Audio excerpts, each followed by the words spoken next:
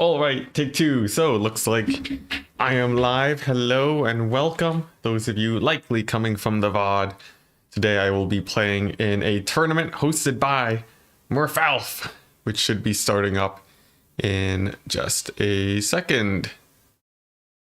So hopefully it does. If it doesn't, I will be playing some Ent ladder, Discord ladder that I made myself. You can check that out in the description below. And while we wait for games, I can take a look at chat and say hi to Caesarix. Don't know how to say your name exactly, but hello. Welcome to the chat. I hope everything is going fine for you today. There's actually been a lot of tournaments recently, or actually specifically today, where apparently just everyone wanted to host a tournament on Saturday. I have no idea why, but they are fairly spaced apart, so I might be able to hit up possibly Human Boys tournament, the qualifier number 3 for the tournament of 13. There's also BBB's tournament, the Umbrella Sub-Faction Speedrun, which is starting much later today. My Son HW's tournament, which I might also participate in, but it does start at 12, so likely not this time. Pretty hectic though. Sort of the reason why I'm not hosting a lot of tournaments right now, just because there is definitely a lot going on and you don't want to oversaturate the market.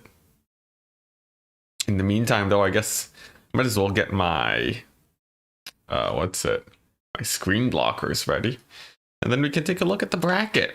There are quite a few players here that are quite scary, but I think I should have a decent chance either way.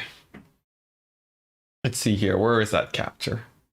And boom, there's your bracket, guys.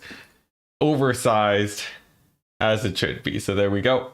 You can see we have we got Houseplant from RTK. There's Tank. Two names I recognize. Pugnabon, Tian. The name in the middle there looks almost like Talaxalon Soothsayer, but it's so jumbled. It always throws me off. But what else? We got some people from BBB, Contende, who recently had a video of them on my channel. Ludwig, Kafka, Lunacy, a player that we recently beat on the ladder, so that feels good. But yeah, lots of people. At Enticity, no one has problems saying your nickname. It's Polish. Oh, okay, so it's Charix. Oh, I see.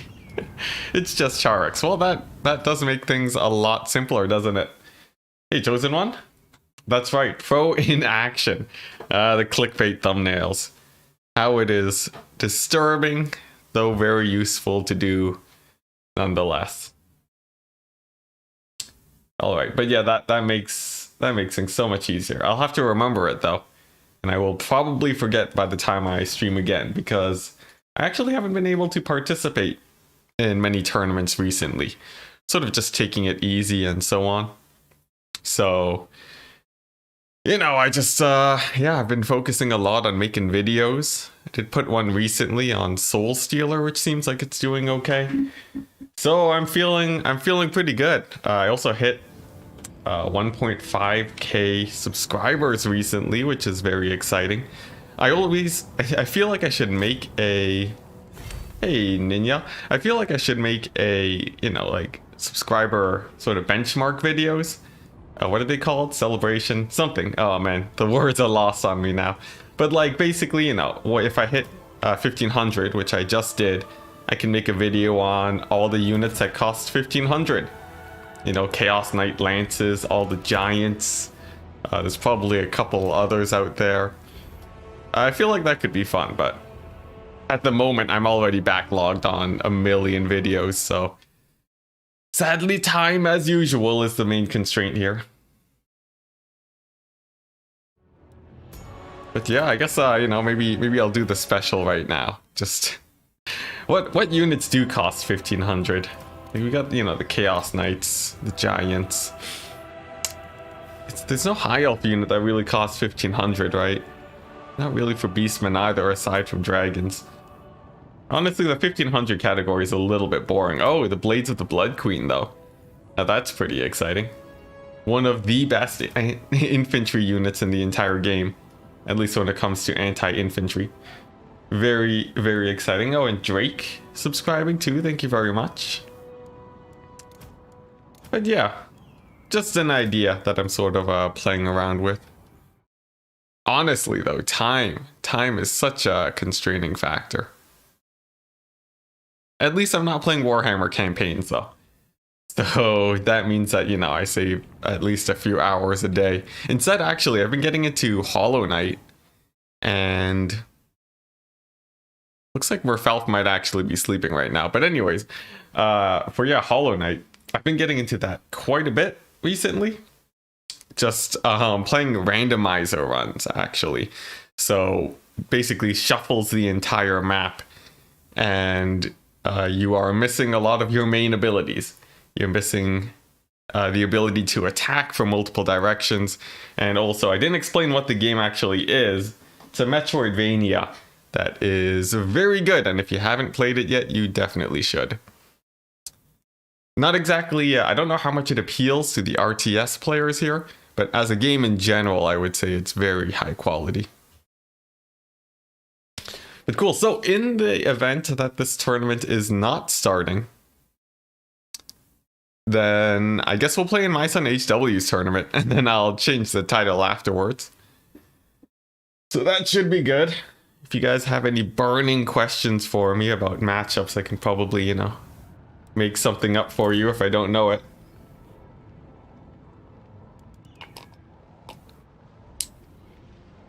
Could give comments on the Ogre Kingdom units, I guess. These glorious guys. Oh my gosh. Monstrous infantry for 150, by the way. Completely broken. It is so busted, these guys. Because you can spam them out and mix them in with your chaff. And that will make your chaff, you know, better than Saurus warriors. It's crazy. Has been saying hello. Good luck today.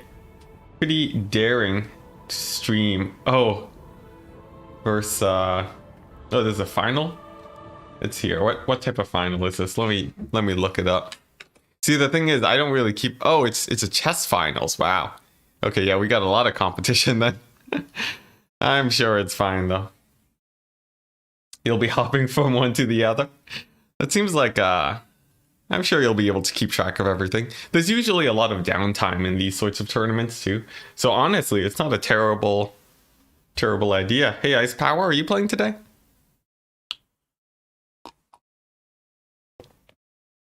Oh, and Zypher in chat too. Wonderful. Just got back from practice. Oh yeah, what's it? Piano practice, right? Cool, man. But yeah, if you don't manage to get into this tournament, there's always my son HW's that we'll be able to play in, so that should be good. At the moment though, Merfalerf, come on, you got responsibilities. All right, so we got two plans here, right? This is sort of the situation where if your teacher doesn't show up in after 15 minutes, do you just leave the classroom? Are you legally allowed to leave? Well, maybe I might just queue up onto my ladder real quick. Or alternatively, you know, while we wait, let's open up a multiplayer lobby. And then just let anyone come in. Anyone that wants to play. The lobby is Enticity, password 123. First come, first serve. If you join, we can play some games while we wait. From what you heard, Merfalerf overslept or something. It is very relatable. As someone with an atrocious sleep schedule as of late, I do not blame them in the slightest. Pantalone? Hello? Let's see, am I saying that right? Pantalonade. There we go.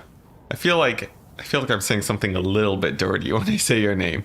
I don't know why, but that is the case. Don't play in HW, you're already qualified. Oh, is it still going on? Honestly, there was such a long gap There's such a long gap in the qualifiers that I have no idea.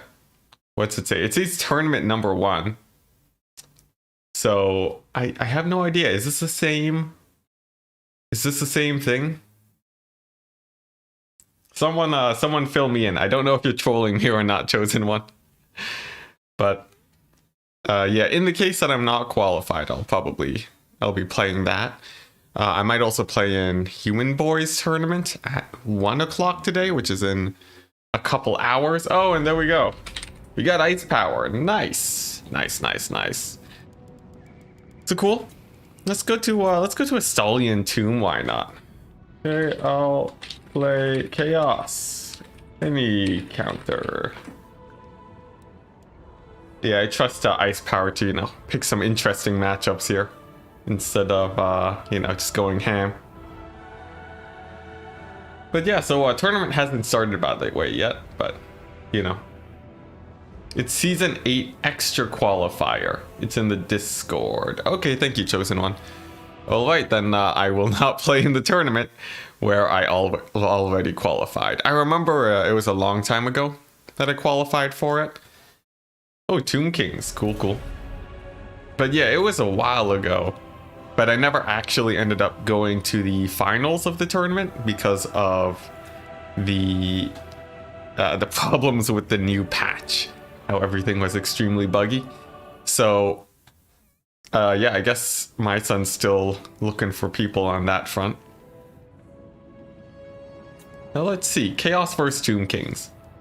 How do we want to build today? Let's have a little bit of fun. If people have suggestions in chat, I will take them. Just feel free to name out a few units, and I will fit them in to the best of my ability without throwing the entire game. So if you have any cool ideas, now is the time. I'll make some money by cutting out my single entity monsters. I'll probably cut the chosen halberds too. Oh, and I think I heard Merfalerf. That is a plus. Yes, they are actually streaming now. Wonderful. All right, that means that we got to make this game real quick. Otherwise, actually, wait, did the tournament start? Let's check. The tournament may have started. Let's see here. Let's go ahead and refresh.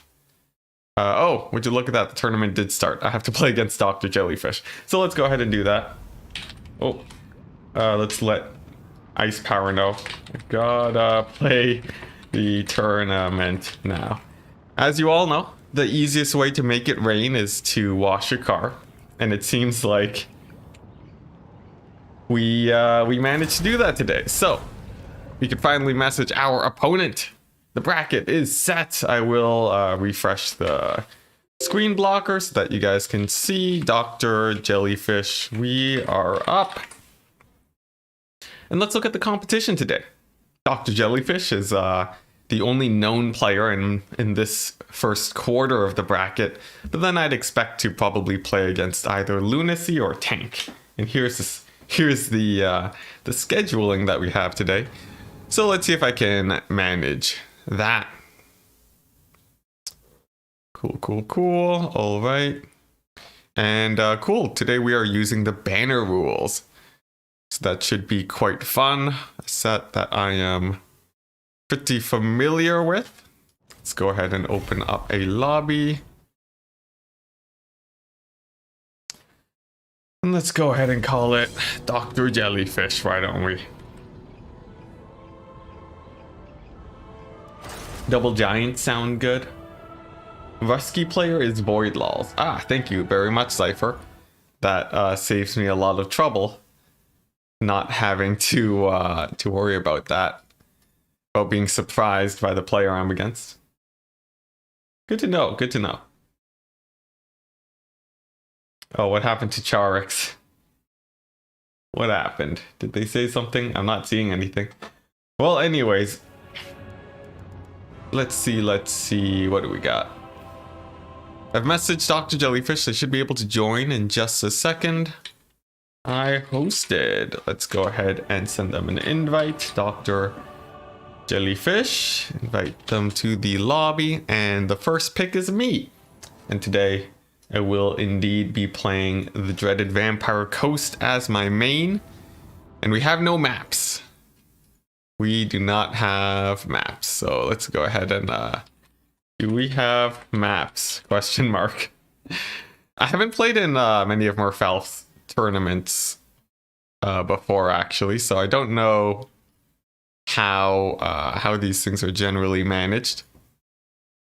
But hopefully we don't have too many issues today. Let's see here. Well, Dr. Jellyfish is in the lobby. Do we have maps? Question mark. And I also need to change the scores. Man, there's like a million things you really gotta pay attention to when doing these things. It's yeah, hosting, streaming, and playing a tournament at the same time is quite the task, but I am doing it voluntarily, so I guess it's sort of my fault. Now, Dr. Jellyfish does not know where the maps are, so that's pretty good. I guess we can wait, or you can pick the first map if you'd like, as long as it's reasonable.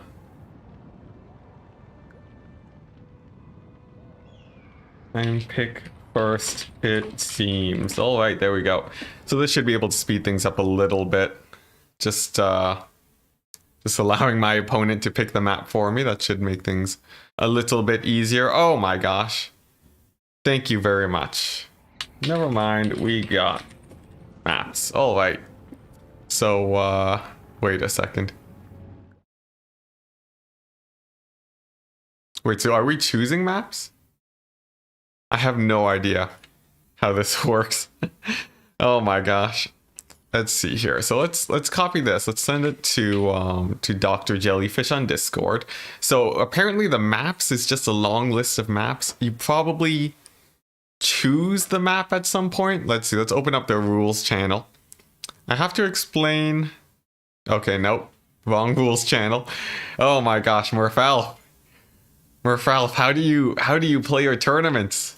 Why is it so complicated? I'm choosing the map. Okay. Apparently I'm choosing the maps. Okay. Let's see. Picker also picks maps. All right. Let's go ahead and send the screenshot so that Dr. Jellyfish doesn't think I'm super sus. Technical difficulties out of the way, and I can now actually get on with the stream about 19 minutes in. Oh my goodness. What's going on in chat? Sorry, I haven't been able to really keep up with you guys because there are just so many things going on. Now I get to choose the map, and boy oh boy is it a long list, but I do see Oakenhammer on there, which is a pretty flat map. There's also Prague, which is an even more flat map. So let's do that. Okay, map set. BP, ban Wood Elves and the Vampire Counts. Very vanilla of me, guys, I know. But let's get our A game out for today, why don't we? Now, what's going on in chat? You got, let's see here. Oh, Charix is not considered a known player. Is Charix in the tournament? Oh no. Oh no, that's very unfortunate. Charix, let's see. Oh my gosh, Charix actually is in the tournament today, and I completely glossed over them. That is absolutely brutal. And then he came in to help me with my tournament woes. Oh my goodness. Well, that's a huge shame. Oh my goodness. Brutal. What else is going in chat? Let's see. You're glad you didn't sign up just for me to not say you're well known. Oh no. I did a bad today. Let's see. Jellyfish. Which rules are we using in this tournament? Let's see. Fruit. Parent. Oh god, how do you spell apparently? I do this wrong every time. There, okay, it's with A's and then an E. There we go.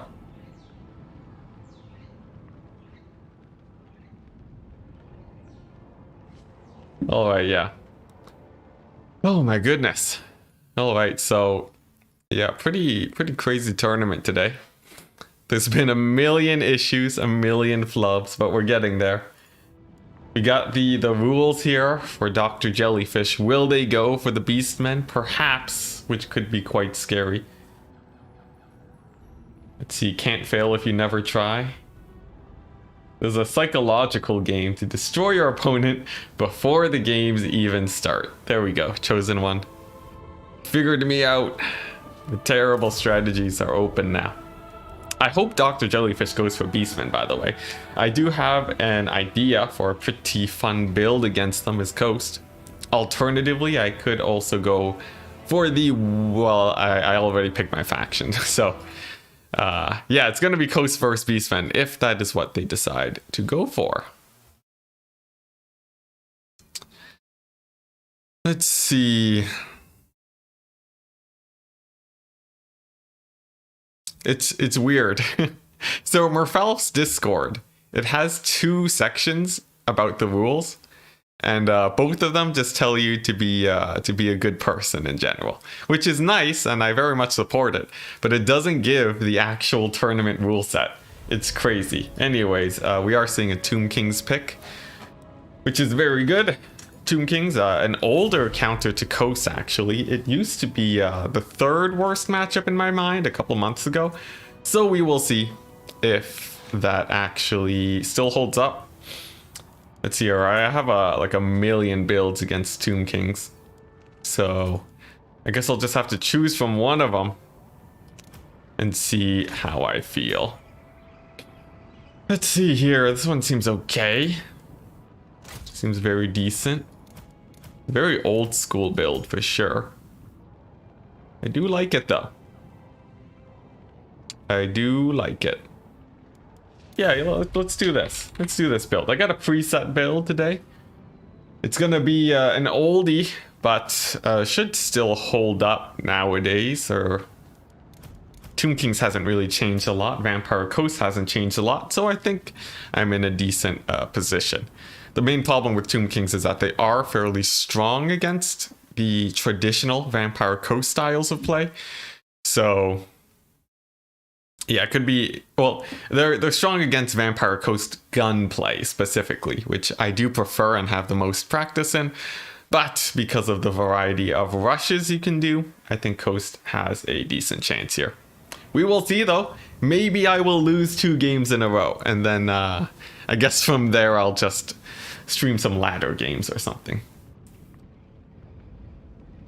Playing with million build looks like you're choosing one, then you're changing it to have the next new build.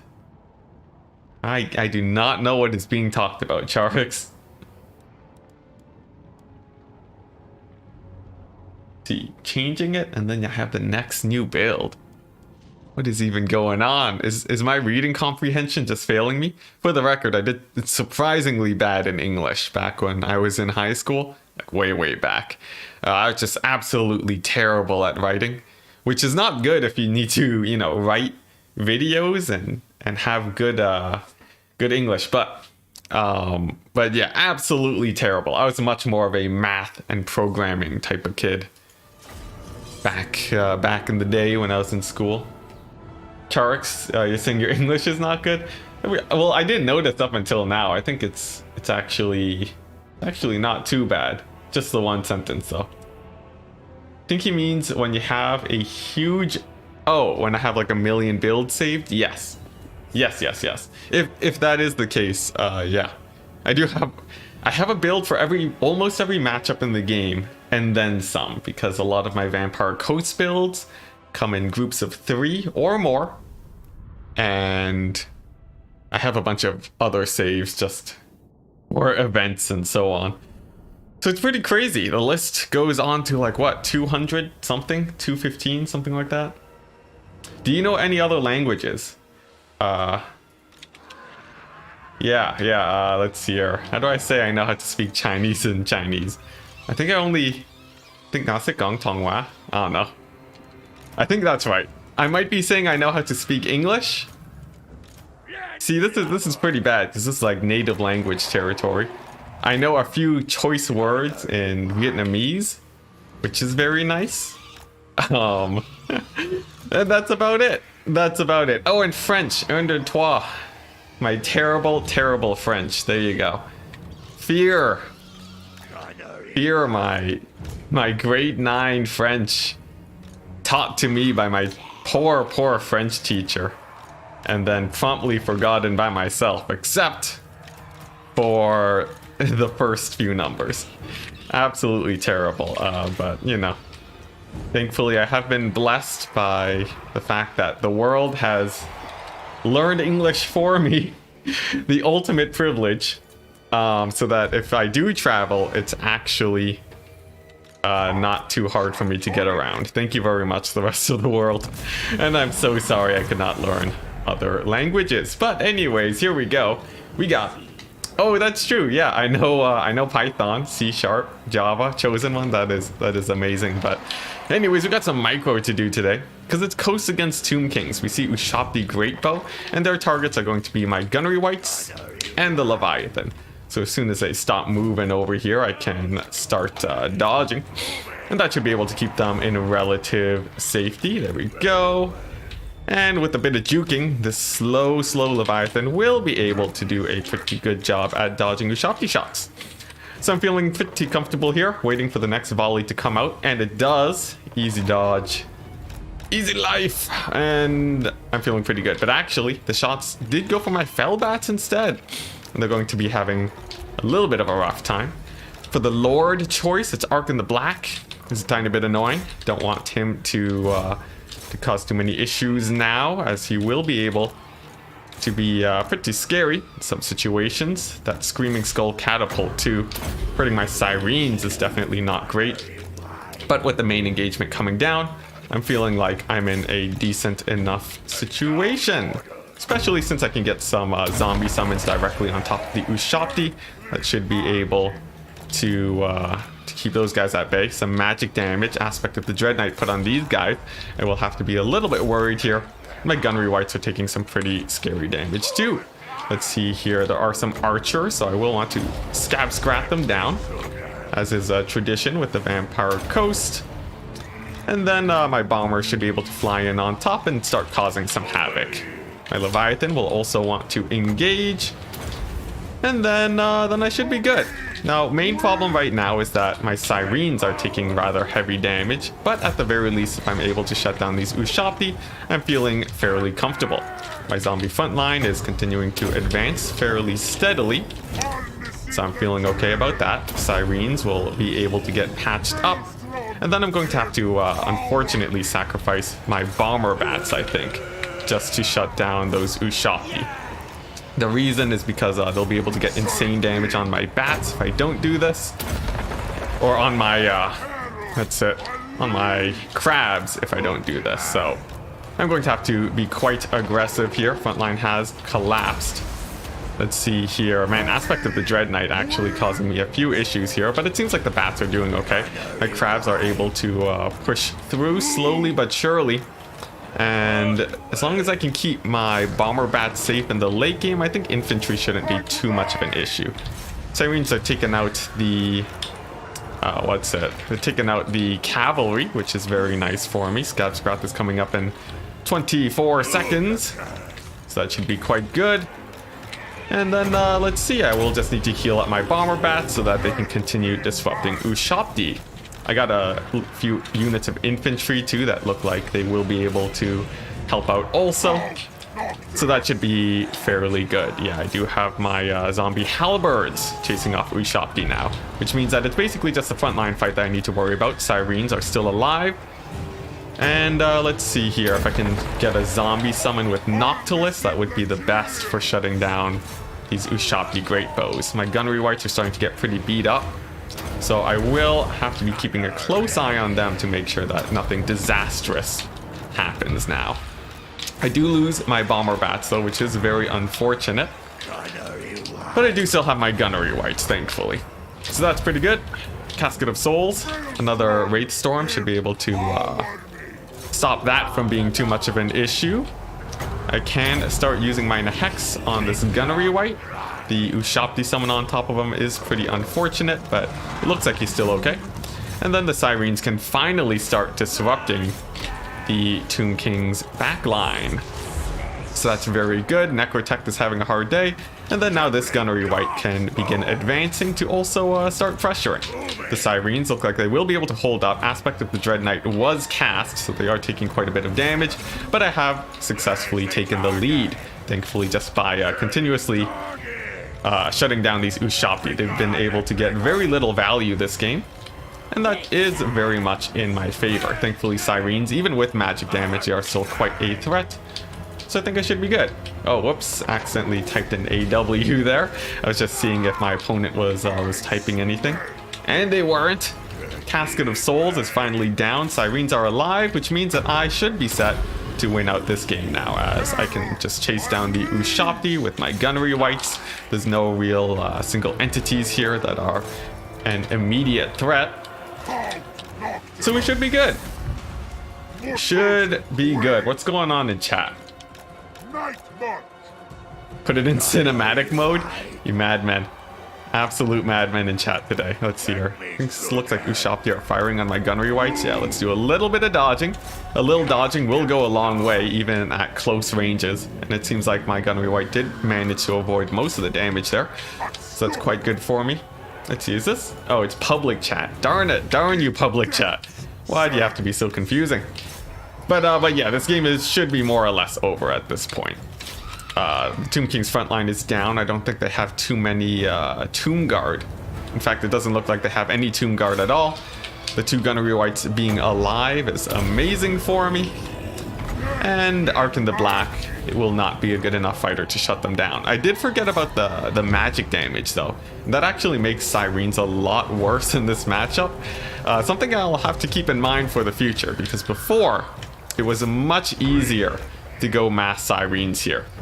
But the fact that I lost the first unit of Sirens so quickly is sort of a bad sign, and I'm wondering if this matchup is going to begin getting a lot worse for me in the future once people start figuring things out.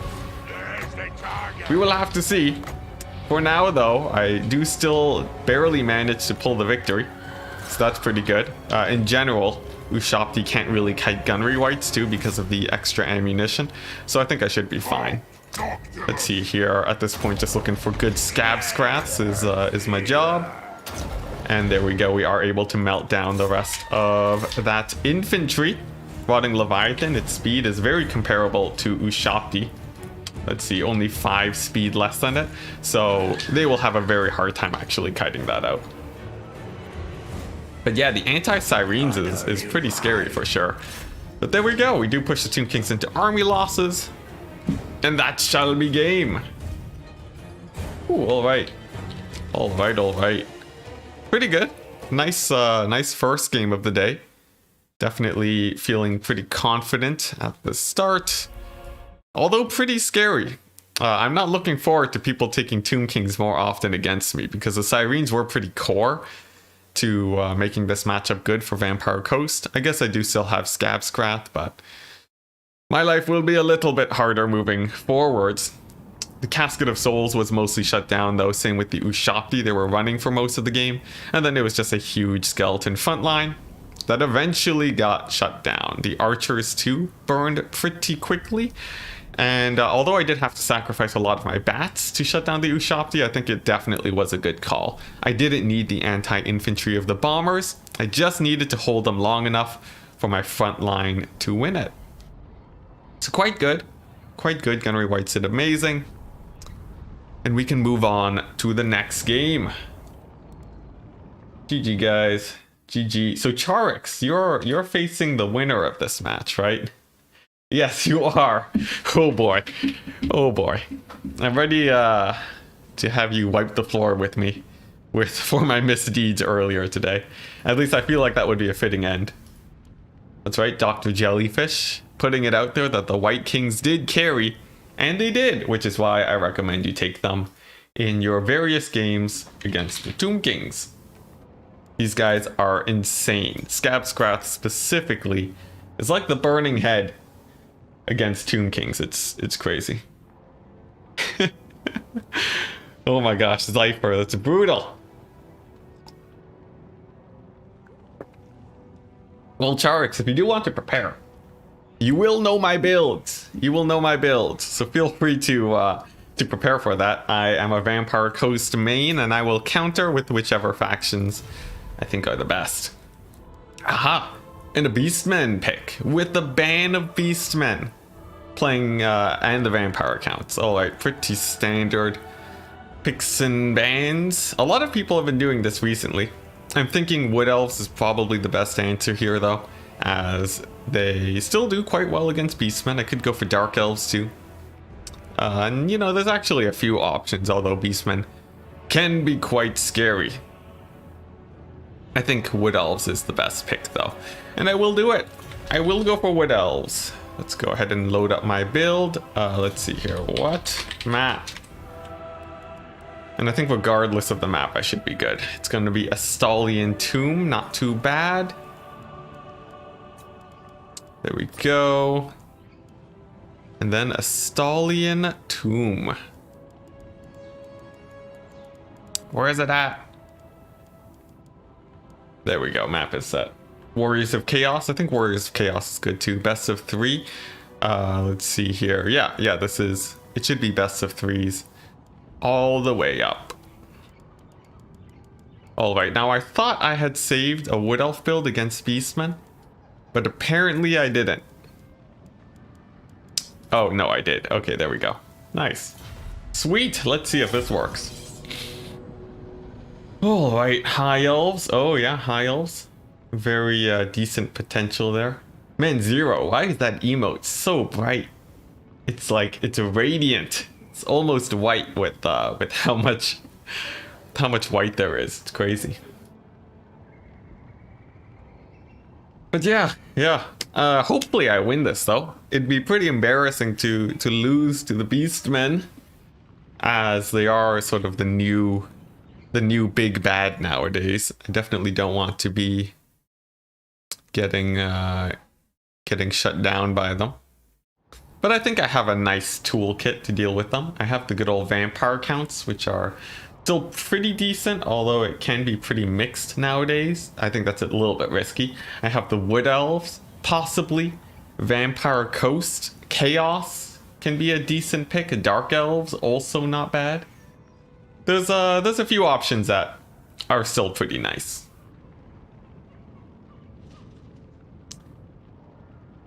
I'm wondering though if I should pick up Beastmen too. They are pretty terrifying. But we will have to see. Alright, I shouldn't be looking at my Discord while we wait for games. Let's just check to make sure that I got all my opponents and so on. Alright, and we are loading into the game. You hope I have Wildwood Rangers in my build. Well, unfortunately, Phoenix King, you may be disappointed. May very well be, but we will see. Carlson is smashing right now in chess. The first 4 games, yo, sick. I think there should be a pretty good overlap between Warhammer players and chess players. I feel like the the general tactical game is very enjoyable. I can see how there's a lot of overlap there. Let's see, do I have a full Vanguard army? I do. I could deploy like, behind the Beastmen here. That would be pretty hilarious. I'd have 2 flyers that are sort of out of position, but does that really matter? Does it really matter? Maybe not. Maybe not. But anyways, let's just position normally so the Sisters of Twilight can support. I do have a decent amount of kiting space behind me though, so I'm feeling okay. Hey, Be Live. Well, I'm doing pretty good. We're up 1 game against Dr. Jellyfish, and we're playing as the Wood Elves against the Beastmen. Got the Sisters of Twilight, we got the Good Luck Have Fun. So, hopefully we can win it. Let's see here, right off the bat, it's Taurox and a Brave Shaman of Wild. I will hit them with the good old Sisters of Twilight. First shot comes out, second shot will be trying to shut them down. These Glade Riders, they do not want to be taking too much damage here, and I will have to sort of shift my guys around just a tiny bit so that we can evacuate from the infantry that's going to be collapsing on me. So the Twilight have to worry about the air game too, as that can be quite dangerous. But I have a pretty easy evacuation path here on the right side. The Caster too will be getting pushed back, as they are taking quite a bit of damage. And then as long as the Sisters of Twilight don't take too much damage, I should be trading well. They can more or less use all of their ammunition. Oh god, dodge! Okay, there we go. And then as long as I'm careful, I should be fine. Now, this infantry front line of the Beastmen, I will want to be cycle charging with my cavalry, especially while the Brave Shaman is off trying to avoid the Sisters of Twilight. This will allow me to get quite a bit of damage here. I do get a rampage on a few of the Beastmen cavalry too, so I will be able to get a nice charge in here and hopefully take them out. The Caster is coming though, so I have to be very aware of possible traitor kins that could come in and then start splitting early before that causes any issues. Thankfully, the Sylvan Knights do manage to get a pretty ferocious rout here right off the bat, and the Sisters of Twilight are continuing to shut these guys down. So pretty good so far. Let's see here. Yeah, those Razor Gore herd are definitely having a pretty hard time. And with enough dodging, these Beastmen archers shouldn't cause too many issues for me, although they are hurting my basic cavalry pretty hard. I'm still feeling quite comfortable. The cycle charging does have to be pretty early though, otherwise, voila, I might just run out of ammo and then that would be very bad. So let's make sure that there aren't any problems here. Continue winning the cavalry fights, and then we should be good. These Centaur throwing axes though are coming curiously close though, and I will have to push them back with my Glade Riders. It looks like they will be able to do that quite effectively though. And then let's go ahead and drop a heal onto my most expensive cavalry so that we can continue the kiting shenanigans. Razor Gore herd does rampage again, which is just a perfect invitation for me to shut them down. And then the Sisters of Twilight, well, they're going to just continue harassing all of this cavalry. They should be able to do that quite well. And with a little bit of stutter firing, they will be able to dodge just as easily too. And there we go, Razor Gore herd are routed. That's very good for me. We will be entering the cycle charging phase of the game in just a second. Thankfully, I have done quite well for myself in the cavalry phase. I am getting pretty close to the edge of the map, which is quite scary. But let's see here. I will be able to start winning these cavalry fights as the Beastmen are beginning to lose a lot of their mobility. Let's see here. My flyer too, my caster actually, she can dive bomb this the caster for the Beastmen. He'll probably be going down. You can see my opponent does pull back some cavalry to save him, and that's going to stop me from actually diving in on top of him, unfortunately. But still, I'm feeling pretty good about my position. Let's see, Caster taking a few more hits, Sisters of Twilight taking a little bit of damage onto themselves. Not great because I actually don't have their passive on them, but all in all, I think I'm doing okay. Especially with that Beastman Caster taking so much damage. He's been having a pretty rough time this game. And I do see a little bit of an opening here that I will take, where I should be able to actually shut down these archers. I have a pretty superior cavalry force, and I think I should be able to just collapse in here and hopefully take these guys out. Let's go ahead and pull my guys to a bit of a better surround here. I have the Sisters of Twilight on shotgun mode to really just brutalize this huge blob here. And with the caster now routing, I can actually fully commit with my cavalry. So that definitely feels quite good. Most of these Beastmen forces are routing now. And these guys can't really take an engagement because I have so much cavalry coming in to support. So it seems like that should be a pretty decisive play. Of course, the game is not over just yet, but I am feeling very confident at this point. The Centaurs, they should rout with the charge in the back with my Eagle. Of course, there is fear, so that should be able to deal with them quite handily. Torox is in the mix, but am I particularly worried about him? Not really.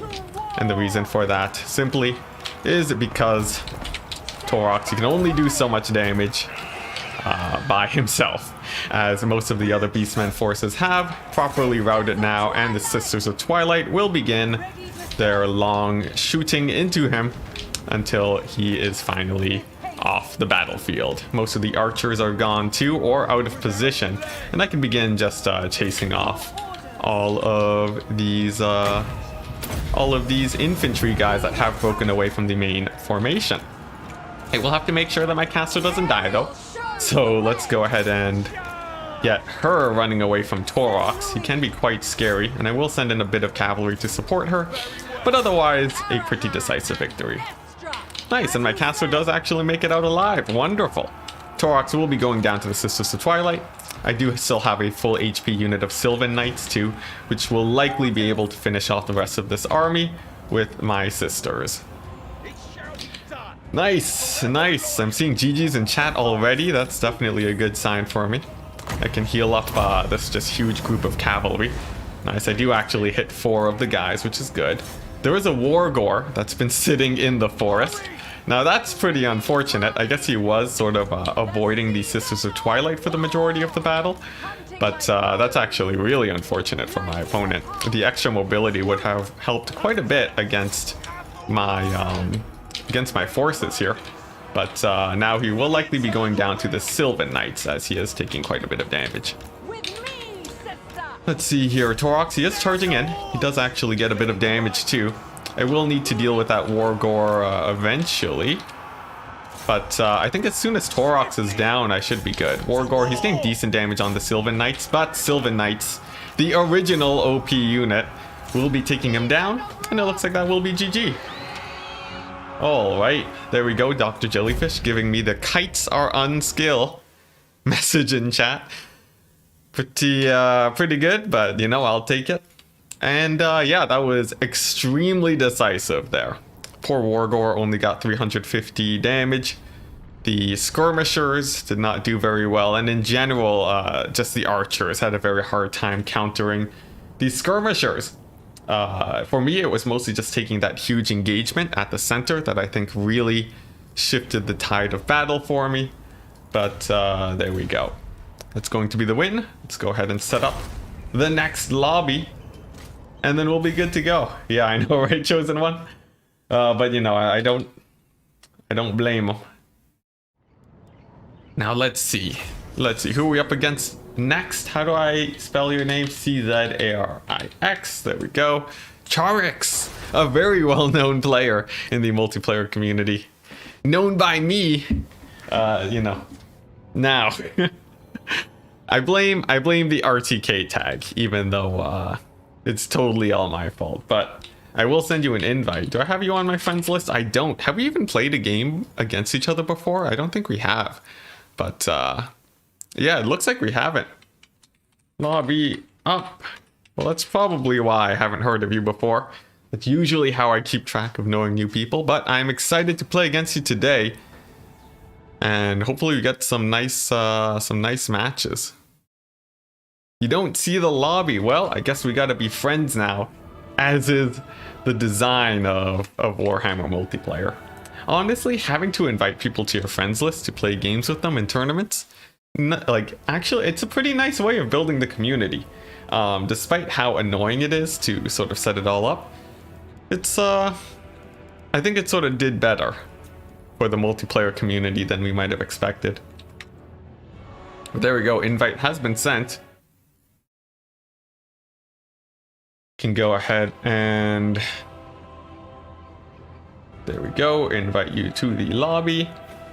And nice, who's picking first? I believe you are. All right. Hey, there we go. Oh my gosh.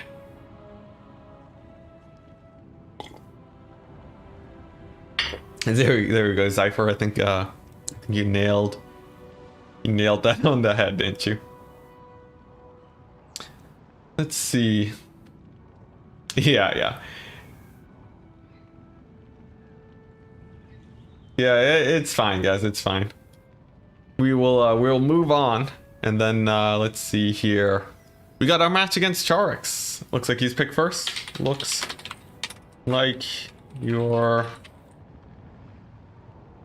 pick first, I think. Which tournament is this? This is what's it? It's the something of 6. It's the 6th tournament hosted by Merfalerf. It has a $50 prize pool total. You can get $15 for second place or $25 for first place. Plus, if you're the favorite of the crowd, you get an extra $10. So that's pretty fun. All right, Charix, thinking about them bands. Cool. And what do we got?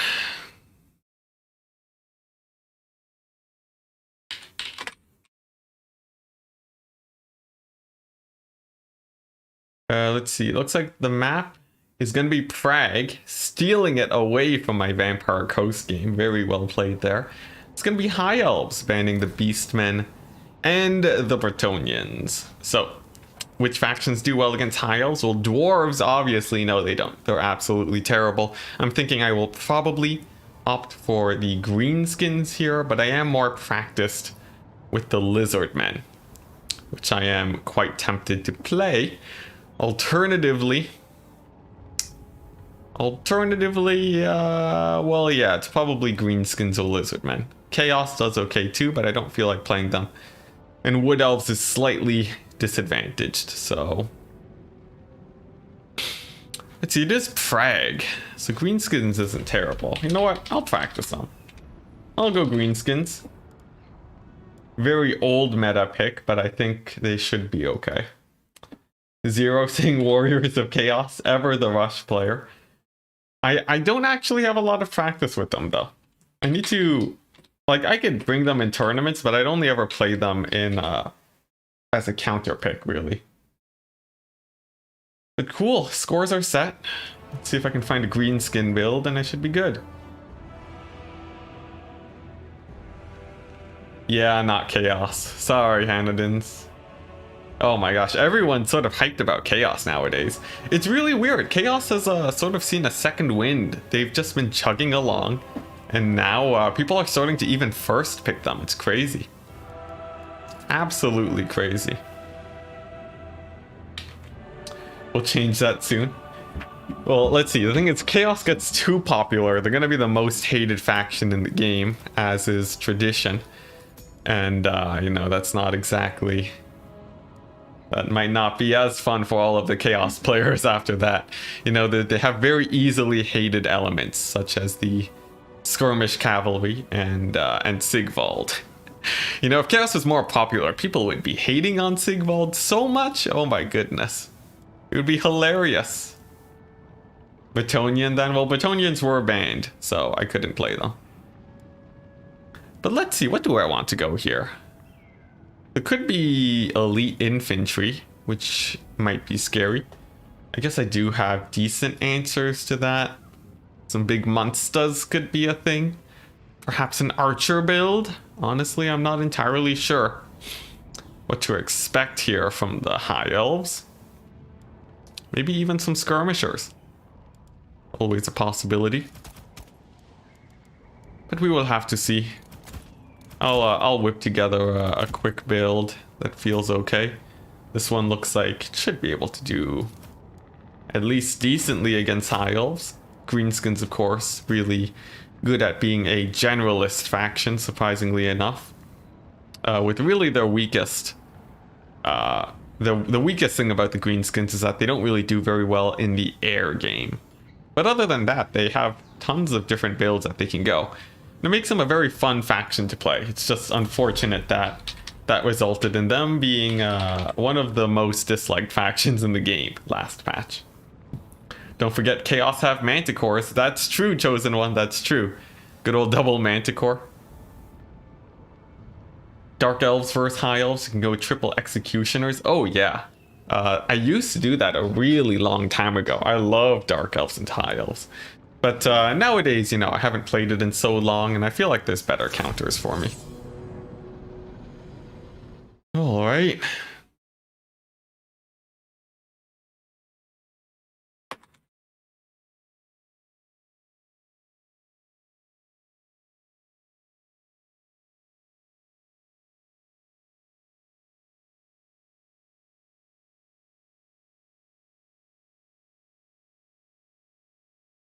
Alright, so cool. I just need to make sure that I'm not missing any important events, and it looks like I am good. So we will go into the game and see how well I can do against Charix. What's it? Beastmen because of bugged units. Yeah, that's mostly it. People, from what I've gotten, the sense in the Warhammer community is that people do not enjoy unintended features. In fact, they very much dislike them. For me, it doesn't bother me as much, but I definitely understand the sentiment on why people would not enjoy that. Let's see. I was gonna say something else, but I completely forgot. Let's see here. But yeah, people will generally dislike what they see most often, though. If it's very meta, then people aren't gonna enjoy it, because a lot of people play this game for the diversity. You know, there's 15 factions, there's tons of different play styles, and if everyone's doing the same thing, it makes it a lot less exciting. And that's usually what makes people dislike them, so I don't really blame them. But here we go. Do have the build ready. My build, it's going to be a very classic greenskin build. You know, I got some trolls, I got my Goblin Great Shaman, and I got a catapult, Hammer of Gork. And that's going to be causing problems to the very elite High Elf cavalry. Mostly Silver Helms at the moment, though. And this army seems a little bit small. And there we go. My predictions were correct. There were indeed archers nearby. So that's going to be pretty scary. I'll have to be a little bit aware of them. Make sure that they don't get too much damage on my skirmishers now. You can avoid that mostly by sort of just juking back and forth with them. And Shadow Warriors, they generally don't have a lot of ammunition, so that's not too bad. I will be trading up here, most likely. The Stone Trolls too will be screening and dodging at the same time, so that these guys are not too much of a problem. I will pull the Black Orcs back just a little bit, because I definitely do not want them taking too much damage. But the caster, where did she go? It seems like she might have used an invisibility ability on her, but yeah, she seems to have disappeared. Pretty interesting. Ah, there we go. And it's going to be a spell on top of my rock lobbers. Now that will do decent damage. Not the most efficient trade though. And I will be able to hit her with another Vindictive Glare. It did recently get nerfed, where you can't overcast it for extra damage anymore, but the normal cast will still do great. So that should be fine for me. Hammer of Gork getting in some really nice damage, and we are slowly whittling down the ammunition of these archers. Just some back and forth dodging will do the job, as the Hammer of Gork slowly but surely picks these guys apart. So I'm feeling fairly comfortable here at this point, but I have to be careful that I am actually winning these trades, or at least being as efficient as possible. Let's go ahead and throw another Vindictive Glare at the caster, and just have the Hammer of Gork doing its thing.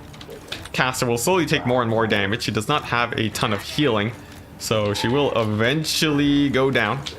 She might cast another spell on my catapults. It's undodgeable because it was overcast this time, so we'll be taking some damage, and we'll see if it manages to hold. And look at that, we do manage to get all three models still alive and shooting. That's actually great for me, as it means I can continue standing my ground. And then I should be good. There's not exactly a lot of elite cavalry either in this High Elf army.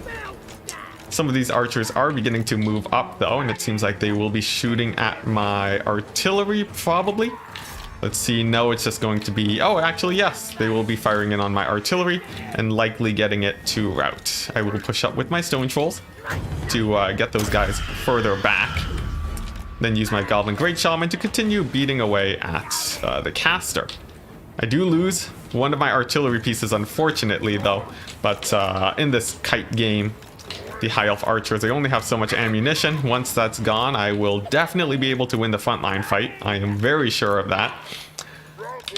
So we should be good, especially with the caster at such low HP. I actually have very little to worry about at this point. And I can still stand my ground, which does make my micro a lot easier to do. Stone trolls too are going to be particularly hard to kill. I don't think there's a ton of armor piercing really on the High Elf side, but there we go. Finally, my artillery piece.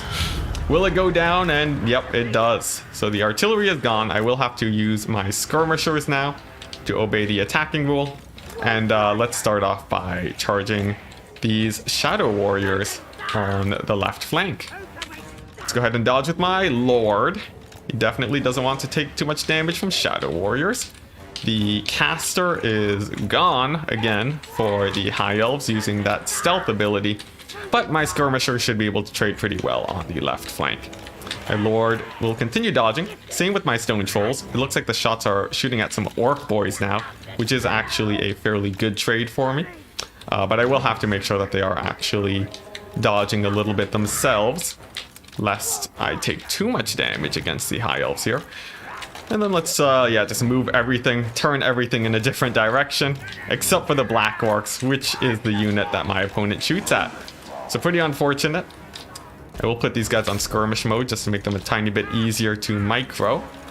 And then we can start chasing down the High Elf forces now. Seems like another shot wants to be coming out on my Shadow Warriors. Oh, actually shooting at my skirmishers now. We'll pull back from those arrows to dodge some of that.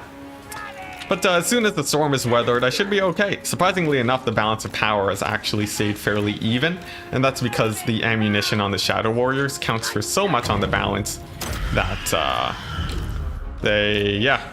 when they use their ammunition to shoot, it actually goes into your favor again. It's pretty crazy. There we go, another shot comes out. I thankfully do manage to dodge with my lord. We don't take too much damage there. A volley does hit my skirmishers though, unfortunately, which does sort of suck. But I can now use my Vindictive Glare to hit the cavalry, which should weaken the High Elf forces pretty severely. See here, that Mage of Metal still having a fairly rough time, keeping a very large distance away from me, as my Vindictive Glares are going to be quite threatening for her. My Black Orcs continuing to dodge as best as they can, but the arrows are still getting in quite a bit of damage.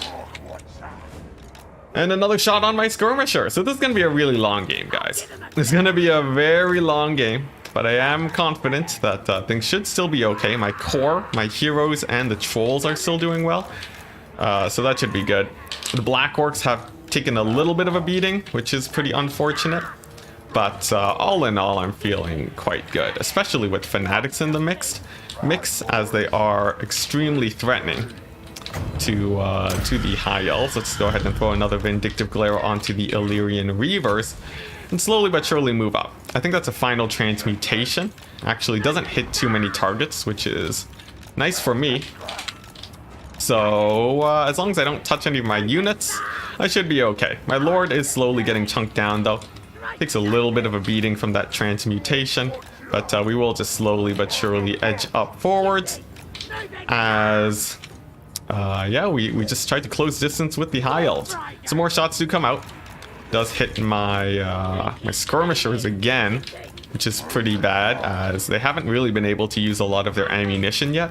So I'm actually going to pull them into the back, into a much safer position now. And it seems like some Reavers are actually diving in onto my goblins, which is pretty unfortunate. They do take a little bit of damage, but they deal a bit of damage too, so that's actually not too bad. Some more cavalry does charge in, but actually greenskin infantry will hold up decently against the charge, so I actually don't feel too bad here. Honestly, if anything, it's a sign of things to come, where I simply just have a much better fighting force. Now, the High Elves have decided to go in now for actual proper engagement. Silver Helms now diving on in. I will give my guys some combat buffs, give them a little bit more armor piercing damage, and that should win that fight quite handily, while the stone trolls push back the other silver helms. My lord will continue to poke away at the high elf lord as annoyingly as possible, and that will be my saving grace against the kite this game. Another spell does come out though, and it looks like that will get some pretty nice damage. These rangers too, I will use my fanatics to shut them down, as I feel like it's as good as time as ever to throw them in to try and get a bigger play in this area, sort of just to push back the high elves as much as I can, while and you know, just to put that ability on cooldown, which should help me out quite a bit. Now my lord is taking quite a bit of damage now. Let's see, I will want to use this ability on the lord in just a second, but first let's go ahead and well, actually, yeah, let's do that first. Put them on cooldown, and then use another Vindictive Cholera. The lord does manage to dodge, which is definitely pretty unfortunate. My trolls are getting pretty low on their leadership too, so I will bring them a tiny bit closer to my forces, to my lord, so that they can keep it together. And then I should be okay, as the high elves are getting pretty beat up now. I'm feeling quite nice about this.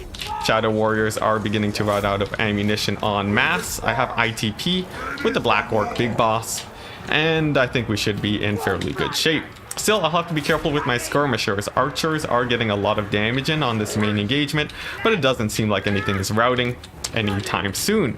My skirmishers now, this is their time to shine, as they will be able to properly kite the high elf forces with the shadow warriors out of ammunition. Balance of power looks like it is in my favor too, although there is a pretty big surround here, and it seems like a spell actually dropping in. It may actually rout off a few of my guys. We'll have to see. Oh my gosh, my lord actually routs off, and that could actually be pretty bad for me. I will need to bring in my skirmishers to support my lord and to keep him in the battle. I'm going to move them in to block off these shadow warriors, but unfortunately it actually blocks my lord from retreating. So perhaps this game could actually go very badly for me in just a second. The high elf lord is going to be chasing off mine too, and we'll have to see if he actually does manage to come back. He might not, and that would actually be a win for the high elves, but there we go, my lord is back. Yes, and he terror routs the high elf lord. Oh my gosh, thank goodness, because actually, yeah, the lord was at such low HP that they could not chase off my lord, which is absolutely great for me. And now my lord can move on in and start pressuring these high elf forces, with my army now beginning to rally. Definitely a good sign, but there are still a ton of rangers in the mix, and we will have to see if I am able to take them down. These reavers, we'll see if they manage to keep the trolls back. They may or may not. And let's see, Black Orc Big Boss is going to have to support my lord too, lest he get routed off. But thankfully, with the routing of, or with the killing of the high elf lord, that should be putting them in a pretty bad place. But my lord, he's about to rout. I do manage to get the charge leadership bonus on him, thankfully, by attacking these rangers. And it's going to be the Black Orc Big Boss, I think, that is going to help me out here the most. But my lord might rout off anyways, and he does. He actually does rout off.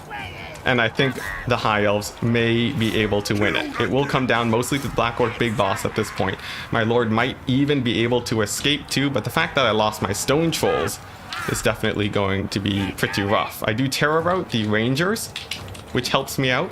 Black Orc Big Boss is going to be fighting for eternity, essentially. And we will have to see. We will have to see how well these Shadow Warriors manage to chase him off. My lord does manage to come back just barely. Oh, but he routs off again, which means he should be shattering at this point. Although he does get an attack animation, which is pretty strange. But there we go, my lord is out, and that's going to be GG. Well played to Charix, who did very well this game. Despite the very heavy dodging on my end, I think that big engagement in the center and routing off my forces was what managed to do it. Very nicely played. I'm surprised how well the Shadow Warriors managed to hold up. Usually they just ran out of ammunition, but I think that worked out quite well. Routing off the stone trolls with the big surround was really good too. And I think if I wanted to be more prepared against this, either I would go heavy on cavalry to catch the army early, or I would go heavier on perhaps let's see, more black orcs. I think could have really helped. Black orc big boss didn't really do much for me either. So there we go. Still a pretty good game. Let's see, my skirmishers actually did very badly that game, and perhaps they were the weak link. But that means that we are down one game, potentially going to lose it out in the next game. We'll have to see. I am playing as my main next, so this is going to be my chance to win it. So Charks went with the Prague. And will there be another? Is there like a river Amaxon in here? Oh, there is. There is a river Amaxon. Okay. Oh, actually, nope, wrong one. What, MP Blue Reach River is the flat one I'm looking at? There we go. Okay, map set. And high elves are out of the picture, which is very good for me. I will go for Vampire Coast, and I will ban the Wood Elves and the Vampire counts, and we'll see what Charx decides to go for. Your words hold true, Charx won. I know, Charx is getting the revenge. But hey, if you want to be, if you want to really sear into someone's mind that you are pretty scary, that is the way. Are you allowed to go the same faction in this tournament? We'll have to see if this, how this pick ban system works. I haven't played in Merfalerf's tournaments before, so. Okay, and it looks like no. So Charx is gonna have to come out with some other faction. We will see what they decide to play. Yeah, I was very surprised High Elves busted the blob there. It came down to routing off the trolls, and my lord in the end, I didn't take the Crown of Command on him, which actually would have helped me out quite a bit, I think. The Black Orc Big Boss seemed like really expensive too. I don't think I really needed him either. So I'd probably change the build, like, you know, get a bit more infantry in, a couple more Black Orcs. I do feel like it's good to have at least a few skirmishers to counter skirmish, but maybe not. Maybe I can just sit tight with my artillery and do fine there. That feels like it could do okay. Oh, I could have taken the boar chariots too, actually, which would have been a pretty strong advantage for me. But you know, I sort of like taking my mass cavalry, so we'll go for that. And maybe I'll do something like this in the future. Let's go ahead and save the build. It looks like my opponent going for Lizardmen. Interesting pick. Let's see, Greenskins versus High Elves. We'll save that setup. And cool. No, he's still thinking. Interesting. Oh boy. What's he gonna do? If he beats me as Coast, then full respect to Charx. Full respect. I know, losing to an unknown player. Clearly they have some experience, but I've actually never played against them before, so this is news to me. Charx is a High Elf representative for Faction War. Oh, whoops. Whoopsie daisies. Well, human boy, it really shows how much of a professional player I am and how much of a strong grasp I have on the meta and the players. You know, I've been missing tournaments for the past few weeks, so my actual general tournament savvy is very bad. It's terrible.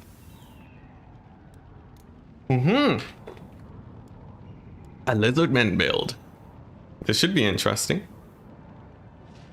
Let's see here. Let's go and let's go ahead and load up my build against Lizardmen. It's going to be a very large map, which is in my favor.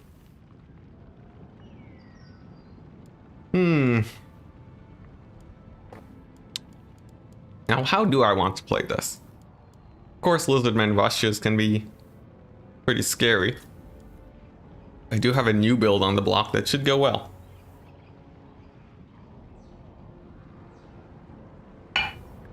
He popped up recently. Well, he's a very good player. Usually you see this, so where new players will come in and just start wrecking face, and they'll really start solidifying themselves in the community. And I really wouldn't be surprised if we saw a lot more of Charax in the future. Because the high elf play seemed very calculated. You know, showing that they had more wherewithal in the matchup than even I, the poor Vampire Coast player. So that's pretty good. I'm really excited to see them bust into the scene, actually. This is great. But let's see. How do I want to play this build? There's a few things that they can do that would be a tiny bit problematic. But I think my build is okay. Let's see. You know what? Let's just ready up. Let's just ready up. I want to see what they decide to bring.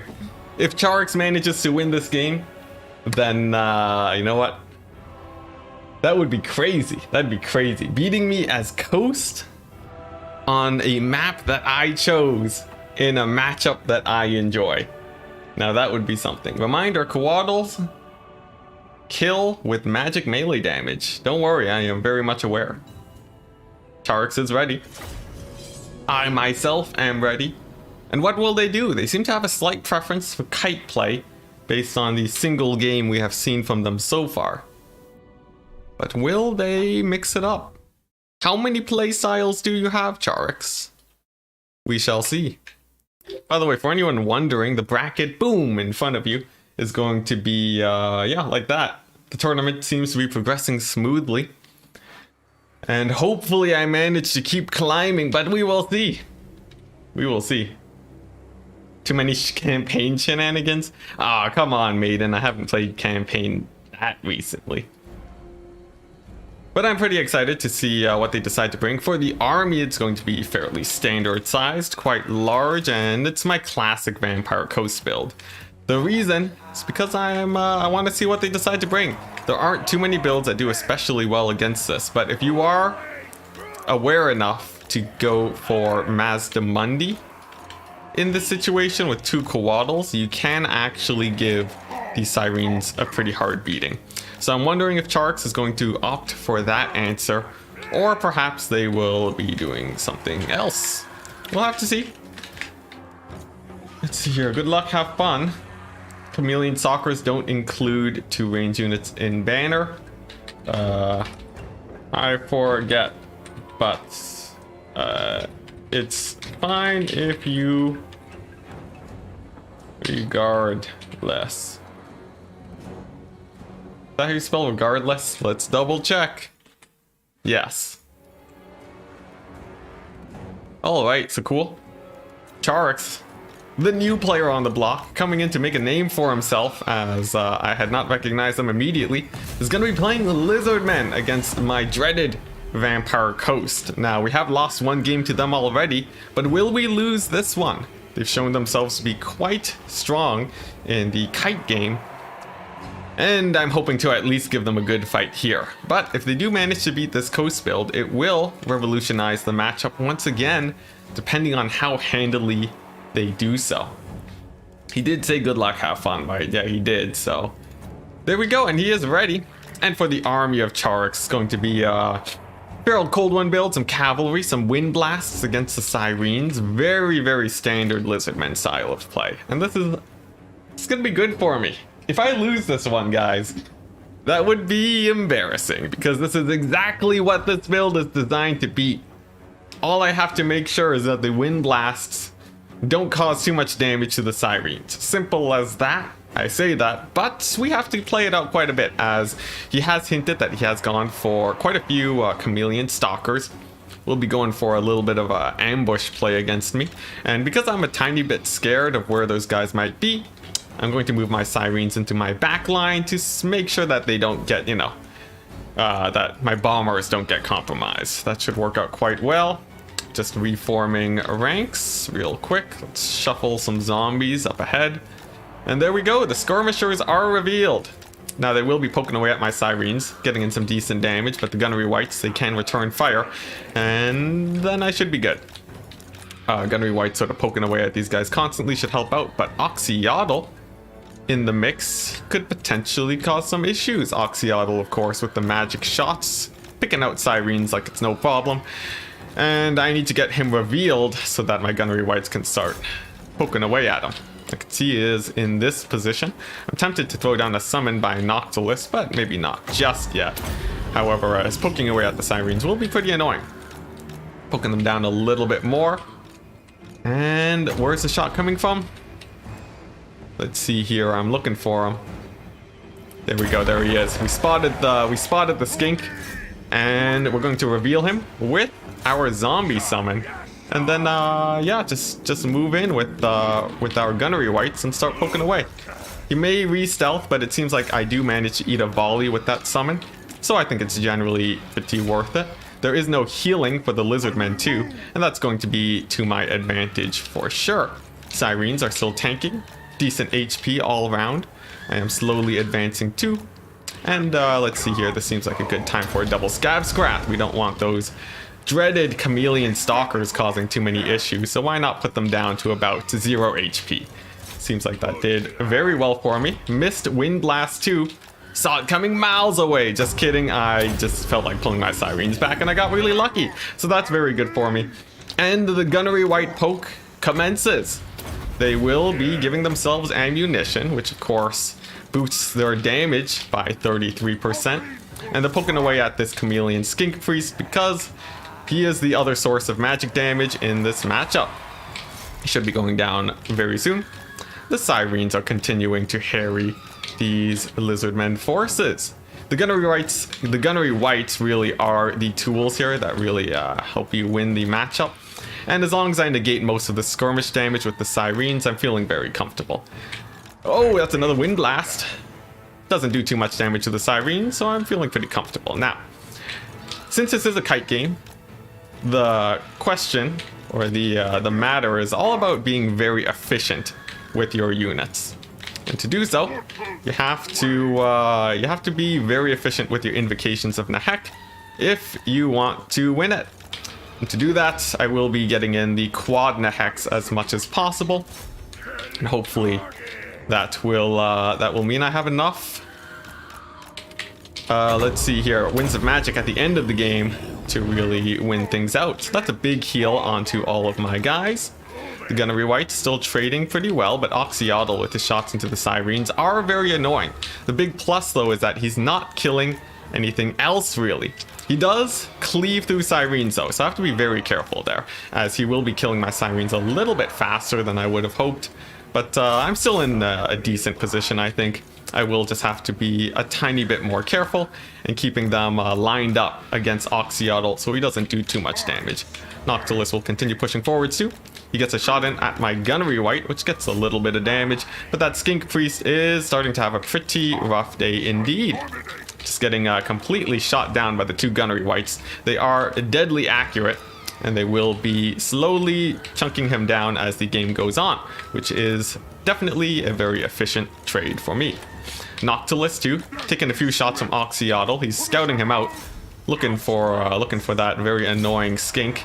And if I can eventually get Sirens on him, that would be the best case scenario, but no guarantee just yet. Some chameleon skinks over here on the flank too. A little bit of a problem. We'll see how much damage they do to my rotting Prometheans. It shouldn't be too much.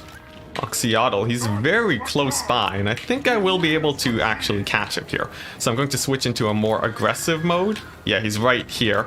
And that means I can summon some zombies and then start getting my Sirens to charge into him. There we go, he does reveal himself, which means that my Sirens will likely be able to find a pretty nice place to engage. Gunnery wights, finding some chameleon stalkers. And let's see here, these Umbral Tide may be a little bit of an issue, so we'll see if I can deal with them. Seems like the skink army is beginning to advance too. Let's go ahead and get my scab scrats first. That is of the main priority. Focusing the caster is quite important too. And then some feral cold ones charging into the backs of Sirens are not really a big problem at all, actually. So I can just simply fight there. Oh man, a miscast Wind Blast actually doesn't get the damage it needs onto the Sirens. I do rampage the feral cold ones too, and the balance of power is now extremely in my favor. So all in all, quite good for me. I have a Wraith Storm that I don't really have many targets for right now. And let's see here. You know what? Let's heal up the Siren just to make sure that they don't route off the map. In the meantime, Gunnery Whites will begin poking away at the Umbral Tide at 33% damage, which sure to work out quite well for me. And then, well, you know, we just have to find Oxyotl. And although he is definitely a very annoying target to hunt down, he's not a particularly high DPS threat, and that will be playing into my advantage, certainly. I'm looking for where he's shooting though, and I'm having a bit of a hard time finding him, but I'm sure he will turn up eventually. The Sirens in the forest too is great for me, as it means that they will have a lot higher missile resist.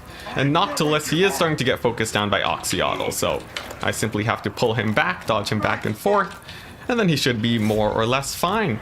These Sirens on the flank, unfortunately, will be disappearing, which is sort of sucks, but there we go. We'll take what we can get. Oxyotl does reveal himself too. And what does that mean? It means that, well, not really anything, as he does go back into stealth mode. Now, he is shooting at my Gunnery Whites, which is pretty annoying. Thankfully, the Gunnery Whites do have a stagger animation, which helps them out immensely. They can basically stand and shoot, and they will be able to still cause quite a few issues for the Lizardmen, as their stagger animation is very similar to that of Eagles. And that means that they can actually, yeah, as you can see there, they sort of scuttle to the side, and that allows them to dodge quite effectively. Meanwhile, I do still have my ROR Arding Prometheans too. I am losing a few of my Sirens, which is getting a bit scary. But all in all, I'm feeling pretty good. I do lose one of the Sirens on the right flank, but the other ones survive. My Winds of Magic is getting low anyway, so it doesn't matter too much. And I think Oxyotl, he should be running out of ammunition soon enough. A huge Scab Scrath 2 here should really be able to start turning the tide in my favor. And there we go, just like that. The Lizardmen get army lost with a single Scab Scrath. So there we go, GG. Very fun game. But thankfully, I still have my Coast main to support me. Very scary though. Charix is, he seems to prefer the kite play style. I must say, very respectable. One that kites, but is it too predictable? In game 3, will he go for kite again? We will have to see. We will have to see indeed, but we'll see what faction he actually plays. Taking off 2 factions out of him is definitely very good for me. But now, I must pick the next map, which is going to be, let's see here, where's it at? Charix actually DM'd me the maps. Is there Troll Country here? No, there isn't, but there is a Tower of Hoeth, which is pretty fun. Let's see here, Tower of Hoeth. Yep, he did a good job though. Yeah, Charix Oxyotl actually got a lot of damage on the Sirens, but in the end the mass healing was just a little bit too much. It's sort of the problem. With Oxyotl alone, he has to kill the Sirens and the Crabs, and he only just barely has enough ammunition in the perfect circumstance. But anyways, we are on to the next game, the last game, which means I can bring out my ace match bot to pick and ban for me, okay? Map set. Let me get my 3. Alright, so which factions have I played? I played Vampire Coast and the Greenskins. Which faction has he played? He played the Lizardmen and the High Elves. And here we go. Here we go. So let's take a screenshot of this. For those of you that don't know, on my Discord, I made an app. I made an app that shows you the pick 3s that you should take. That will give you the highest chance of winning. And in this case, it's telling me that I'm screwed. All right, what do we got? It's telling me Dwarves, Lizardmen, Wood Elves, and hope that he can't play Tomb Kings. Wow. That's not good. What? What? It's because he played Lizardmen and High Elves, which I usually have better matchups against. So a lot of the other possible bad matchups are available. But if the bot says that's the best thing I could do, I guess that's the best thing I could do. Alternatively, I could try to fit in the Beastmen Do I think I can play Beastmen well enough here? Let's see. Alternatively, I can try and, you know what? I want to ban his Wood Elves. I really want to ban his Wood Elves. Because I think he will play them. Let's see. Dwarves, Lizardmen, and Wood Elves. What a strange lineup. It's a very strange lineup. If he does play Wood Elves here... Let's see... Apparently every other matchup is even worse than this, which is crazy. Well, okay, the bot, you gotta listen to the bot. I'll update the numbers later so that it will incorporate me playing Beastmen. But for now, this is how we will do it. And I will ban the Skaven. And if he plays Wood Elves, I'm playing Lizardmen, which I think is good for me now. If he plays Tomb Kings, I'll probably have to play Lizardmen. Which is scary, but we will do it. We will do it. Bot, save me. Alright, so we got that up and done. I guess I might as well open up the file so I can start changing the numbers now. But what a precarious situation he's gotten me into. Who would have guessed playing High Elves? Gets a lot of other factions ready to ruin your day. All right, where can you find this? It's on my Discord in one of the channels. I think it's called, let's see, where is it called? It's under Best of 3 Helpful Resources. In the Pick 3 section, you can find this thing. Just make sure to scan it for viruses, as is always good practice. But I promise, this very small bit of code is not a virus, and your computer should confirm. So, should be good. And yeah, you punch in your own numbers and values to tell you what, it'll tell you which, well yeah, you punch in the different numbers to say how bad each matchup is. Just make sure it's a number. And then the bot, after you run it, will just spit out different pick 3s for you to choose from. It's pretty great. Oh my gosh. Would Flock of Doom have done more than Wind Blast? No, not at all. It just doesn't do enough damage. And the Skink would likely get sniped out in the same way too, so. It is a little bit more consistent, but usually you can hit your Wind Blasts. Ah, there we go. He's playing Wood Elves. Banded Dwarves. There we go. Wood Elf mirror match. Haha, you've fallen into my trap, Charix. I love this matchup. I actually do, guys. This is good for me. So I did expect him to play Wood Elves. I did not expect him to love this matchup. Aha. I expected him to ban Wood Elves actually, and to go for the Dwarves, but this is so much better.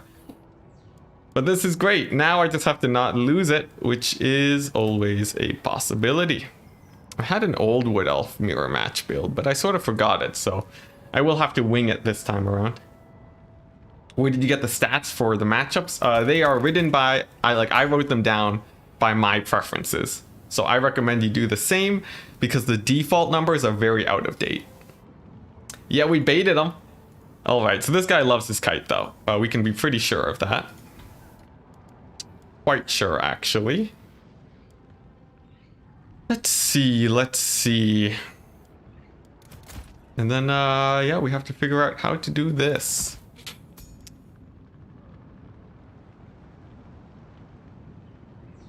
What? That was sweaty? What was sweaty? I have or are you just saying that was sweet? Because that would make a lot more sense, but I don't know. Am I sweaty, guys? Now I'm all self-conscious, fresh as basil. What are you doing? I am very excited to play this matchup, though. This is one that I have actually practiced before, because back in the day, Wood Elves were actually a little bit of a menace. So it was worth it to practice against them. So should be nice. Great stacks with Orion, possibly. Let's see. I'm just really wondering. What is my opponent going to take here? There's a few things that he could go for.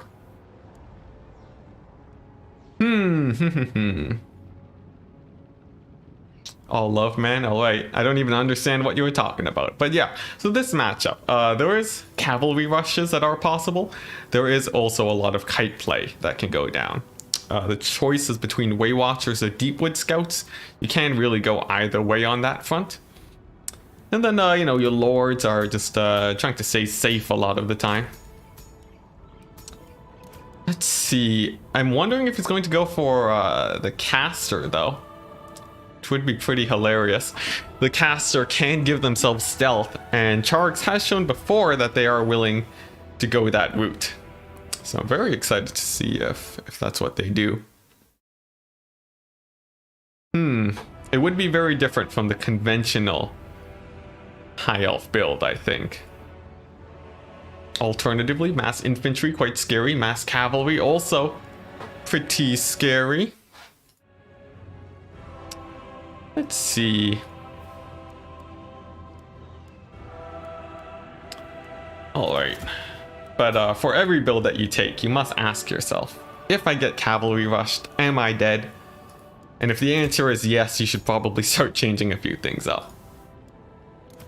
I did intentionally take a fairly large and flat map though, and I'm hoping that that will be able to assist me at least a tiny bit here. Okay, ready. I have my build. Charx should be ready in just a second, and then we will see who is the better Wood Elf player. It's been a while since I played this build, but I do still feel fairly confident. Just wondering what Charx is gonna go for. There's a couple things. Oh man, what a match though. I'm really enjoying these games against them. It's not too often you actually run into kite players in tournaments. So it's pretty good. Pretty good. How do you guys feel about this matchup though? Do you like going for full rush, mass infantry? There's a few things you can do.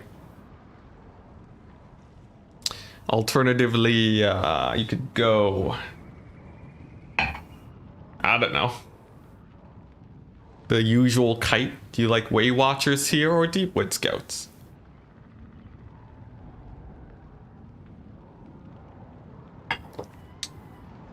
Of course, the Orion rush is the ultimate meme. You like rushing hard? Of course, classic AC Maiden. Absolutely classic. I think rushes are pretty fun. Like, this map doesn't have a lot of very good vanguards though, so I doubt Charx would go all in on a big ol' rush. Just rush your lord into spears.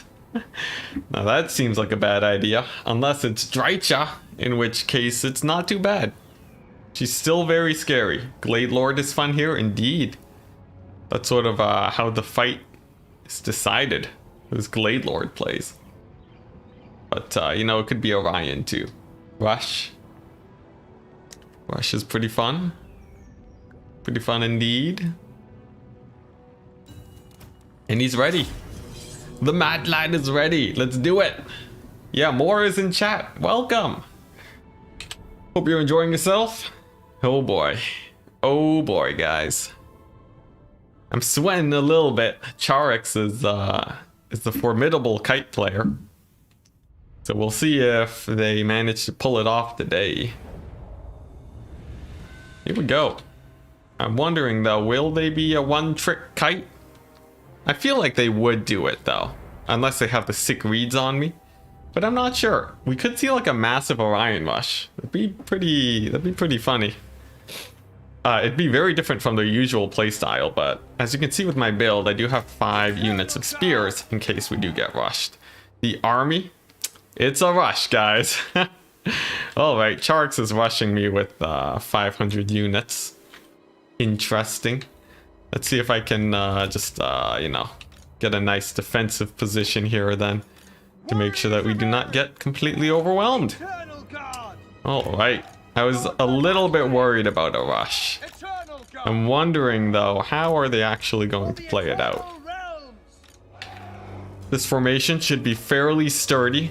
Of course, I do have my cavalry and I do have my Deepwood Scouts too. It is only 500 units, which means it's probably mostly cavalry. My Deepwood Scouts, they actually don't have a lot of space to retreat into. So that's going to be probably the biggest worry here. I will position hard on this flank, so that if we do see a vanguard, I am in a fairly safe spot. And then I should be okay. Let's see. Do I go for a tighter formation here? Like maybe. Maybe I do. Something sort of like this to make it even harder to break in. He could take Soul Stealer, which would be pretty crazy actually. But yeah, basically we're hard prepping for the rush now. I do have my Deepwood Scouts at fire at will, so they can shoot right away in case we do see cavalry, and then I got my net to throw it down on whatever I can. He won't have the assistance of his lord, so that should help me out quite a bit. So good luck, have fun, Charix, and let's see what you decide to bring. Alright. Oh, it's not a rush. Alright, well that's actually fairly good for me. I can spread out my spears now and then start getting into position. Hey, look at that. It's a nice chill game. Alright, what do we have? We have an eagle. We have mostly... Looks like he's gone pretty heavy on the... He's gone pretty heavy on the range units by the looks of it. Let's try to dodge the arrows of Kurnos. There we go, easy dodge. Easy life. Another shot comes in, hits my cavalry. Doesn't do that much damage, so I think right off the bat, it's not a terrible position. Deepwood Scouts on the far flank. This is a Spellweaver of Dark Magic, so I have to be a little bit careful of taking too much damage. Loric's Blessing does drop for that sweet, sweet stealth, and that means I should be free-splitting my cavalry here to avoid most of the damage. Sylvan Knights will have to pull back before they take too much heat. And Dark Magic means I can play pretty aggressively with my Lord, so that's nice. Cavalry, sort of just positioning. And then let's just shoot down this eagle, why don't we? Some nice dodges. I get in a tiny bit of damage, but not as much as I would have hoped, for sure. I will want to push forward with my spears though. And my Lord's just gonna be poking at these guys to keep them away. I will heal up my Lord too. And then let's go ahead and get some Deepwood Scout shots at these Deepwood Scout Swift Shivers. That'll get them to take a lot of damage. They'll have to pull away from the spears, which is very advantageous for me. The cavalry's moving up. So I think so far this is a very nice trade. There we go. That Deepwood Scout is routed, which means I can start focus firing down the other one. And then I should be good. My Eternal Guard will be engaging them. And all in all, I'm feeling pretty confident, as he did go for a Swift Shiver Shard build. So I actually have a huge range advantage here. On the right side, there are normal Deepwood Scouts, but that's not too much of a threat. These guys don't have too much cavalry support, so I should be able to dive in there too. Can dive in on the Eagle also. And then the Great Stag Knights, let's see if they can take a good old volley from my own Deepwood Scouts. Let's see here, these guys will want to pull back away from that cavalry engagement for sure. Those guys don't have magic damage, so I'm feeling fairly safe there. And then I guess I start poking away at his Lord with mine. Now, the Dark Magic does land onto my Sylvan Knights. They will be taking a tiny bit of heat. They will be pulling back, and that should keep them fairly safe. Let's go ahead and heal them up too. Slow down all this cavalry, and then see if I can get a nice engage on top of them. Deepwood Scouts will be able to support and get in a fair amount of damage of their own. I don't really have to worry about the Dryads. So I think we've already taken a fairly commanding position here. Terror routes on my cavalry should do well too. And we are good to go. Nice. Some cycle charging, and then I'm just keeping some spears in the back to make sure that my guys are all safe. Now these Swift Shiver Shards, they are going to be a little bit of a pain. I will want to pull away from them before they cause too much damage. Fire at Will is now on for my guys. And I want to make sure that I'm shutting down these Wild Hunters of Kurnos as best as I can. Let's not pull in my Lord though, because I know a Soul Stealer is coming.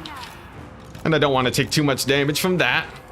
Let's see here, it does hit most of my cavalry. Thankfully they did get a heal.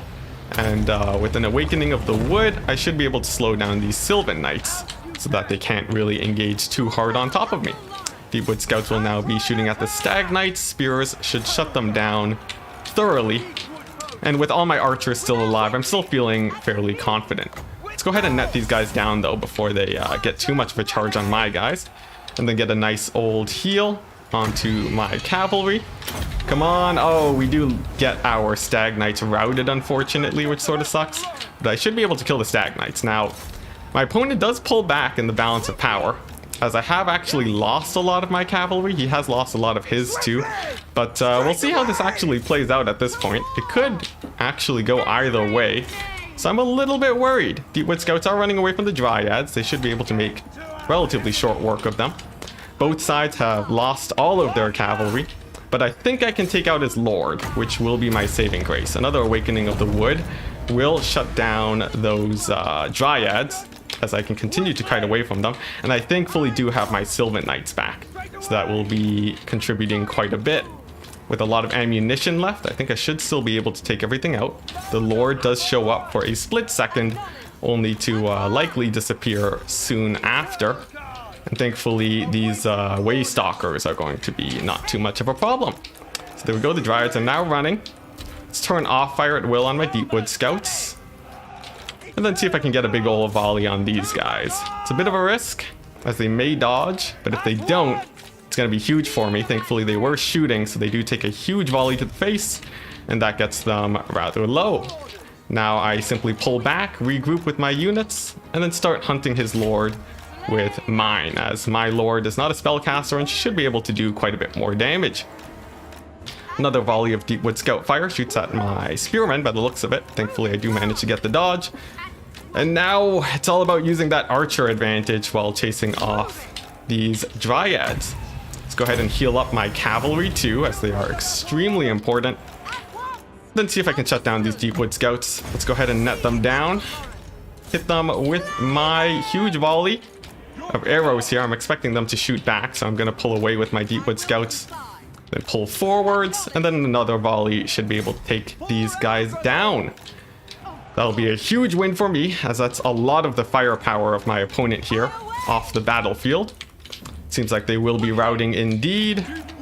Absolutely great, but I think I will need one more volley just to finish them off, which is pretty scary, as I don't have that much ammunition left. But there we go, I do manage to get them to rout.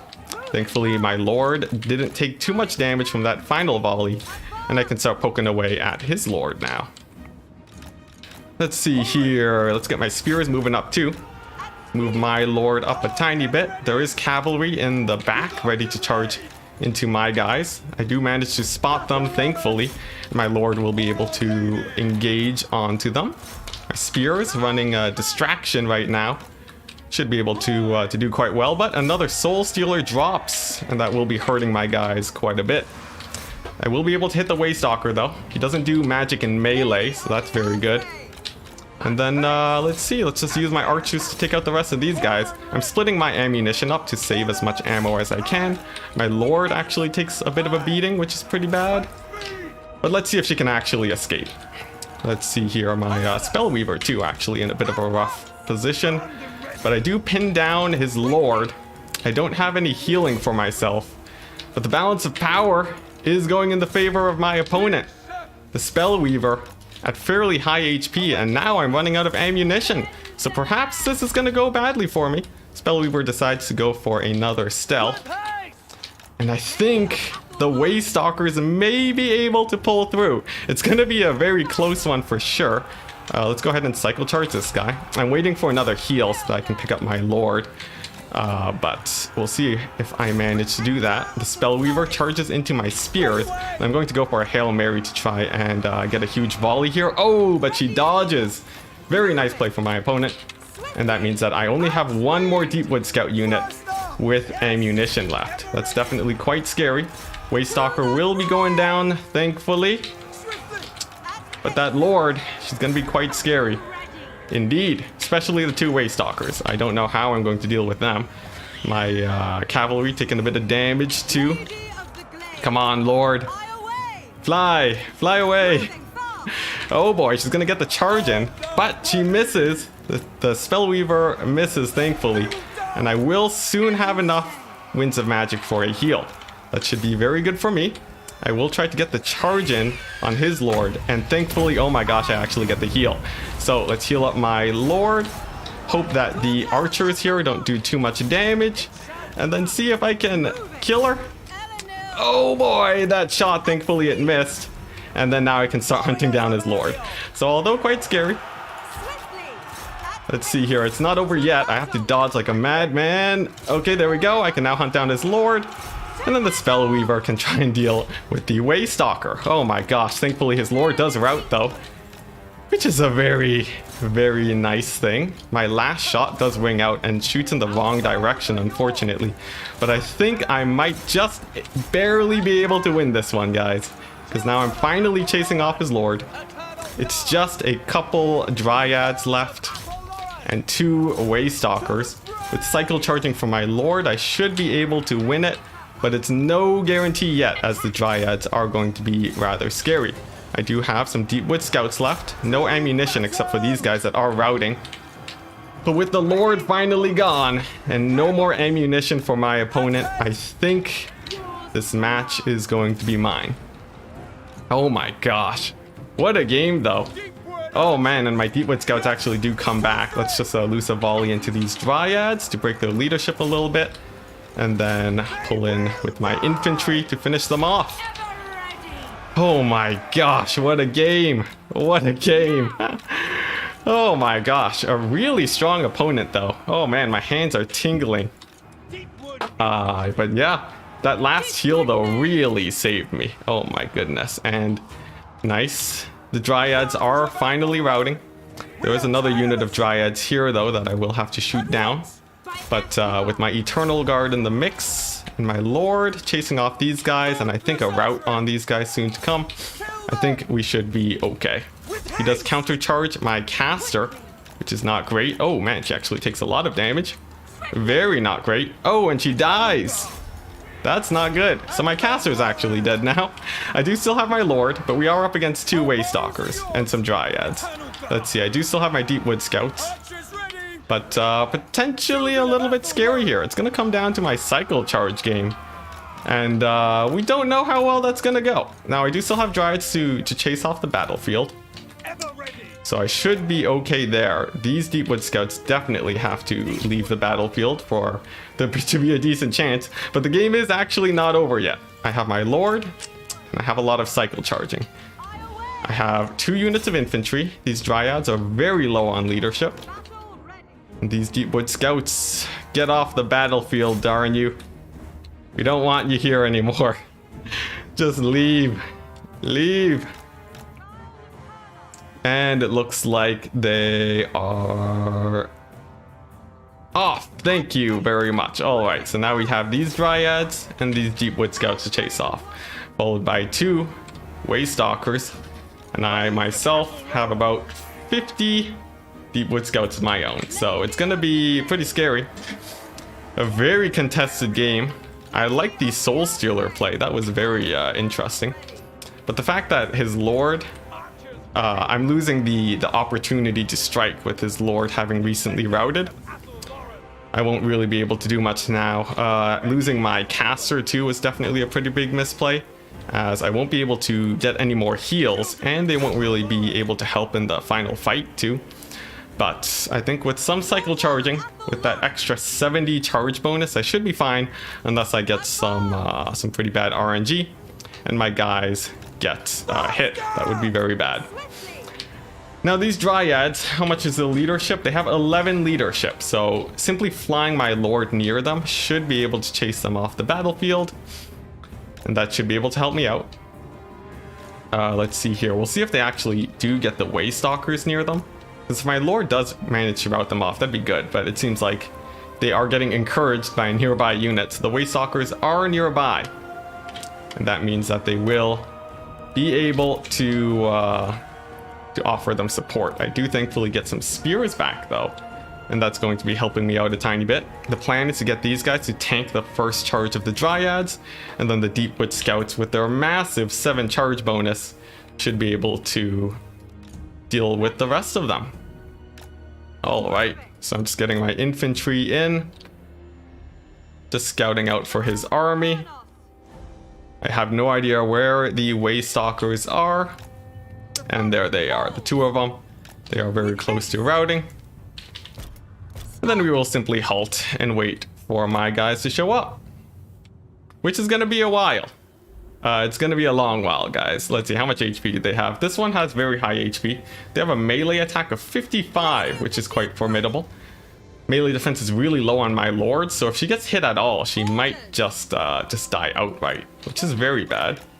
I do have my spears that will be able to come in and support, though. That should help. Oh, and he's taking a position by this little obelisk to get that extra boost in to make it harder for me to charge, so that's pretty nice. My lord, though, slowly regaining her stamina as my guys eventually make it into the fray. And once we actually get this fight on, we'll see how it goes. We'll see how it goes. I have no idea how well I'm going to do here. I have to kill off one Waystalker first, and then I need to, well, actually, first up, I need to rout off the Dryads. That's what will make it easiest. Let's see. Let's see. He's not advancing towards me, so I'm just gonna take the time to get my spears in there. Might as well. Here we go. Let's grab the spears. My Deepwood Scouts are on the verge of routing, just looking at the enemy. Not the best situation to be in. He pulls back to charge at the spears. Good play. And then, yeah, we'll just get our Lord to give leadership to these Deepwood Scouts. They'll likely be able to tank a single charge, and then they'll be off the battlefield. Same with these spears, but at least it will hopefully drain the vigor of these Dryads a tiny bit. They do get a pretty nice leadership boost, just only from the charge, which is pretty bad for me, but they do take a bit of damage. They are now down to 29 models. The vigor has fully regained for my lord, and we can now go in for the big old charge. That will hopefully end the game. We'll see who manages to win it, though. So I'm going to pull these guys back, and then last second pull them back in. Yeah, that's right. Hopefully disrupting the thing on the Dryads there. We're going to cycle charge as much as we can. Charging those Dryads in the back. It seems like that does get their leadership quite low. And we'll go in for another charge attempt, and then the pull back. And there we go, we do manage to rout off the Dryads, which means now it's time to take care of these Deepwood Scouts. There's no time to really wait. Deepwood Scouts gets an attack on my Eagle and misses. And one of them is finally routing off.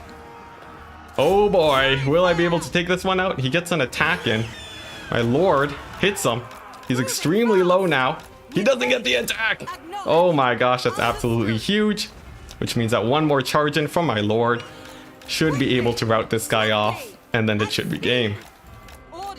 Oh man, thank goodness he missed that attack though. Had he not, it would have been very bad for me. But my lord is landing basically every attack at this point. Oh my goodness. And it's army losses for my opponent. Oh my gosh. Oh my gosh. Oh my gosh. Oh my gosh. Yeah, Charks got scammed a bit. He got scammed a little bit. Oh my goodness. GG guys, GG. I think the Deepwood Scout play for me, these guys got a whole ton of value, which helped me out a lot. You can see his Deepwood Scouts did not do great except for the one. His caster did really good against mine, getting in equal amounts of value, but actually not particularly worth it. The two Waystalkers, they did pay for themselves, which was pretty nice, but there wasn't really a front line for him. So I had a lot of spears at the end, which managed to carry out the victory. Extremely scary though. Oh my gosh, what a game. Gee. Yeah. You very nearly had it. You're a very strong player. Oh my gosh. Would send that in? Yeah, I will send that in. That is insane. I don't think Turin actually likes to cast mirror matches, but man, if he does cast this one, it was absolutely great. Whew.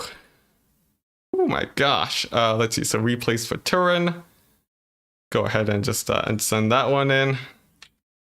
It's a Wood Elf Muir, but very exciting. Oh my gosh. All right. My opponent is out. We took him out. Oh my gosh. Clearly a somebody. Because we had 3 close games in a row. I guess the Coast game wasn't as close, but the 2 games that I won were just, or yeah, the 2 games that we played were, it was very close. It was extremely close. But I am happy that I managed to win it. Charix, he did manage to drain all of my stamina. I am exhausted after that one, but I think that was extremely fun. And you're in the Faction War tournament too, so I've heard. So good luck on that. I think you definitely have what it takes, man. Honestly, just, oh my gosh, man. It's getting real hot here, I gotta say. Like, oh my gosh, I was sweating. I was actually sweating. Oh man, my fingers are tingling. Man, what a match. What a match. But let's go ahead and contact my next opponent now. Who am I up against? Who shall be facing me? It's gonna be Rider of Rohan. Alright. At Rider of Rohan. We are up. Alright. Hopefully they are not as well trained as my opponent just now. Alright, let's go ahead and make a lobby. I can make a lobby.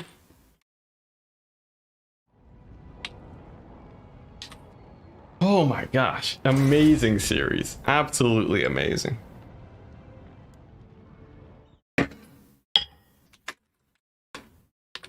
Oh my gosh, I lucked out at the end too.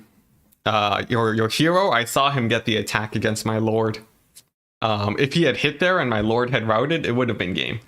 It was that close. A single attack would have decided the game. And with 55 melee attack, by all accounts, he should have hit. So I won on a 40%-ish coin flip. But such is the way of things. At Enticity, you think I should go Lizardman, and it will be 5 minutes of battle then. Oh yeah, if I had gone Lizardman, that would have been something. I was pretty sure you could win it with me as Lizardman. Hey. Alright, what do we got? I'm pick first. Alright, let's go ahead and set the map to, let's see here. What did I do last time? I think Galbaraz is pretty fun. But I sort of prefer Frag. Or an Oakenhammer. Oh yeah! It's Ents against Rohan. Amazing.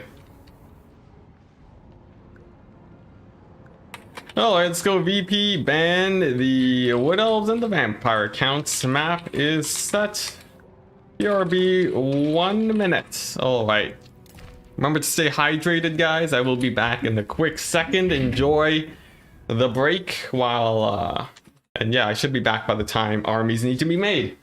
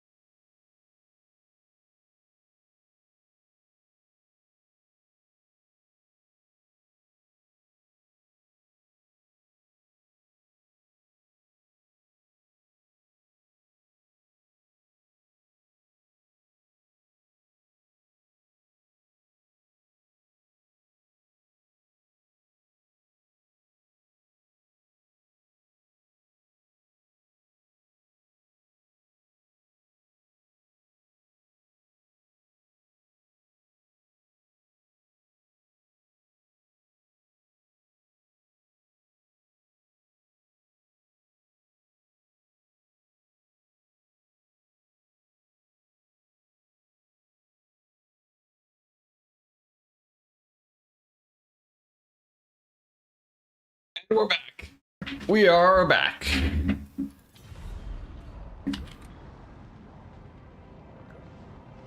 And it looks like we're up against High Elves. Cool, cool. Now let's see. I have a couple coast builds against High Elves. We'll see what Rider of Rohan decides to go for here. Remember, these games are being cast by Merfalerf. You can find them on Twitch. If one of my mods has a link, feel free to post that in. Whew, all right, and I've had a nice enough break where I can now refocus on the game and figure out what exactly do I want to go as my build against the High Elves here. Let's see. I guess I can more or less wing it here. So let's try that. This is a matchup that is generally disfavored for Coast, but the fact that I have so much practice in it means that I generally feel a lot more comfortable here than usual. Let's see. Yeah, so I'm going to go for some comfort play styles, I think. There are a few builds that my opponent could bring that would be problematic. But I think overall, I'm feeling okay. Let's see. I'm not entirely sure how I want to play this. The thing that's a little bit sketchy here is that High Elves do have answers to all of the Vampire Coast options, but it's very difficult for High Elves to bring answers to everything. And that's usually the thing that I'm trying to capitalize on here. Just hoping that they do not have the answers to what I decide to bring. Generally not too hard for me to account for everything, but there is always a chance that you get incredibly screwed over by their picks. I also don't really know what type of player Rider of Rohan is. I don't know if they enjoy bringing artillery or not, just because I do not know if they're a High Elf main, and that could also pose some pretty big issues. So definitely some pretty scary considerations here. But I think what I have in mind should be able to help me out a decent amount. Let's see. What do I do if he has a lot of cavalry? I guess I'm not particularly worried. So maybe this is the build that I want. It feels like a strange build for sure. I don't know if this is actually good. We may just have to see. You know what? Let's just go the classic, guys. Let's go a classic Vampire Coast build. What's the worst thing that could happen? Let's see. So I'm more or less ready against most major threats. I'm feeling pretty positive about this build. So I think we should be able to get underway in just a second. Yeah, does this look good? Yeah, okay. Okay, same. All right. So we got a Vampire Coast game to start it off against the Rider of Rohan on Oakenhammer. It's gonna be pretty scary as he is playing the High Elves. But this is one of the matchups that I have practiced for the most, and I'm feeling pretty confident about it. For my build, and I am tired, sorry about that, because of the previous game. For my build, I do have a zombie bomber rush, which is basically as classic as you can get. My hero core is the bread and butter of Vampire Coast, 2 gunnery wights and Noctilus. Scab Scrats should be able to help me win the front line, and a million bombers taking up the back. These guys, absolutely amazing unit when it comes to busting through the High Elf front line, as they do a ton of damage to their very low armor. With the recent nerfs, bombers are mostly an anti-low armor tool. So this is one of the matchups where they are still useful. The Botting Prometheans are here simply to help against possible, Phoenix style of play. I don't want to lose to single entities. So these guys are going to be in doing their best to try and make sure that my hero core does not die. I will have to be a bit careful with them though, as the high elf bolt throwers are pretty scary against them. For my opponent, their army count is small,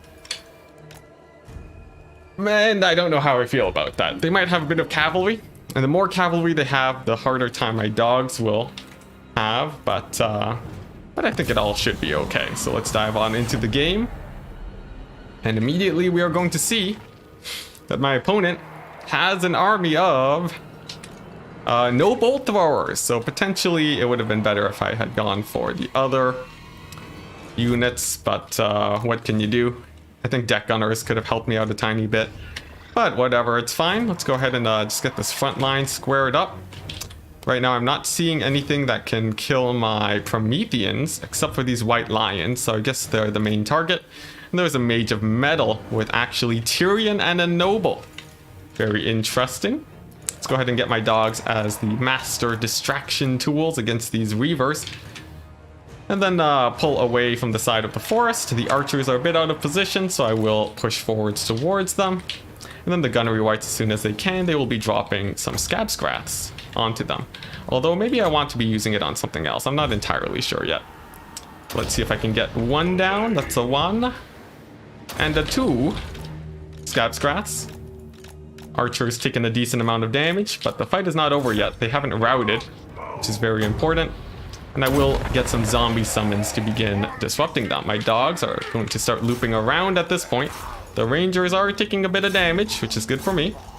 And the nobles are starting to charge in. Same with Tyrion. So let's go ahead and get Noctilus to start fighting them off. The zombie summons will be assisting to shut down the archers. And if I can deal with Tyrion here, then I should more or less be fine.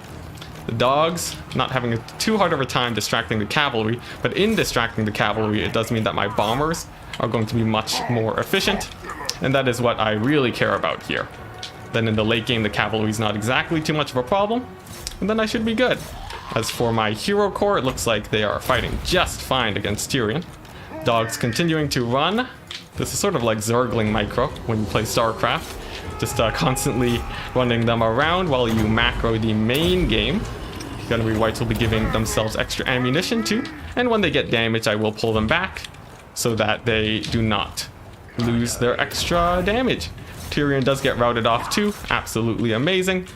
And then I should be able to close out the game, as there really aren't too many forces left for the high elves. Sadly, Tyrion does get his proc. He gets his huge heal on top of him, which will be helping him out quite a bit. This mage of metal is still alive too, which worries me a tiny bit. But at least I still have my dogs, and that is what is very important here. I will throw down another zombie summon to shut down the archers. That should work out quite well. Then the gunnery wights will finish off the noble. Very important. They also have their... Whoops, my dogs. They also have their scab scrats back, which should shut down these archers fairly well. And the noble is now gone. All right, so that's very good. My dog's still running around, causing a lot of issues for the high elves. That's very good.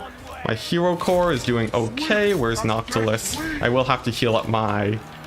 my rotting Prometheans in a second before they die. So let's go ahead and do that. Let's go ahead and bring my dogs over to start chasing off some archers. Then let's get that heal on the Prometheans, like I said. It's very important that they stay alive, lest we run into some issues. Now, where's Tyrion? He's in the midst of the gunnery wights. That's basically the perfect position for me, as that means that he will... it's not really much for him to do in terms of escaping. And then I can really just goon him out with my hero core. Gunnery wights are insanely good against things in the melee fight, that is. And you can see Tyrion does fall. My dogs do come in and rout off the archers. And I think with that, the game should be mine. The dogs getting in a little bit of value while distracting the cavalry at the same time, which is exactly how I like to play with them. Let's see, it seems like the Mage of Metal is also on the verge of routing, and without a lot of armor piercing, I should be in a good place. Scurvy dogs. Looks like they will be able to start doing cleanup too now, because some of the Reaver archers actually broke away to try and assist in other areas of the battlefield. So the dogs are able to actually start picking away units as they stop getting chased around, like these rangers that are beginning to flee off. And although some archers are firing in onto them, I'm not particularly worried, especially since I do have a summon that will be going on top of them in just a second. The noble too may very well lose to the dogs. I'll have to see about that one. Noctilus actually gets his cast cancelled, unfortunately, but there we go, it finally does go off. And as long as I don't die to white lions, I should be okay. There are a few of them left, which worries me a little bit, but otherwise, it's not too bad of a situation. I do still have my scab scrats too, so in an emergency, I should still just be fine. Rotting Prometheans with their regeneration are helping me out a ton also.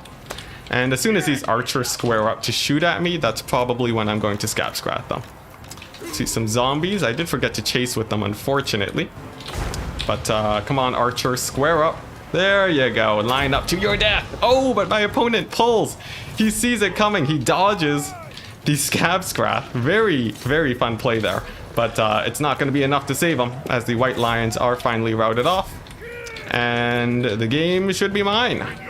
Gunnery Whites, even with a little bit more ammunition, restocking it up as much as possible, and now I can just start chasing off those archers. Now my main priority is to chase off the white lions, because they are armor piercing, but I guess the Mage of Metal is also pretty high priority too. My Rotting Prometheans actually do get finished off because of the casts, so it's a little bit scary here, honestly. Let's see here, my dogs do kill off those white lions though. That's a huge help for me. I will have a heal in just a second. And as soon as I patch up the Gunnery Whites, I will be feeling comfortable once again. Although the game was still fairly close. Let's go ahead and heal up. Oh, the misclick. Oh, never mind. Okay, the heal does hit the intended Gunnery White, thankfully. So that's very good for me. We even still have a scab scrat left. Let's throw that down onto the cavalry to get them off the battlefield. And there we go. We do get the victory. Alright, nice. I wasn't able to commentate as much as I wanted to because there was a lot going on and I am getting pretty tired. But that's basically the way of things. You distract with the scurvy dogs and they still get decent value by the end of the game. I guess the Illyrian Reavers also did similarly. So it was more or less an even trade for a lot of that battle. My Rotting Prometheans did quite well for themselves because I was shutting down the archers very early on with scab scrats. And that's generally how you want to play it. Of course, the Tyrian pick and the Noble was pretty spicy, but it didn't really work out well for our High Elf player here. Had he taken maybe Sisters of Averlorn instead, it would have definitely been a very different game. But there we go. GG! Alright. Let's see. Wraith Storm. There we go. Did I spell it correctly? Yeah, Wraith Storm, but 2 words instead of 1. Why not double scab scrat the archers to kill models? I could have done that too. I even have a video on it. You want to double scab scrat to take them out of the game, and you single scab scrat if you're trying to get them to rout. So in that game, I did manage to get them to rout, but double scab scrats would have done me better, for sure. Yeah, because you double scab scrat one, you summon on another. And then you summon on another archer, thus shutting down 3 of them at the same time, which puts you in a pretty good position. Whew, oh my gosh. It's been a while since I played that matchup though. It's actually, even though it's the common counter pick, it's you don't always see it in tournaments. Alright, but there we go, we are up 1. My opponent asking if he can play High Elves again. What's with people in High Elves today? Everyone just wants to play High Elves. I have no idea why.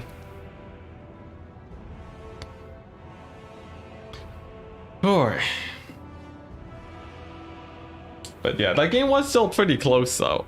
It got pretty scary. I think, had his cavalry dived in on my bombers, I guess my dogs would have killed his backline.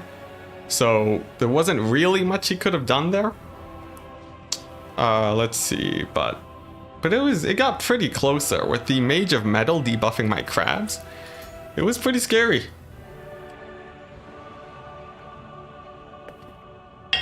Ryder's a High Elf main? I see.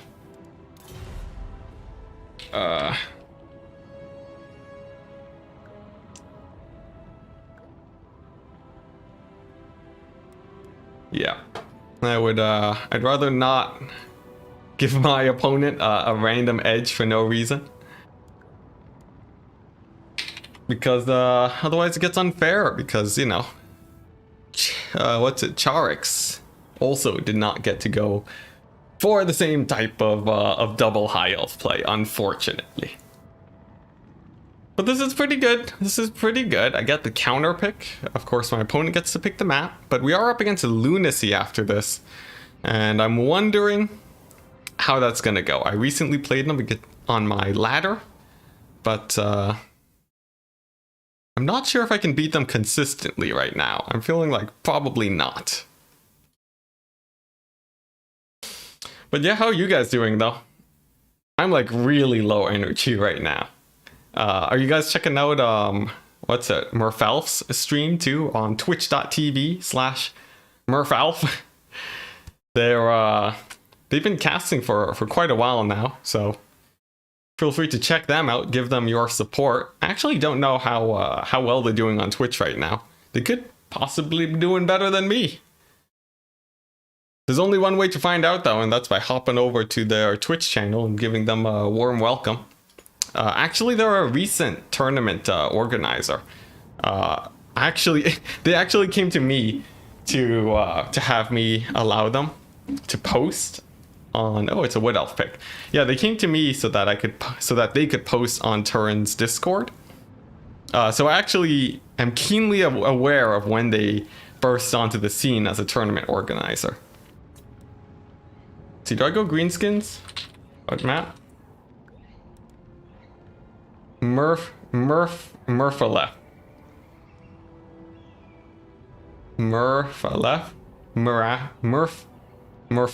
Okay, well, there you go. But yeah, Merfalerf. I'll go with that for now, why not? Yeah. They've been hosting tournaments for a while. It seems like it's quite successful. A lot of people are joining, so pretty exciting. Let's see, they banned Bretonia and Dwarves. Interesting pick. Do we go for the Wood Elf Mirror again, guys? It would be so exhausting, so probably not. Oh, what's it? Look after us, donating with the 5, oh my gosh, 5 euros, or euros, no, pounds. My bad. We're donating the £5. That's actually a lot, man. Thank you very much. I will take that and continue to fund the tournaments without worry of my own finances. That is hugely appreciated, and I'm happy that you enjoy. But what faction am I gonna play? Do I go for the greenskins? Did he pick the map yet? Not yet. I'm thinking greenskins though. Greenskins, of course, with their heavy mobility. They are quite effective against the high elves. They can deal with blobs fairly well too. So I'm thinking that's a fairly nice counter. Alternatively, I could go for my crazy Norska all dogs build, which is a possibility, but probably not what I'm gonna do. High elves is another classic counter, but I haven't practiced them enough. It's gonna be Cliff of Beasts. Wonderful. So the map is set. Cliff of Beasts is a very large and open map. And I will go for greenskins as my counter. I do have a good amount of practice here, so I'm not too worried. Here we go. Let's see. Oh, whoops. Whoops. I forgot to update this build. So let's go ahead and do this. Chaos? Oh, now Chaos is a pretty risky pick. I know you guys love your Chaos, though. Despite my confusion of the matter. Let's see, do I want this ability? It's pretty good. Or I could do this. Do I want more melee attack, or do I want more raw damage? Honestly, I guess the melee attack is better. I guess it's better. Let's see here. But yeah, this is a pretty classic matchup, guys. But usually people do say this is greenskin favored, and I would tend to agree in many a situation. Simply because greenskins are absolutely terrifying. Their ability to go for many different options is what gives them a lot of leg up. Pump wagons? Be live, you madman. Chariots are like the worst thing ever to take against high elves. They have so many anti-chariot tools, it's not even funny, man. It's brutal. Absolutely brutal. You have to be pretty careful. Let's see. Although I could take the boar chariots, as they were recently buffed up by a lot. Boar chariots are actually insane, but I think the likelihood of them getting sniped out early on is a little bit too high for my liking, and the map is rather large, so not exactly what I want to be bringing here. So I could take this though. I could take this. That's definitely a fairly strong option against the high elves. Is this what I want to go? I think so. Okay, ready. All right. So I have a fairly comfortable build here as the greenskins. We'll see if Ryder Rohan has what it takes to win it out. My predictions? I'm thinking probably not. I have answers to a lot of different things, but the large map means that he could go for some crazy kite style.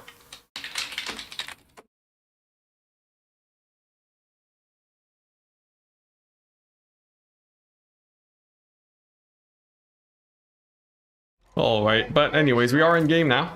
For my army, it's similar to the last time I played this matchup, but instead of goblins, I've gone for this guy. More grubs, mangy marauders, armor-piercing missile cavalry.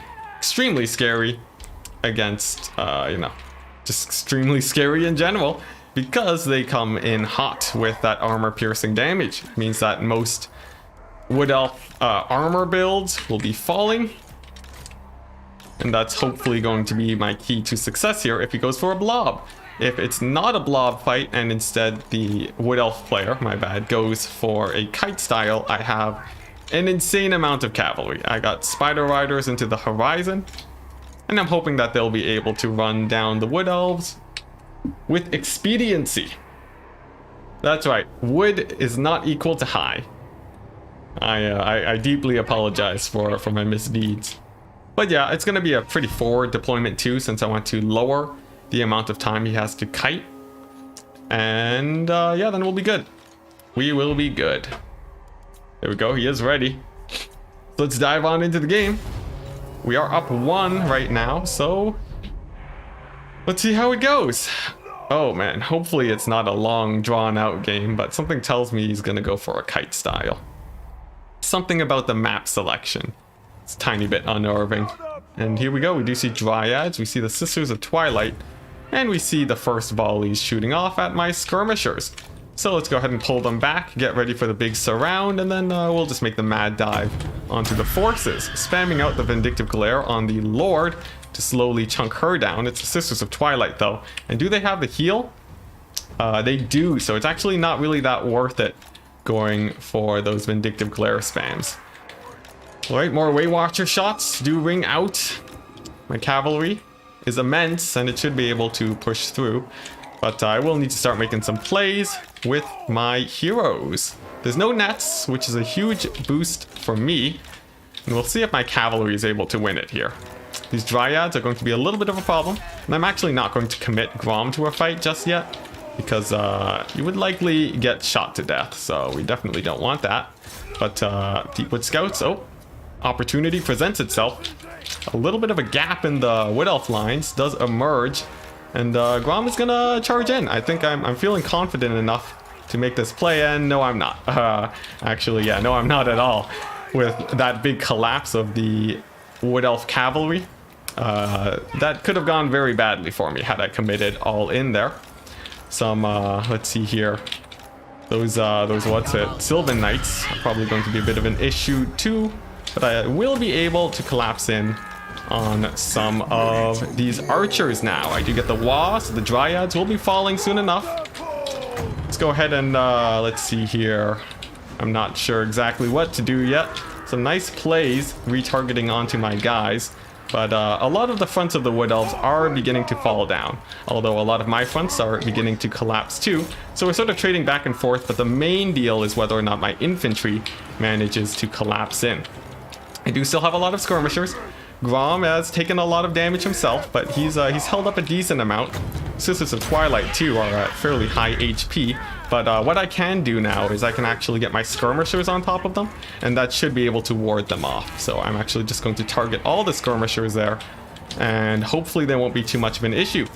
My front line is charging in nice and quickly, and I am even going to slow down the Sisters of Twilight so that we can really shut them down. For Grom, he's having a bit of a rough time. He may very well go down soon. Let's go ahead and boost his leadership, and then continue to pester these Sisters of Twilight as much as I can. If I can get them to rout, that would be the key to victory, but I'm not entirely sure if I'll be able to do that. Grom does take a hefty volley too, and it looks like he will go down. Oh my gosh, that's definitely not good, but it's not in vain. The Sisters of Twilight are on the verge of routing, and if we can get them to rout, that is the key. We do get them to rout, but they're passive procs, so it's actually very important that I finish them off here, and we'll see if I manage to do that. I have an insane amount of infantry advantage, and they do shatter. Oh my gosh, so I will kill them to get the huge leadership debuff on the Wood Elves. They do actually live though, unfortunately, so I guess I'm not doing that. Instead, we will just continue to fight the good fight, and hopefully be able to win it without the assistance of Grom. I will need to get a ton of Vindictive Glares on the Wood Elf Cavalry, the Sylvan Knights specifically, as they are going to be a huge pain in this battle. But once the Sisters of Twilight are gone, I think I'll be in a better position. Some of the Dryads are coming back too. The loss of Grom hitting the Greenskin Infantry very hard. They're not having an extremely happy time with that. And the Sylvan Knights are full HP, which is a very bad sign for me. We will continue scrapping it out though. I do have a lot of ammo left on my skirmishers, which is a good sign. But I don't know if I can kill the Sylvan Knights. We'll see. Let's get another Vindictive Glare on them. That should help out. They are being slowed quite a bit, so they won't easily catch my Spider Riders. And with enough cycle charging, I think I'll be in a decent enough place. The infantry for the Wood Elves is falling, and I'm going to turn off fire at will now. And that is because I'm going to save all my ammunition for these Sylvan Knights. I definitely don't want them to just end the game against me. And really, ranged units are the best answer I have currently to shut them down. I guess Vindictive Glares are decent too, as it does take out models. And then I'll use my hero here to give his leadership as the replacement Grom this time around. And here we go. All my ranged units can now shoot at these Sylvan Knights. That should be able to take them out. I have a ton of cavalry left that should be able to do quite well for themselves. And I'm tempted to turn on skirmish mode, but it's not really needed right now. Sylvan Knights can get slowed too, which makes it all the more easy to pepper them down. And let's see if I can do it. Looks like they are taking a decent amount of damage. I don't have any more Vindictive Glares, which is pretty unfortunate. But they are getting quite beat up. My hero is providing the leadership, and I can now surround the Spellweaver to make sure that she can't heal them up anymore, which would be pretty bad for me. You definitely don't want Sylvan Knights staying alive for too long. Spellweaver does realize that the possible snipe is incoming, and she does move in to help support them. In the meantime, though, I will be getting a little bit closer with my missile infantry to properly shut these guys down. Where's my hero? He's routing for the hills. Darn you, Greenskin leadership. Darn you. This could be pretty bad as the Sylvan Knights will be able to start chasing off some units. It's definitely not great. But I do have a surround on them. I'm not getting in a ton of damage. They are getting near their heal cap, which is a plus. But I don't have enough mass to really pin them down. And it seems like they might be able to win it here. But I do have Squig Hoppers on their back now. My caster has routed, unfortunately. And my hero did get caught up in the midst of things. Definitely not great. And it seems like I might not even have enough ammunition to clean them out. But I do get the wah, which is huge. I will be able to shoot them directly in the back with my caster. Oh, but he gets knocked back. Oh, very unfortunate for my caster. Thankfully, the Sylvan Knights have a hard time disengaging, just due to the sheer quantity of mobility here. And I will be able to punish them a little bit for them diving in onto my caster. Let's see here. This guy, he's just going to be fighting as well as he can. Silver Knight slowly but surely getting chunked down. Let's see here. I really need to rout off these heroes though, and I think I'm going to go for the Waystalker first. Actually, you know what? I'm not sure. I'm not sure what I'm going to go for first, but let's go ahead and throw down just a big old cast to slow down the Sylvan Knights so that they can't escape as easily. Use my hero to snipe out this Spellweaver, just since she's easy pickings right now and I need his leadership to stay high, and it seems like with that I will be able to win it. So GG to Rider of Rohan. You played well. It was very close there, but in the end, just having so much infantry is going to be is going to be enough. The skirmishers did amazingly. They did get nerfed in terms of price, but they're still definitely worth it in a good number of situations. Squighoppers actually were the heroes here. Their ITP just kept them constantly on the Sylvan Knights. And it seems like I shut down the Deepwood Scouts fast enough. The main misplay was Grom. Having him die so early was a huge problem because you want your leadership to hold up. But Greenskins are really just a menace in this matchup. And it seems like it worked out in the end. Also routing off the Sisters of Twilight. That was very important too. But GG. Going to be game number 2, 1 for me. And we're probably going to be facing up against Lunacy now. Should be quite exciting. Oh boy. Oh boy. Let's go ahead and message him. It's a pretty long tournament. I actually have a clan war I need to play in a bit. So hopefully there's no overlap there. Okay. We are up. Go ahead and DM Lunacy. Invite to lobby. And then we get to play the games. Nice. All right, now let's see who's picking first. I think Lunacy is. Yep. So there's a chance I could take Beastmen, which could be quite fun. We haven't actually played Beastmen at all today. So we'll see how it goes. In fact, today Beastmen have had a 0% win rate, which is pretty nice, but we've only seen them once. Lunacy, though, is a pretty scary opponent. They've taken me out in tournaments. I've taken them out before. We'll see how well they do this time around. All right. Oh, and they're gone. They joined and they left. All right, look at that. Hope you guys are enjoying, though. Definitely quite a few close games today.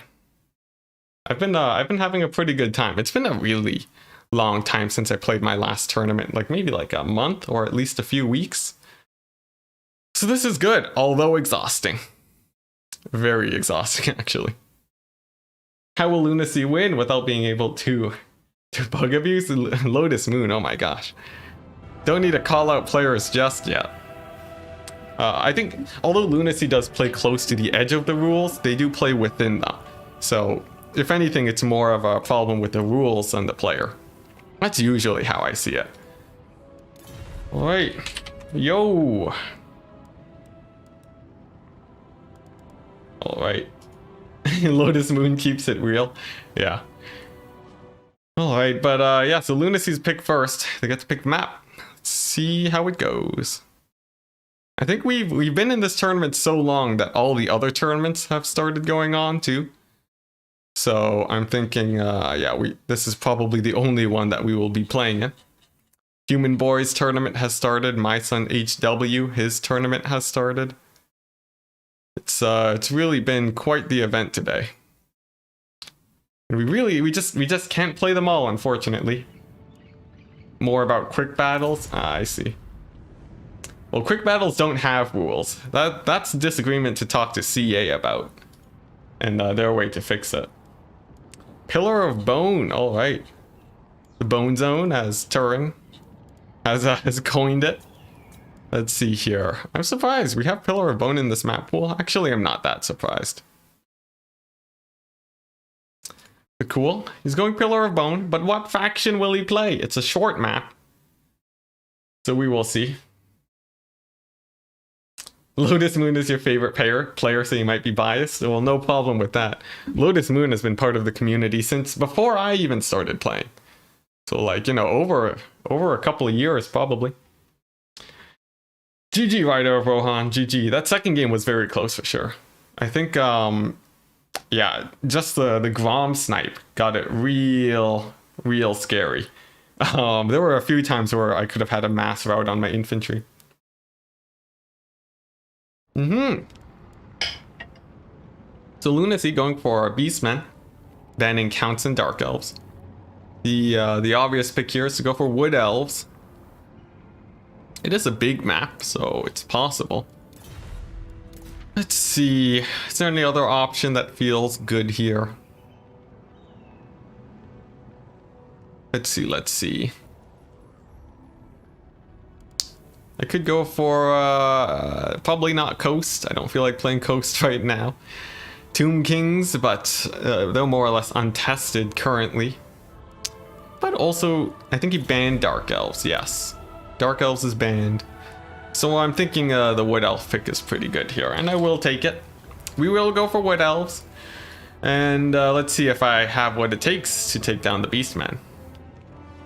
We've seen one game already earlier today. But I'm really wondering what Lunacy has prepared. Okay, ready. There's a very good chance that Lunacy will be able to run me over here. Beastman Mirror. Yeah, maybe. I don't know. He asked for semis to wait. I can ask on his stream. Alright, so we're going to take a quick break, guys, to go over to Merfalerf to see if we should wait for the semifinalists should wait. So let's go ahead and message him.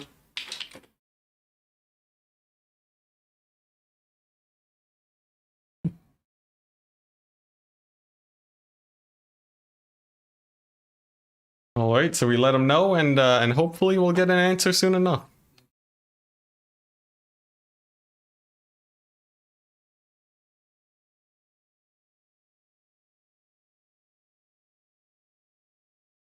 Wait, is anyone watching his stream? Did anyone catch what he said?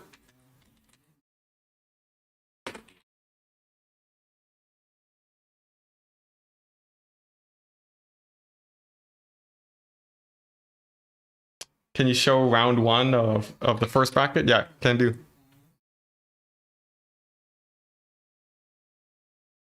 Let's see.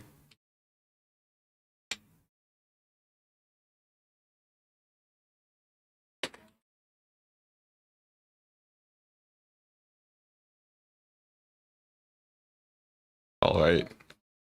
I'll need to make sure I don't miss it this time. Let's go ahead and change the screen blocker.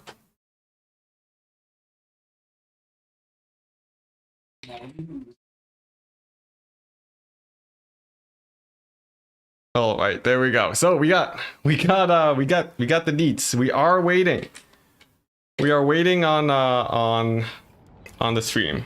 Yep, we are waiting.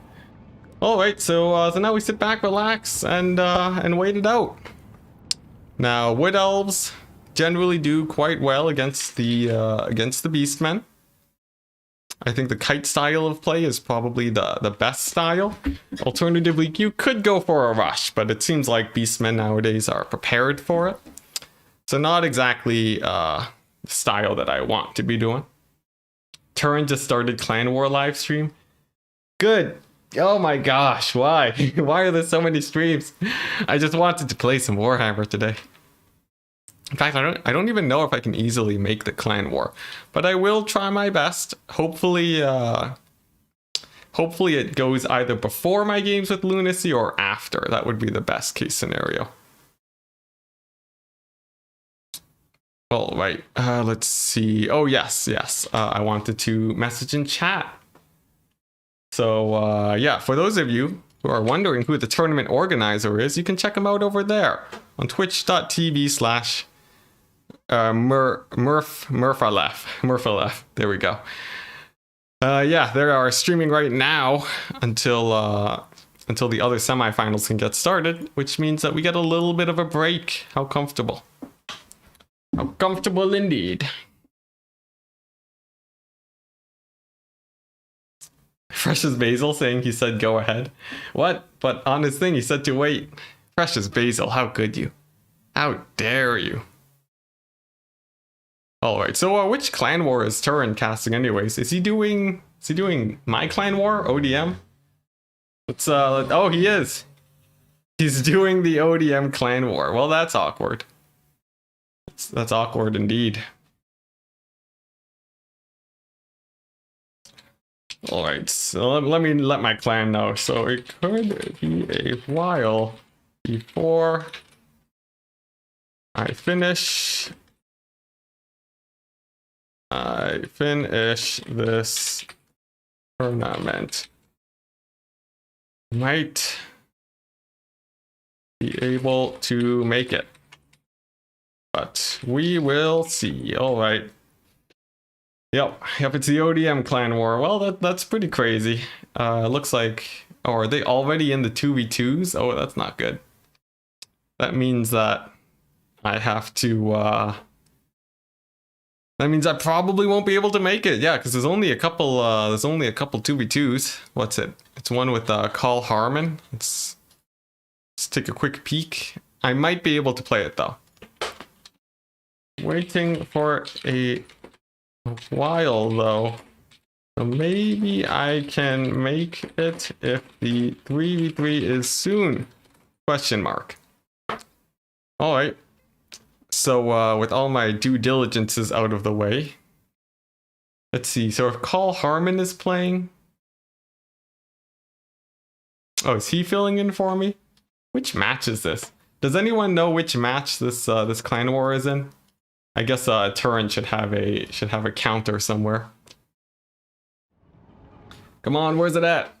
Okay. Oh, by the way, for those of you that don't know Turin is a multiplayer guy that is the biggest multiplayer guy.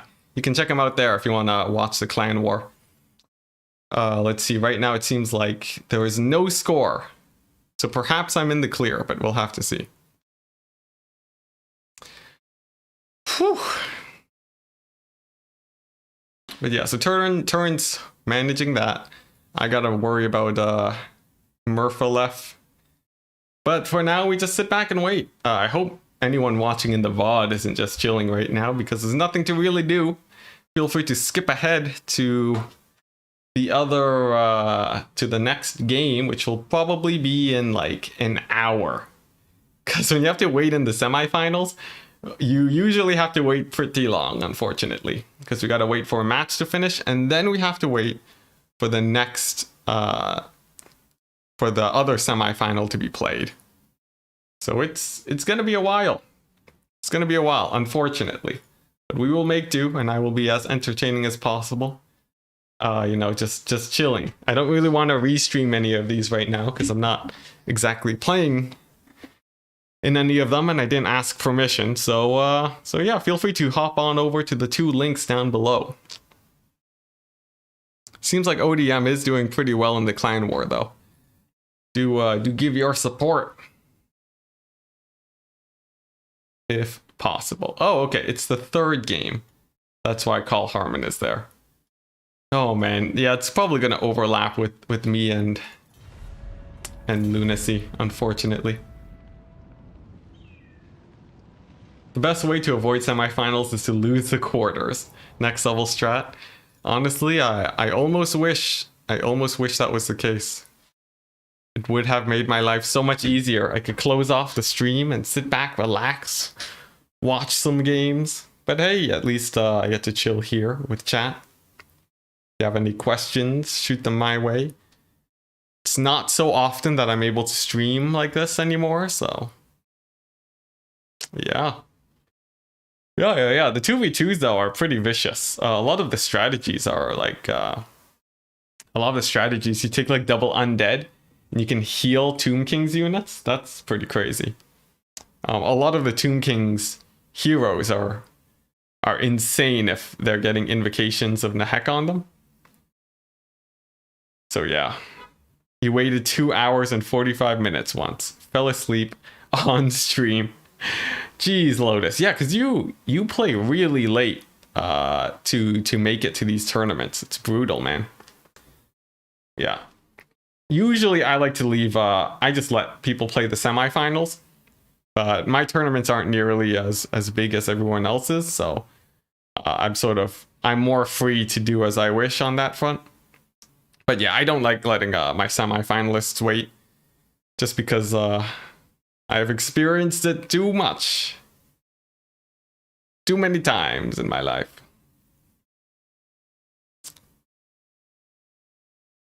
But yeah, like, shout outs to Lotus Moon, by the way, guys. Also, Lotus Moon streams too on Twitch. I don't know if you're able to post a link on my YouTube chat. I don't know how my settings are set up, but if you can, feel free to post a link to your Twitch. Lotus Moon does stream decently often from what I've seen, and they are an extremely high level player. If you enjoy Kite and High Elves, that's the person you go to for sure.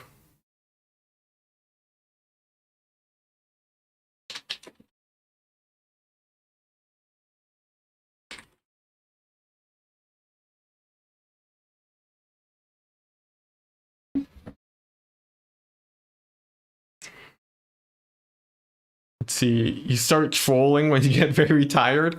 Oh no. And then you just lose to sleep. I see. That's brutal, man. Absolutely brutal. But hey, hopefully when Warhammer 3 comes out, we'll get like a huge explosion in the scene, and maybe there'll be later tournaments that'll start getting hosted or something. I don't know. Oh, nice. Melee infantry rush. Nice, nice. It's a pretty uncommon style. But I think it still holds, it still has teeth for sure. I think, I guess you're usually doing it with like Dark Elves. That's not a bad melee infantry army. Probably not Wood Elves, I would imagine. Unless, but I don't know. You're the elf main here, so feel free to drop in those knowledge bombs.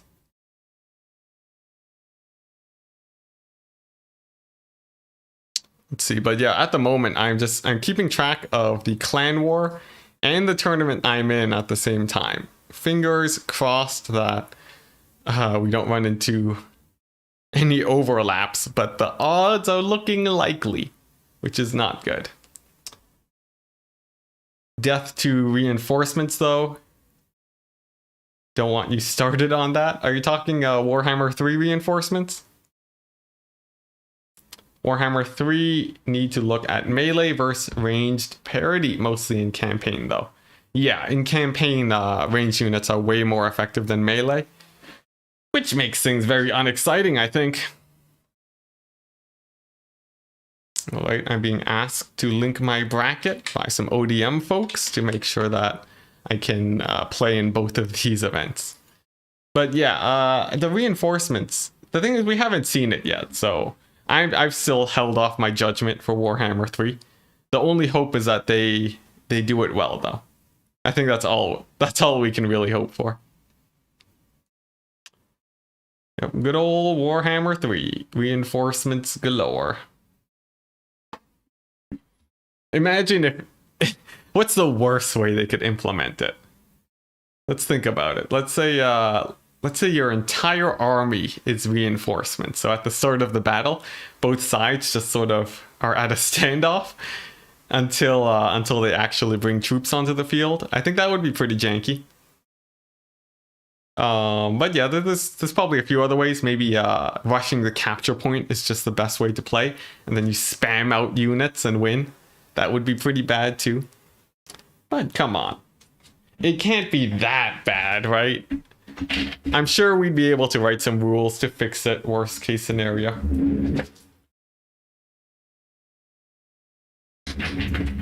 Warhammer reinforcement equals endgame. Oh yeah, yeah. You're completely winning the fight and then you just get cheesed at the very end. Endgame spoilers, by the way. It's an old movie, but you know.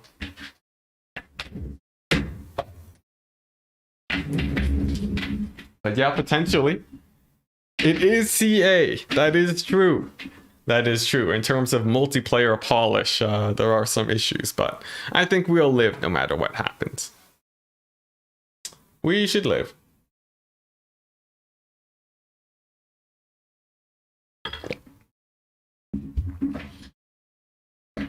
Whew, all right. Let's see. Worst way is adding it to the game. But being honest, worst way would be, oh my gosh, Lotus Moon. You really don't like reinforcements. I did not know. But the honest worst way is if there's a resource you gain during the game that you can swap to get it. As in like capture points to get it. Like, I'm pretty excited, but I could see ways that doesn't work. Worst case scenario though, we just return back to normal, to the normal game mode.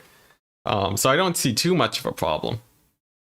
You know, it's sort of like free-for-alls. If it's not competitive, we won't really be playing it. And then it ends at that. Then we're set for life. Because Warhammer 3 sadly is the last game in the trilogy.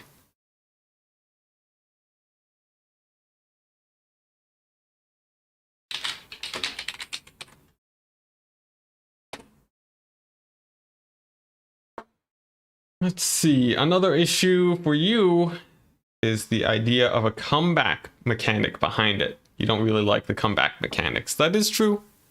It could, maybe, what if it's like, you know, the more units you lose, the more you can summon, and then you want to be losing units. I guess that could be bad, but yeah, you know, worst case scenario, we get status quo. But, you know, I can see the worry. There's been a few things that CA has definitely flubbed on before. But I'm sure we all still enjoy the game nonetheless. Having hundreds and hundreds of hours dumped into it despite its misgivings. Be warned though, I am biased as a very optimistic person in general. So just heads up on that front. Zypher saying you're a new player, so you're not fed up with it yet. Ah, yes. What it would be like to forget all the small quirks that bother people. To be new again and to enjoy playing dwarves every game. Now, those were the days. That was peak Warhammer right there.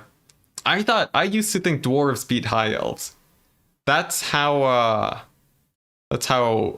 fresh is the wrong word, but like, not vanilla, but you know what I mean.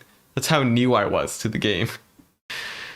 But, you know, I still haven't really been jaded yet by the multiplayer of Warhammer. Maybe the multiplayer community has given me a bit of pushback, but aside from that, in general, I'm still very happy about the game. There are not a lot of things that bother me in Warhammer, surprisingly enough, which is very different from most people. So every time I say that, people think I'm a crazy man. Enjoy playing dwarves, or was I smoking? Hey, I still enjoy playing dwarves, okay? It's just that they're not great anymore. They're not winning me games. And unfortunately, I do enjoy winning more than playing factions that I enjoy. That's right, gunpowder. Indeed. Lotus Moon saying another thing for me is tabletop did not have a similar mechanic. So as a Warhammer simulator, it's very different. That's true. That's true. I could see that for sure. But did tabletop have free-for-alls? Probably. Very likely. If you think about miners, though, they did come from the edge of the map, which was pretty interesting. I did have a dwarf army back in the day, so that was how I ran things. I was very young though, so I wasn't actually playing at any proper level. You may be new, but you would never stoop so low to play the dwarves. Zypher, coming in with the dwarf hate. Oh my gosh. Brutal, brutal Zypher. How could you? A lot of people really don't like dwarves though, especially because what you see in quick battles is them cheesing you off the face of the planet. It's crazy. They just go for like corner camping and the least micro strategies you can imagine. So I can see the dislike for them, but there are styles of dwarf play that are less cheesy. The only problem is that right now you do still have to mix in cheeses to stay competitive with them. And I think the only way to prevent the cheese is to buff dwarves. Controversially enough, you need to give them enough tools to play standard, I would say. You're waiting for the Cathay reveals? I think we all are, Be Live. I think we all are. But it seems like Warhammer news, it didn't come the first week of September. But the second week, maybe. Maybe, and I have my fingers crossed for that. You've been using 3 Depth Guard Halberds, 3 Mourngulls together. Okay, interesting. That's a very hot take. Alright. Depth Guard are very expensive. You could take a Hargoneth Executioner. Are you telling me Depth Guard are better than Hargoneth Executioners, Lotus Moon? Are you telling me they're anywhere near that level? Because, man oh man, I have not been able to get them to work. But, you know, if you have replays, I'd be happy to take a look.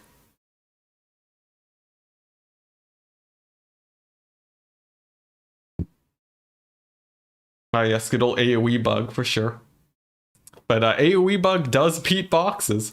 So it's a shadow nerf to boxes. Honestly, we should all be welcoming it. I'm joking, of course, but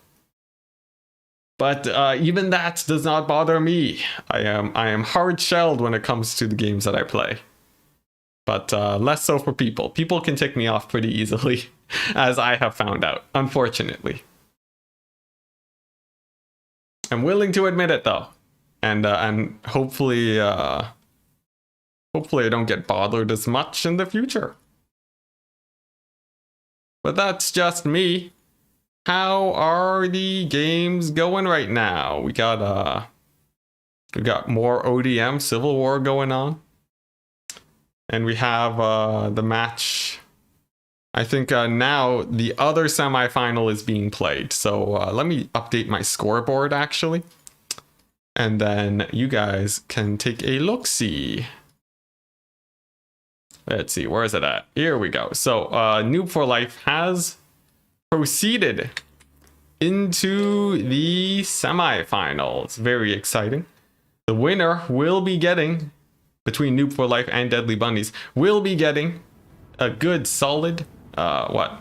$10 prize? No, $15 prize just by hitting the finals. And for me, I will have to find a way to beat Lunacy. And I have no idea if I will be able to do that. But fingers crossed. Fingers crossed I will be able to. Let's see. Every faction can cheese against the AI. For sure, but some factions have a harder time than others, that's for sure. Not to bother, but the armies you take versus Coast are very different to the ones you bring versus Dark Elves. People don't expect it, and then you get the Mourngulls versus Infantry. That is true. Just having unexpected builds can be huge. So I do agree with that. Although I still feel like Depth Guard are pretty risky. You're saying Depth Guard versus large, worse, very good, versus some good players, okay. Alright, Lotus Moon, if you say so. If you say so. It still feels pretty risky. I might experiment with it a bit more since you're bringing it up, but definitely pretty risky. Oh, okay. We have to move to another lobby. Alright. So, Merfalerf is saying that we have to join a separate lobby. So let's go ahead and do that. Why don't we? Seems like they've hosted, so let's go ahead and join. Let's see here. Is it called Enticity versus Lunacy? Probably. And then we can finally get into the game. How exciting.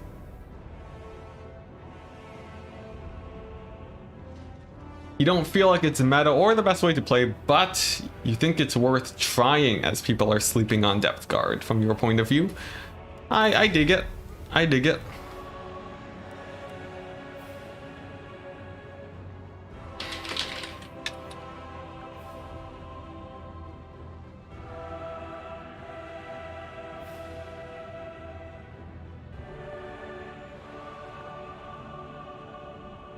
Interesting. So Merfalerf is saying that the map picking is different when they're hosting, which is interesting. Oh my gosh, this is a strange tournament, I have to say. Apparently it's all explained in the rules section, but there are multiple rule sections, which confuses me a lot. Merfalerf, if you are watching, I have to say, unfortunately, I am very confused by how your tournament is organized, unfortunately. But hopefully, you know, with a bit of time, I'll get used to it.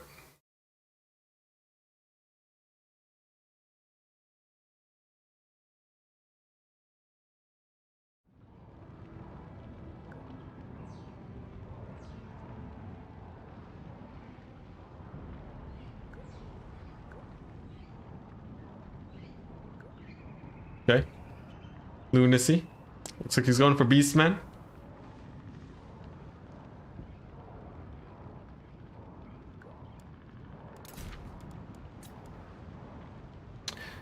The best matchup you found that was set up for you was Empire. Interesting. With the Screaming Lord girl? Empire? Do they have that? Alright, well anyways, cool. We got the picks.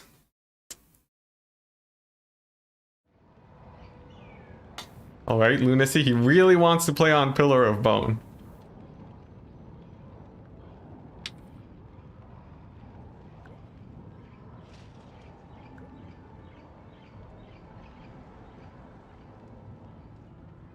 Alright, Lunacy. Apparently he had a Pillar of Bone map, which suggests that he had some sort of rush against my Wood Elves, which is pretty interesting.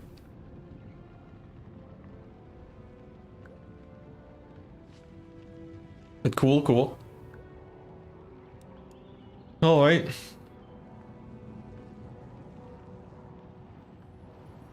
Oh, Lunacy won in one of Murph's tournaments earlier, I see.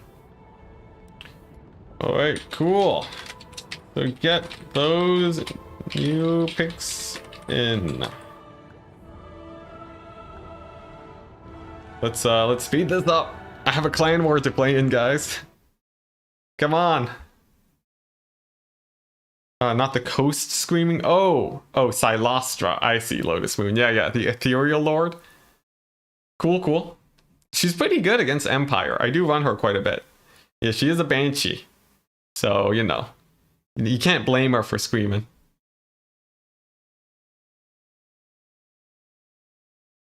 Oh, she's annoying to use because of her voice lines? Oh, come on, Lotus. Come on. You can't dislike her for how she sounds. She is loud. I will agree with that, though. And then if you turn down the audio on your other guys, you can't hear them anymore. It's terrible. Absolutely terrible.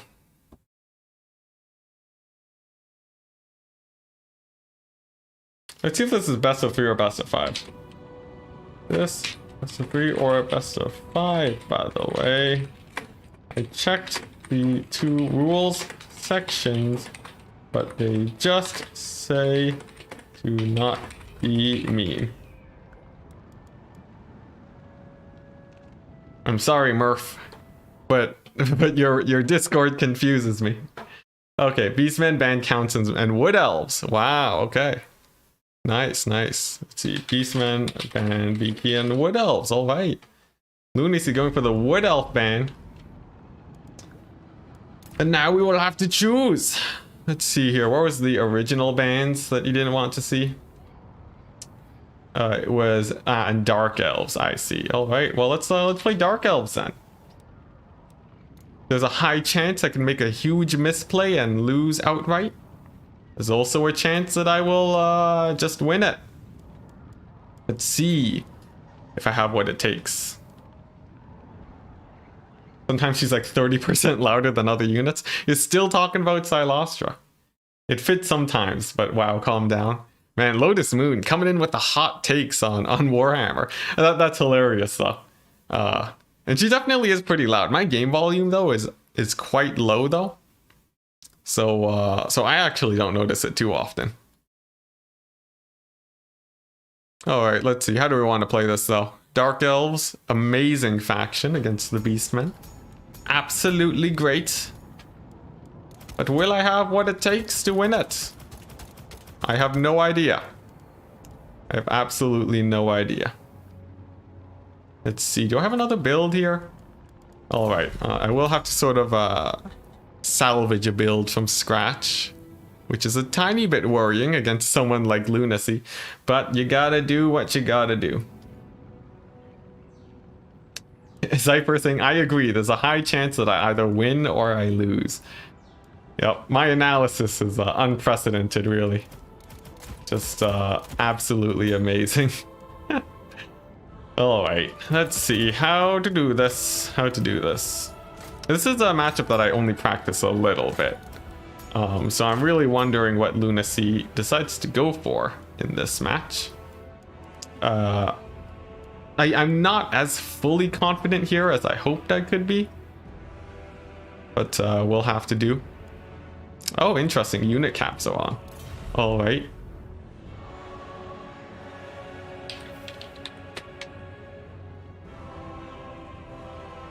Apparently there's a clarification to the rules.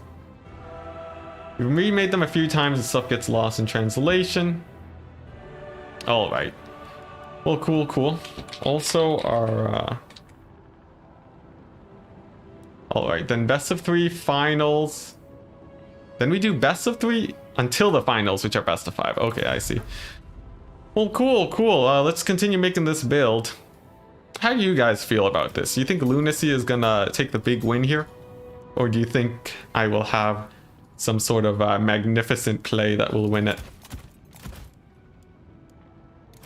Let's see. I have it feels... What I have feels very okay. And it ends at that. Which worries me immensely. See, is this a good build? It looks absolutely garbage, I have to say. So that's not a good sign. Oh, I guess I could take me some of these. I can take some of that, but that's a bad choice. What map is it? It's Iron Sand Desert. Very large, very flat map. So yeah, that's the map. Lunacy will do mass beastmen chariots. I suspect so. Very likely. You just cannot feel him not using chariots if they're allowed. I think it's pretty likely. But the big question is whether or not I will have the appropriate answer for them. Right now, I'm not sure. Like, my army looks okay. Ooh, I can do some of this, actually. Hey, here we go. Now we have a build. All right, this is good. This is good stuff. All right, so I have my build set up. Someone just subscribed. Thank you very much. And let's dive on into it. Who subscribed? Killafe. Thank you very much. It helps. Every little bit helps. And so it begins. So we got some people in chat predicting the mass chariots. You could see a big old beastman sort of blobby build. But what do I have? What do I have playing as the Dark Elves here? The ROR Dark Riders do surprisingly well, if you can protect them. I don't know if I can protect them. I actually don't play Dark Elves that often, but hey. What can you do? I got my Marathi, I got my double assassin, 2 nets on top of them, and I bought Witch Elves. Why do I have Witch Elves? Well, it is because their rampage should do very well against the mobile chariots. Should take away the 1 strength with spears in the front and a single unit of dark shards to pressure away the range units. It's not gonna be a Marathi Kite, since I think that's the most expected style of play, and I'm hoping that changing it up a bit will be helping me here. But it's a little bit scary because Beastmen are really strong in the fight right now, and we'll have to see how it goes. It's very interesting, but I'm hoping just being different is gonna save me. If we do see a lot of infantry, that would be quite bad, and it's a small army, so not too bad. All right, good luck, have 5. All right.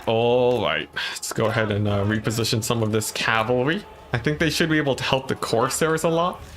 And We'll have to see. I do have a good ton of Soul Stealers that I will be casting over the course of the game, trying to get them out early unless we are being rushed heavily. But even so, I might still try to get them out early. I am positioned fairly far forwards too. Means that the edge of the map is a little bit further away. You know, maybe I do want to go like sort of off kilter, but I'm worried I might run into a little bit of spell cheese if I run too far away. So I sort of like being a tiny bit further forwards. I also don't want to get hit by endless flocks of doom. So we're going to start a little bit spread out and get tighter as we need to. Lunacy giving the have fun. My cue to begin the fight. And what are we going to see? Aha! It is mostly mobility on the Beastmen side. A Bret Shaman of Wild. Very, very standard. We see some chariots.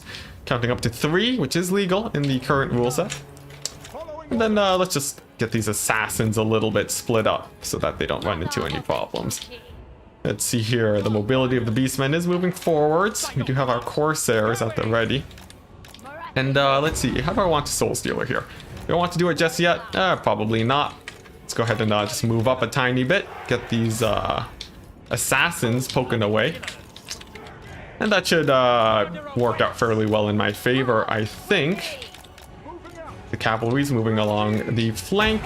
And then let's go ahead and get the first Soul Stealer off. I want to hit those chariots. So that is rather important. And there we go. They're going to take the first signs of damage. Spell does drop. It's going to be Traitor Kin. It does hit a good chunk of my units, unfortunately. So we are trading, but man, look at that Soul Stealer. Insane damage onto the Beastmen. That's actually pretty massive for me. And so far, I think I'm trading up, which is very, very nice.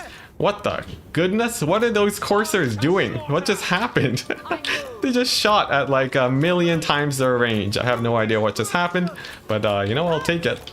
Marathi gonna play pretty aggressively too, to push back these chariots. And she's just gonna get ready for another big old Soul Stealer, as it is just such a good tool against those chariots that don't have a lot of HP. As long as they don't see combat, I'm in a fairly safe position. So here we go. Soul Stealer is going to be up in just a second. My K-Knight Assassins are at the ready. And I can begin kiting back with these Corsairs. Witch Elves moving along the flank. And it's going to be another good time to throw down a Soul Stealer, I think. Let's just continue pulling back, though. And then it seems like the cavalry is going to have to pull away. And I can start getting some cycle charges in with my forces now, I think. Let's countercharge the cavalry. I am going to take a bit of a big hit here, but I think that should still be fine, as I can now get the Doom Bolt, which should get in a lot of damage. My 2 assassins should be able to hit most of these guys, and they do, with their big AoE. And how's Marathi doing? It looks like she's doing okay. So that's very good. Some rampages on the flanks. And now I can get my cavalry to start overwhelming these guys. Let's countercharge those dogs real quick, though, before they cause too many issues. And as for Marathi, she is getting a little bit bogged down, but I think she's more or less fine. She will have another Soul Stealer in just a second, and that should be able to help me out greatly. My 2 assassins are making their way in. This guy will be able to get a pretty vicious AoE on all of these units. And I think I'm doing pretty well for myself. There's a bit of a blob on this right side that I'm not enjoying too much, but otherwise, all's going quite well. Let's see here. The Chariot Lord, the Bret Shaman of Wild, is going to be eating a debuff. That will be hurting him quite a bit. Marathi does manage to escape, and the assassins can now start beating on the Beastmen Lord. Another huge Soul Stealer will patch up Marathi and get her nice and high on HP. My Dark Shards do get compromised, but if I can kill Mogre here, that would be absolutely huge. And with this sort of group forming up here, I think I should be able to do just that. So Marathi sort of just gooning him out. Hopefully I'll be able to take him out. It's going to be a little bit scary here, but I think I should be able to beat him up. It seems like he is on the verge of breaking, but he does regain his leadership just barely, which is very unfortunate. And that could actually cost me the game here, although balance of power is still fairly good for me. Marathi's going to pull away to try and get into a safer position. I don't have any more AoEs on my assassins, but I think it should still be fine. Blackguard are getting fairly good fights over here. And the Corsairs are doing fairly well for themselves too. Let's go ahead and throw down a big old Doom Bolt to try and rout off these guys. And I'm waiting for my next Soul Stealer at this point. It is a fairly big blob fight, but I am maneuvering as best as I can. Where are my assassins? There's another one over here. This one does have his debuff, and we'll throw that down on Mogre right away to try and take him out. The other one will be using his on the chariot, but it all really relies on whether or not I can kill this guy here.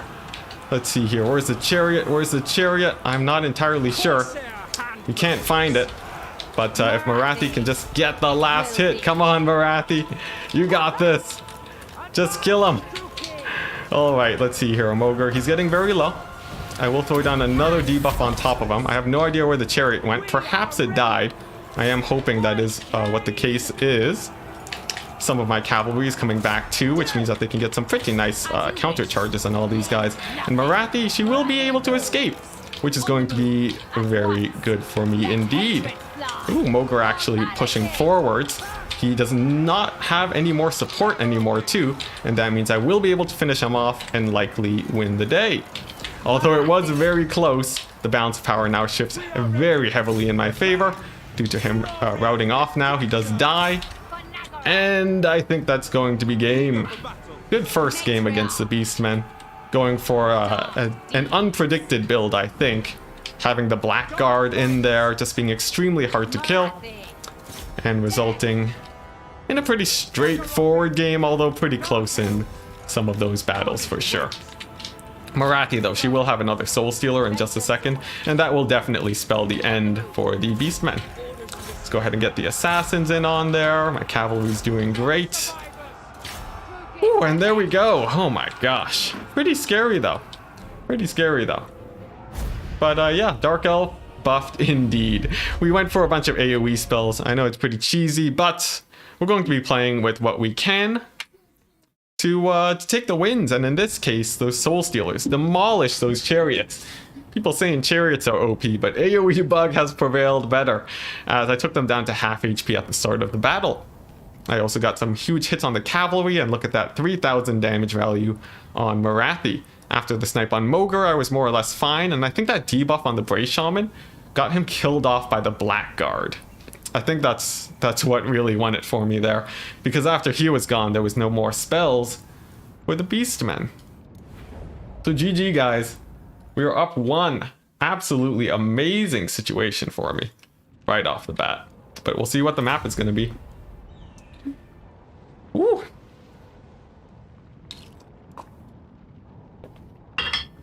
And hopefully it goes well.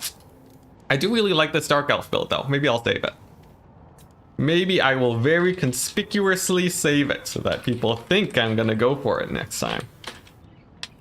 See here, test. There we go. Hey, and it's a big flat map. Would you look at that? Perfect time to go for the Vampire Coast play, I think.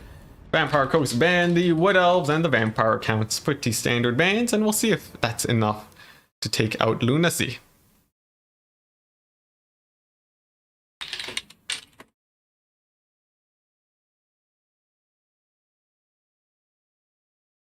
So cool. We'll see if he beats my main. Decent chance. He could have some stuff prepped, but losing as Beastmen is really good for me. Seems like Dark Elves and Wood Elves are just amazing against Beastmen nowadays, and if you want to counter them, that's what you do. A lot of Beastmen are starting to meme it up too. They're banning Beastmen in their picks, and that makes it even easier to counter. Although in this case it was Vampire Counts and Wood Elves. Lunacy apparently not feeling great in that matchup. Let's see here. So I went Dark Elves. And then let's see, VP, ban Wood Elves and the, ban the Wood Elves and the, what did I ban? Wood Elves and Vampire Counts, there we go. And Lunacy's gonna go for Coast. Going VP. Now, very important to note, I beat Lunacy last time in this matchup. Ois. So we'll see if Lunacy has what it takes to win it this time around. We'll see, we'll see. They have seen my build as played on the Enticity ladder. So potentially they could bring it back here. I think there's a decent chance they might try to hard counter my old build, but my old build was pretty nice. So I'm not particularly worried here. Nice, nice. We played it before on my ladder. I think they have a plan. Oh wait, let's see. Death Guard halberds, not the way to go here, sadly. Ah yes, Lotus Moon. Oh Lotus, you say you have a build for me? Ooh. Well, I'd be interested seeing that after the tournament. But let's see, how do I feel about this? I have a decent lineup. Let's see, Lunacy could go for... what could Lunacy go for that I would really be worried about? Not a whole ton, honestly. Let's see. Oh, you did before? Oh, well. I must have forgotten it then. If it was a while ago. Oh, he picked Vampire Coast. Cool, cool. Yeah, apparently Vampire Coast is Lunacy's preferred counter here. It's very strange, but you know, you gotta do what you gotta do.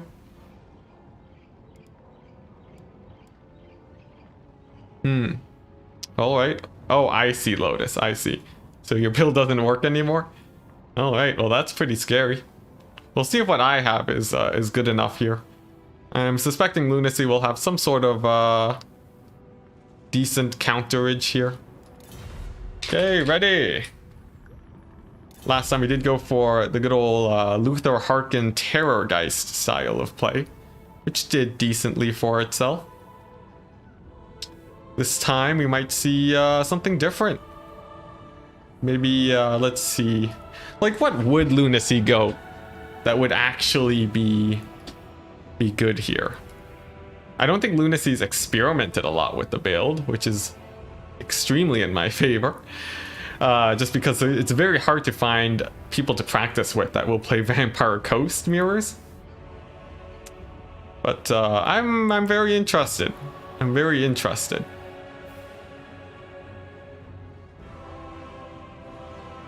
Maybe it'll be maybe Lunacy's gonna bring like I don't know. Honestly, I have no idea what Lunacy's gonna do. Alright, he's ready. Let's do it.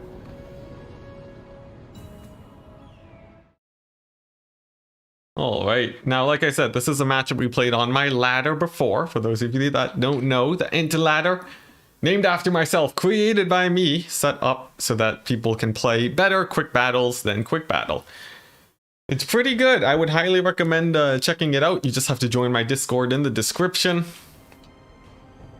Sign up and, well, you don't even have to sign up. It tracks you based on your Discord ID. And then you can start playing games relatively quickly. We've been making a push recently to get more people in on the action. And it's reduced queue times by a decent amount. So I'm quite happy with it. Now, for my build today, we got 2 handguns, we got 3 dogs. We got Silostra for her anti-ethereal bonuses. She can give these bombers anti-siren levels of play. We got Scurvy dogs, who are going to be quite threatening against basically all these zombies. If bats decide to fly in, Scurvy dogs are the way. And I have a mortar that will be positioned quite aggressively, I think. Actually, extremely aggressively to start hitting the zombies as soon as possible.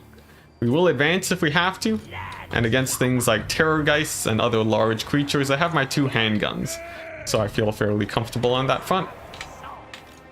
Whoops. Whoops. Alright, there we go.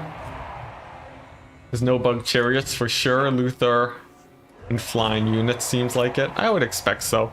Usually people go for the Silostra sub-faction when they counterpick me here, just to bring that ethereal knight.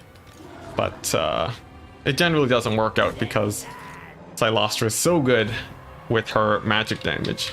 I don't have healing though, which does put Lunacy at an advantage. Potentially if we see Noctilus here, he could be a bit annoying. But he doesn't have a lot of battlefield control either, so maybe we're okay. Not having a healer though is pretty scary, but I do have 2 gunnery wights. I guess the scariest thing is if we saw Noctilus and 2 gunnery wights. That would be that'd be pretty hilarious. And then a similar build. I think that would do a bit better, although it does leave you open to stuff like magic damage, so you'd have to fit in some sirens to do that. I wouldn't be surprised if Lunacy went for a more risky build though. They are still setting up, so we shall see. We shall see. Maybe I should deploy way back like this, guys. Does this feel like a good strat? Alright, Lunacy's ready. I do want the mortars to be shooting right away though, so let's go ahead and do this. Lunacy's ready. And what will we be seeing? Mortars and deck gunners. Oh, would you look at that? Madman went deck gunners. Alright. So Lunacy has deck gunners. He has a gunnery wight. He has Silostra. Alright, cool, cool. Some infantry, some scurvy dogs.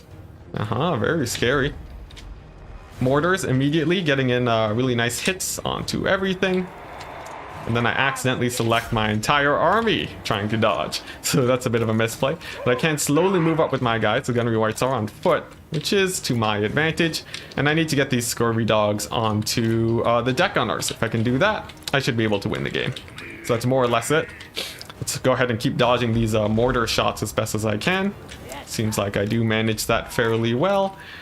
And then let's just keep hitting up this infantry. Scurvy dog should be able to help me a lot, and Silostra's summon is going to be the main anti-deck gunner answer here. Let's see here, my handguns we'll start moving up to. I think Lunacy does have healing though. Yes, he went for a fleet captain of vampires, very interesting. But as I slowly descend into the forest line, and my front line continues to move up, I'm feeling pretty good here. I just have to make sure that the deck gunners don't cause too much of an issue, but with my summons, I should be able to disrupt the back line quite a bit. See, deck gunners are firing away, getting in decent damage. My front line slowly but surely advancing as I continue dodging these mortar shots as best as I can. And I really want to start shooting at that gunnery wight, as he is actually a little bit exposed. Silostra can start moving into. Scurvy dogs are ready for their mad dive onto the deck gunners. And the shots begin shooting at the gunnery wight. There's only 1 unit of deck gunners, and they are repositioning. So that's fairly nice for me. My mortars got decent amounts of damage. And soon I will be upon you, Lunacy, for my build can also rush at the same time. Let's see, my handguns are getting a little bit beat up though, but they will just push forwards and shut down the deck gunners, I think. That should work out rather well for them. My scurvy dogs are going to dive in onto the handguns. And then Silostra is just going to get a big old summon in there. And hopefully that wins it. My gunnery wights are still very healthy. Silostra with the summon now dropping.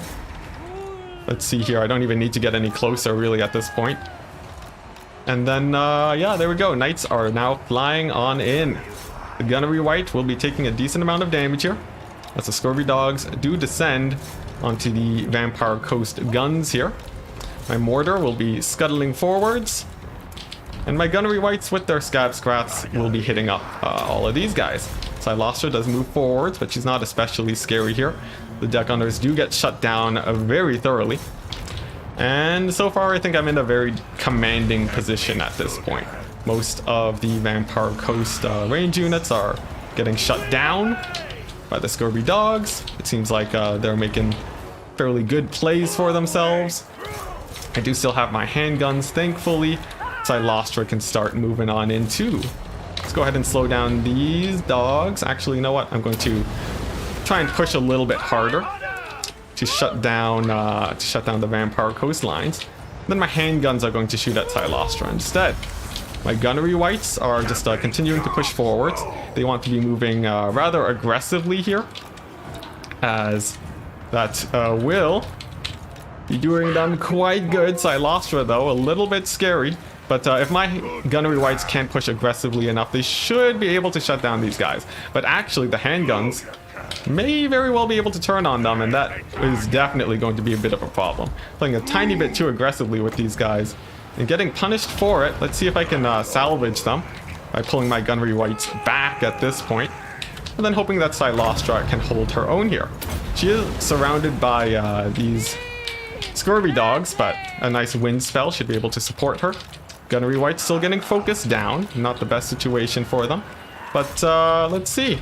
My mortars have gone a good amount of damage, and they will likely be the tools that I will take to finish off these handguns, I think, as there aren't really too many options left for the Vampire Coast to really to deal with my mortar, as it will just be sitting in the back, shooting willy-nilly.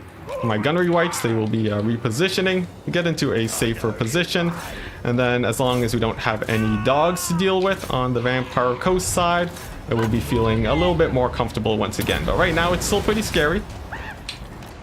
And let's see here. Yep, my mortar is going to have its work cut out for it, as we have lost one gunnery white, but this Vampire Coast player may very well get kited out here. We will have to see. I do still have my bombers. It's mostly handguns at this point. My scurvy dogs are alive, which means that they can run pretty good disruption, I think. And I have a gunnery white, and he can start shooting away at Silostra, I think. But most importantly are going to be my scurvy dogs. At least that will likely be my saving grace here. As you can see, they do a ton of damage to everything on the battlefield. And will I be able to kill off the handgunners? Honestly, I'm not too sure. We'll have to see. I am pulling back to my mortar at this point, as it is integral to chasing off these handgunners and getting in enough damage. And let's see here. There shouldn't be too many summons left for Vampire Coast 2. And that will be helping me out quite a bit also. My scurvy dogs are crumbling though, which I am definitely not a fan of. But at least my mortar will have a lot of ammunition. We are seeing that it's getting pretty good damage on all of these guys. Scurvy dogs, they do rally, charging into the enemy, which does help, but they will be dying, unfortunately. So I'm just trying to get as much value off of them as I possibly can before they disappear. The gunnery white poking away at Silostra, doing the best he can, but will I hit army losses? We may very well. We may very well. And let's go ahead and restock ammunition on the mortar to make sure that doesn't happen, as we definitely do not want to be getting pushed into army losses. There is a gunnery white left too for my opponent. Very scary indeed. And will I be able to kill everything here? Let's see. The mortar is going to do decent damage. It still needs a bit more ammunition. Let's get the gunnery white there. Let's get a tide call onto these zombies. Get them off the battlefield. And then just get that mortar continuing to fire. But I think my opponent should be able to win it here. Oh yeah. Lunacy decided to counter the build that I went for, although it was still pretty close. I think my engagements could have been better, but he did go for a lot of handgunners, which are pretty nice. It's not great versus a Vampire Coast Rush, but I suspect Lunacy knew very well that I was not going to rush him. Still though, we're going to continue scrapping it out. I do still have the mortar firing. Should be able to take out the handguns at the very least. My gunnery white's taking a lot of damage from the enemy gunnery white. But let's see, how will the handgunners do? There are still a lot of them, but it looks like it will be it. There's not much to really deal with Silostra and the Fleet Admiral plus the gunnery white here. My own gunnery white is fairly beat up, so I'll probably call it game. Yeah, not much to do at this point. GG, well played. Alright, note to self. Punish Lunacy with the rush. I think Fellbats actually would have done really good for me there. But sometimes you'll run into the bad matchup. Lunacy does have to do a pick 3 now. So I do have a fairly good shot being the one to counter. But having more handguns is very good against a Silostra sort of crab build. What I should have done instead was made a bigger effort pushing through with my infantry and just sitting back with my gunnery whites. That would have gone me a lot more value, and suiciding the dogs in 2 ended up hurting me a lot more than I would have expected. But still a very nice defensive play from Lunacy. I think it's fairly well adapted to beat Sirens, so not too bad.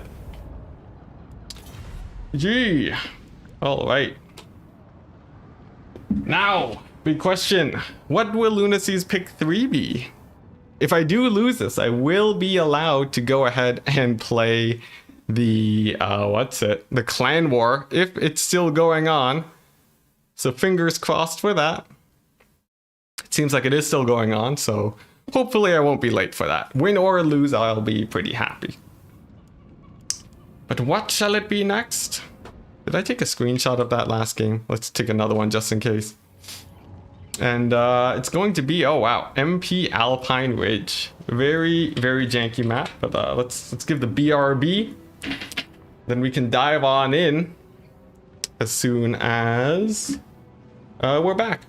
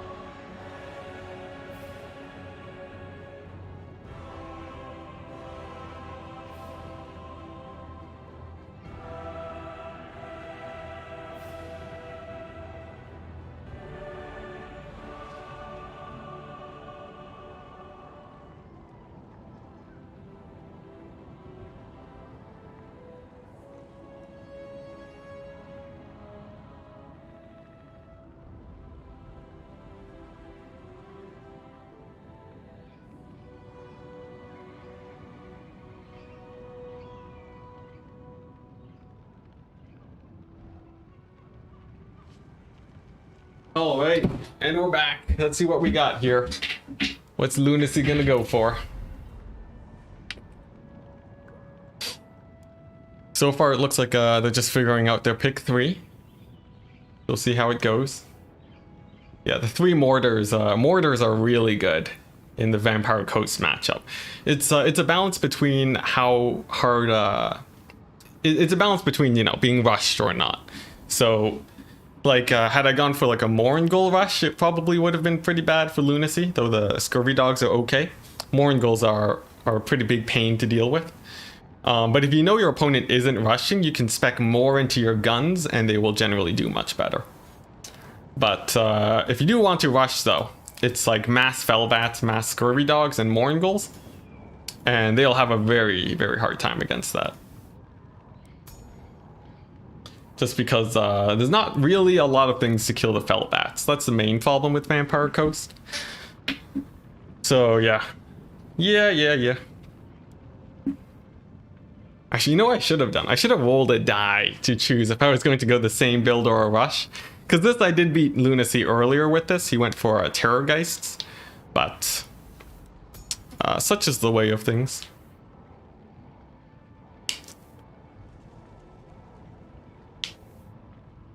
But cool. Oh, I should change the score. Lunacy is up 1. So we are in the ace match now. Both of us 1 game away from claiming the prize. Who will be able to win it? I hope you guys got your predictions in chat.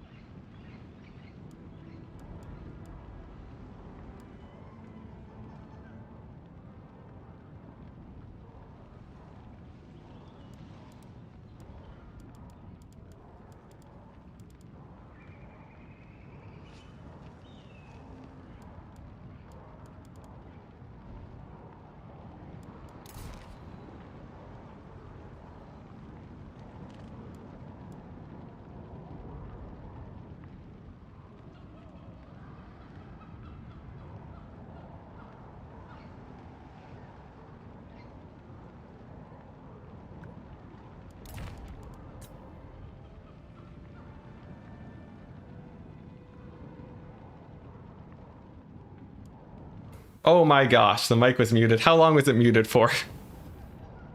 How long was it muted for? No, that's terrible. It's terrible, but we're back. We're back, no need to worry. I think I accidentally hit one of my hotkeys. Yeah, I forget which hotkey mutes my mic, but yeah. Sometimes it will do that. Since I changed the score, oh my gosh, and no one told me? No one told me. What? I was talking to myself about all these interesting things. Alright. We got another mirror matchup, guys. Wood Elf v Wood Elf. How will Lunacy decide to play it?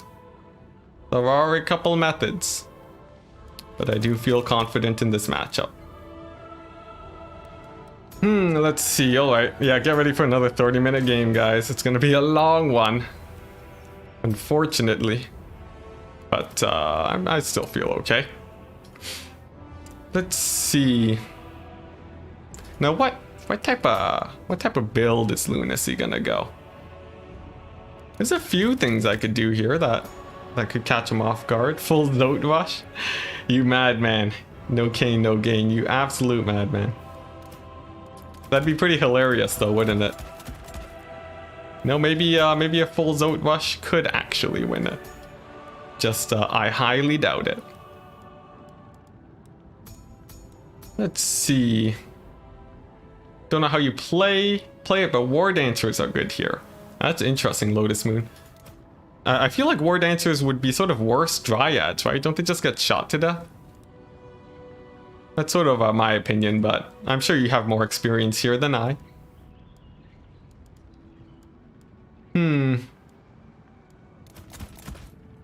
This build that I'm running right now, though, feels pretty good. I gotta say, it feels pretty good.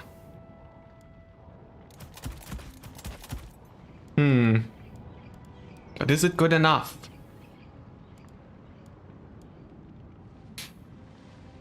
Let's see.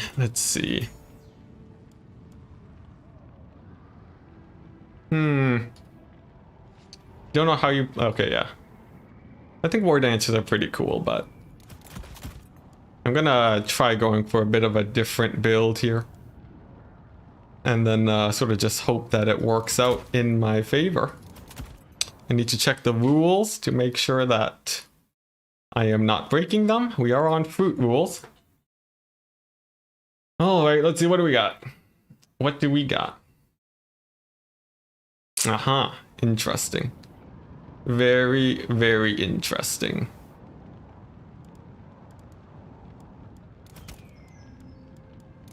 Oh, okay, I know what I should do. Yeah, there we go. There we go. Now this is a build. This is a build. All right.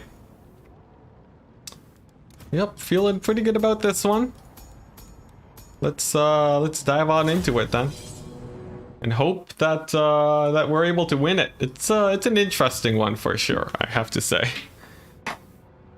War Dancers are faster and they smash Dryads in melee. That's pretty cool. Well, I hope you're ready, Lotus, because I did take one War Dancer just to sort of spruce things up a little bit. I'm interested to see what Lunacy decides to bring, though. But for me this time around, I did go for the Wood Elf 20 stack. That's right, I have an insane amount of Wood Elf infantry. And I'm hoping that I can simply march forwards, use this hill to my advantage, and take out all of his army. If he does have skirmishers, I will be getting kited out a little bit, which is a tiny bit unfortunate. But with some dodging, my archer should be able to do okay. I do have 2 units of cavalry, very cheap cavalry, just to hold in case Lunacy decides to Wild Rider rush me or something. And in this case, probably not, based on how many units he has. And then that's basically it. It's a bit of a strange build, but it could very well work. I do still have the same Lord, though, with her net to really dissuade any cavalry from coming on in. And then my archers, they're going to be a little bit closer towards each other. Now, I'm really banking on this hill saving me here because it makes it really awkward to shoot over when you're kiting. And that should let me close the gap fairly nicely. Last we played, Lunacy brought Deepwood, so I should be fine. Yeah, we will see. Thankfully, these guys can move and shoot. So that makes them quite good at chasing down the Wood Elf enemy army. But we'll see how it goes. Let's move these Dryads a tiny bit back so that they don't get shot at the start. And it's all about moving forward and closing him off. I should win the infantry fight pretty handily, especially with the War Dancer investment. So I think I'm okay. Wild Riders plus Archer Fire and fighting against the Glade Riders, I should be able to win that too. But we'll have to see. This is sort of experimental, guys. This Lunacy is ready, and I begin marching forwards. Do you see, what's this? An ancient tree man. All right, interesting. A very hot take from Lunacy here. Going for the tree man plays. Some Deepwood scouts are here, so I think he heavily loaded up the flank. So I can just rotate my army, and then I should be good. But yeah, the tree man comes in with no nets. He does have a lot of armor though, so I have to be a tiny bit careful. A volley comes out. We'll be missing my guys. And then we just form up and get ready to advance forwards. It's going to be a pretty scary game though. Fire at will turned off on my hero so that I can shoot the tree man to death. There is a lot of infantry for Lunacy too, so the builds are actually pretty similar. Another volley of Deepwood Scout fire comes out, but I simply walk forwards and that negates most of that. My Lord can now be pretty aggressive at chasing down the Deepwood Scouts, as they shouldn't really be able to retreat now as long as I can see them. Let's go ahead and get nice, close, and personal here. And then hopefully get myself a good old 700 gold pick right off the bat. Let's see. It's going to be close. Oh, actually, there's a few more of these guys over here. Let's see, which one are... they're all Deepwood Scouts. But let's go ahead and net these guys down. And then continue advancing. And then just start shooting them up with my guys. My infantry will be just marching forwards, essentially, as my cavalry does dive in. I do have spears coming in too, which should be able to help. And let's see if I can kill off these Wild Riders. My archers are doing a good job. Dryads will win against Eternal Guard, at least they should. And then spears are coming in to support. The cavalry shouldn't be able to really push in too hard here, so I think I'm in a decent position. Just keep my spears back for some good old screening. There are some Dryads and cavalry coming in here for the Wood Elf side. But so far, it's mostly just a slugfest. We're trading on both sides. There are some Wild Riders over here. That will be a little bit annoying. Let's see if I can slow them down and get a hefty charge on them. And then use my spears to fight off these spears. My archers are doing a fine job against these Waystalkers. That's good for me. My cavalry having a bit of a hard time here. But I think with these War Dancers I should be okay. One big problem though is that the Deepwood Scouts are shooting into them now. And that's going to pose a little bit of a problem.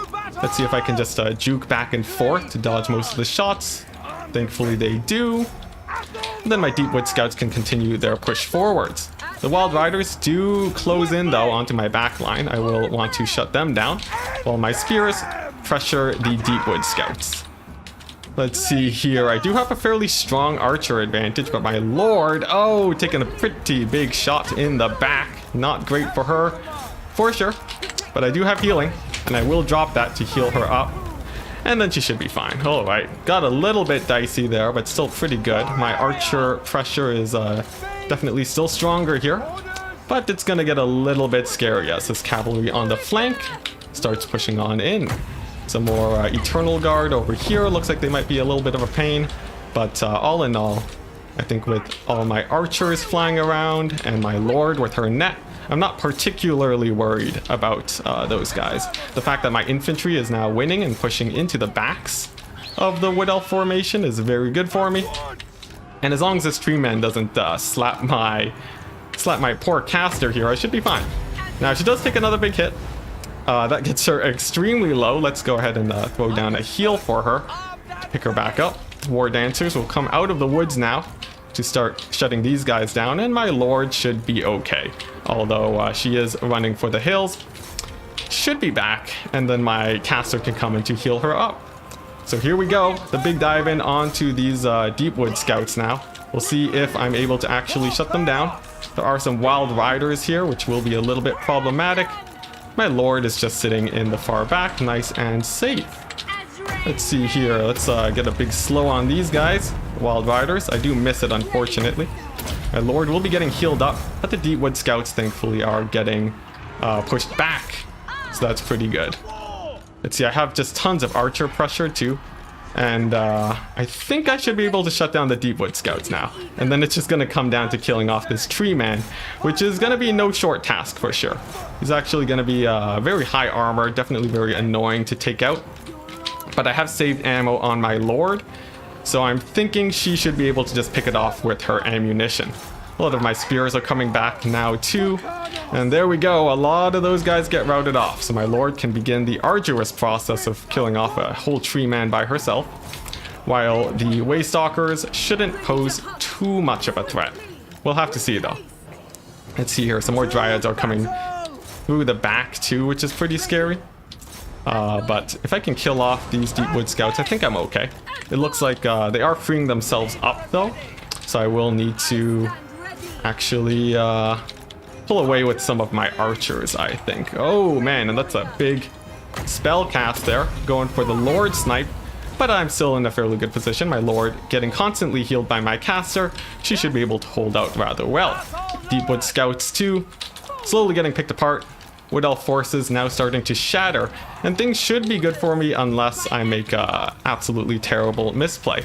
Let's turn off fire at will now too, as I want to get into an ammo conservation, say, part of the game. And then I can start focusing down this gigantic tree man, as he's going to be a little bit of a problem, but not too much of one, as he does still take a lot of damage from the arrows. The Deepwood Scouts will have a hard time shooting for the majority of the game, and with another heal, I think I should be able to win it. And the tree man, he does get routed off in a second. I think just a couple more volleys and he should be gone. And then the Deepwood Scout should fall shortly after. And there we go, the tree man is gone, which means I can now chase him off, get my infantry onto these Waystalkers, and enjoy the win! Because I'm pretty sure there's not much that Lunacy can do now at this point to pull it back.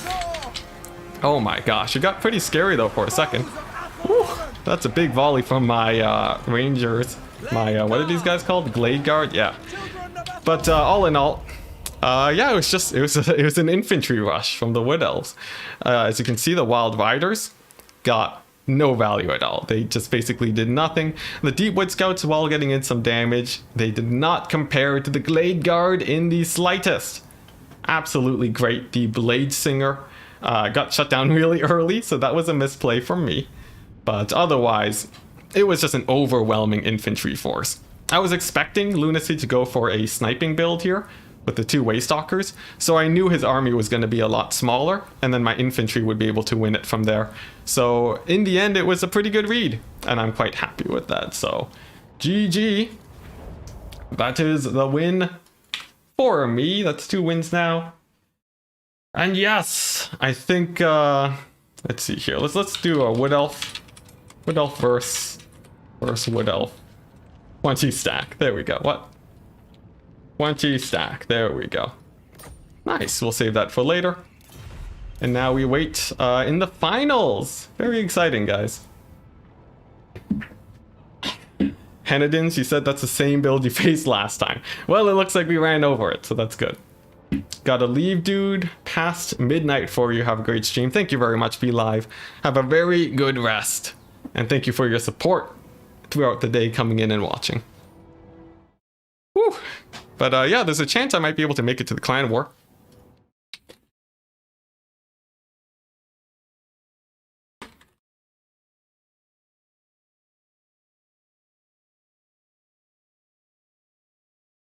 So let's go ahead and message ODM and then wait to see if we can play in the clan war games.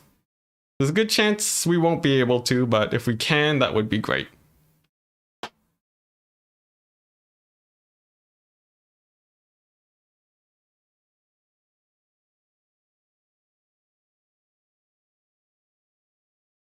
Just letting my clan know.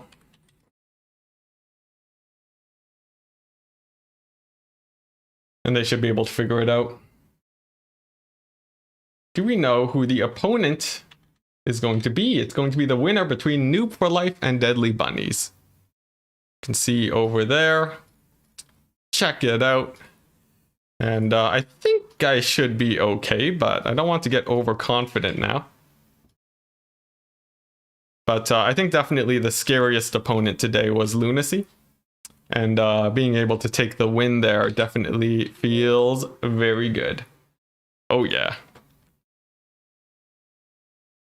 Oh my gosh, that was a little bit stressful there. There was a time when the game was actually fairly close between us, but once my infantry finally jumped the Deepwood Scouts, it was over from there. The map didn't allow for any kiting either, just based on the positioning. So it was really good. The Waystalkers too were pretty useless, I gotta say.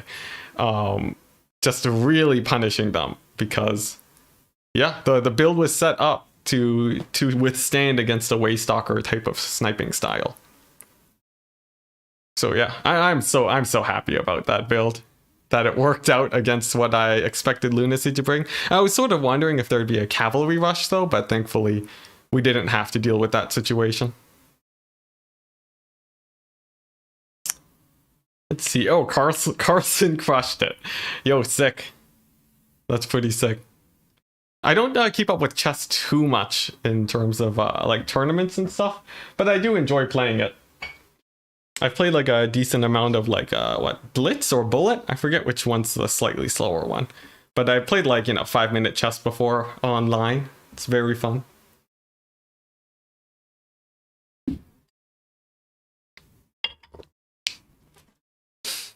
Oh man. Let's see. All right. And we're just waiting on another best of 3. So sit back, relax. Remember to stretch. I'm going to just do a quick stretch myself. Because, yeah, you know, it's very important not to be sedentary. You know, taking regular breaks is very good for your general health. And these streams are insanely long. So it's very good that I do that. Would your build not have a hard time versus these sisters, like Sisters of Twilight? The build specifically was going on the assumption that the map was going to be pretty tight. So I was sort of assuming that the rush distance wasn't too far. On like a bigger map, I could see Kite really giving me a lot of trouble. But I was pretty sure I could push him into a corner, even if there were the Sisters of Twilight. But maybe not. Let's see, they'd be able to just keep shooting from the air, which would be really annoying. So maybe they could have done something. For me personally, though, I see Sisters of Twilight so little in tournaments, I didn't even consider them. So yeah, might have been a flub from me, but it worked out. Do people usually take the Sisters of Twilight, though? I can definitely see them being good. As they can basically snipe out any hero with enough time. Let's see. Would I have lost it there to them? I'm not sure. I'm not sure. What do you think Lotus Moon would have happened? You think I possibly could have lost my lord or something? The possibility is there. I don't think he'd be able to win the infantry fight still, though, which is the main thing. Whew, oh man. Oh man, very stressful games today though.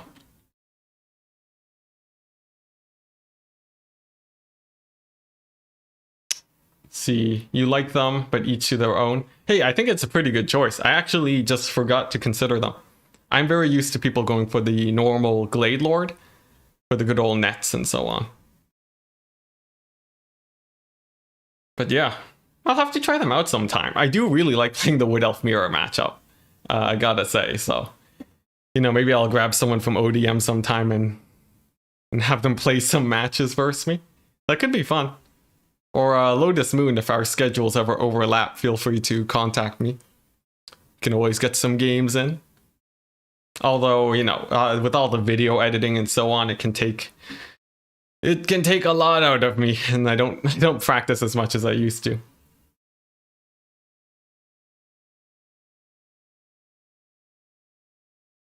Whew. All right. In the meantime, I think we'll see if ODM is winning the faction war. Oh my gosh, ODM is 7-2 against Son of the Mountain. Incredible. We only lost the 2v2, sadly.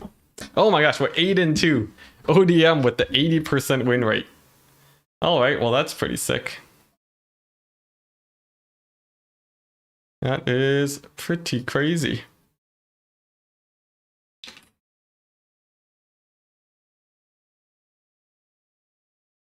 Went to lunch. Did I win the tournament? I'm in the finals now, as you can see in the graph. So I have gone the first prize pool, but will I get to the second? I'm not sure.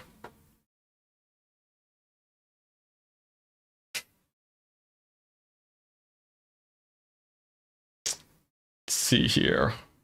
But yeah, I think Lotus Moon, you could probably beat a Wood Elf Mirror against me. Very strong elf player. Let's see, so Clan War is the Waden. And we are waiting for the best of 3 to finish so that we can go ahead and play. But this is a really nice time just to sit back and unwind. Because it's been a long day. I've been, I've been on stream for 4 hours now. So I'm pretty ready to take a break. My body isn't used to these long streams anymore.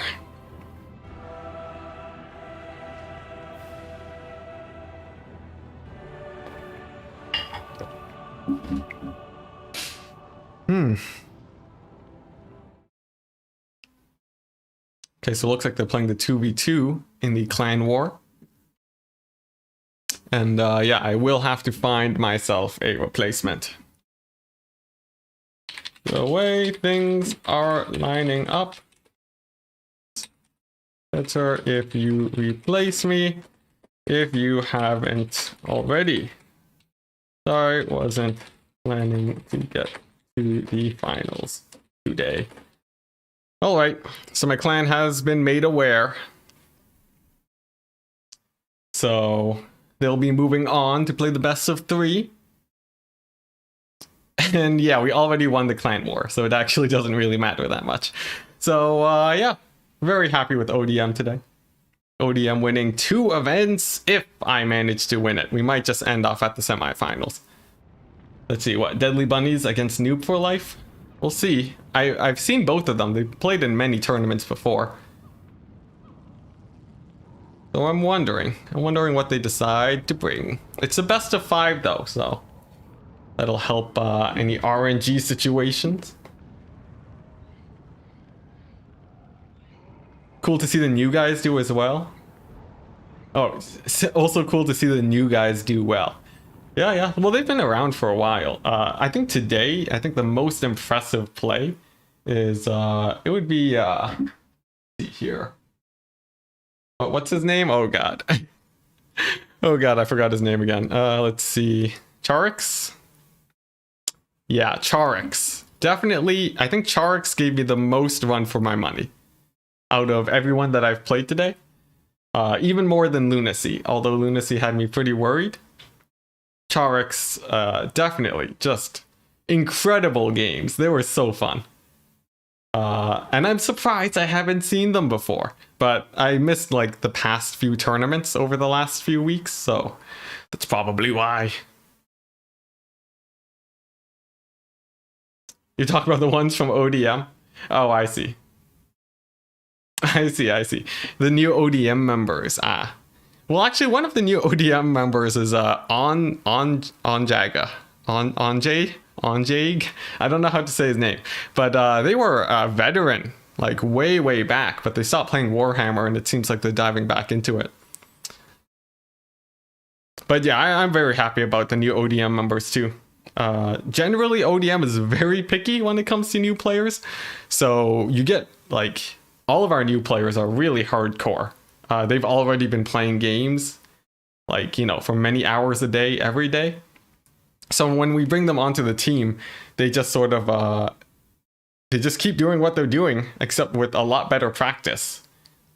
And yeah, it gets pretty crazy. Lots of the new members generally do very well in tournaments. It's on DJ, on Diagi. Am I saying it right? I'm gonna settle on Diagi.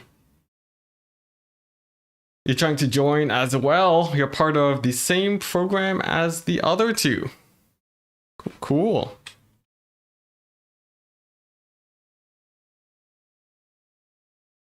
Let's see here. It's pronounced on the Jaga. Jaggy? On Jaggy? I don't know how to read accents, guys. I'm sorry. My French teacher would be so sad.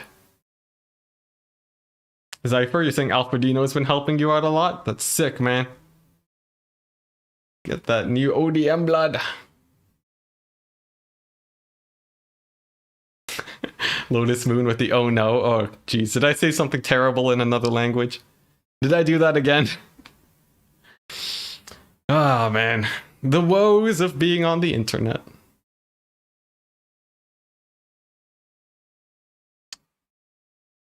Almost. The last E on Jaggy.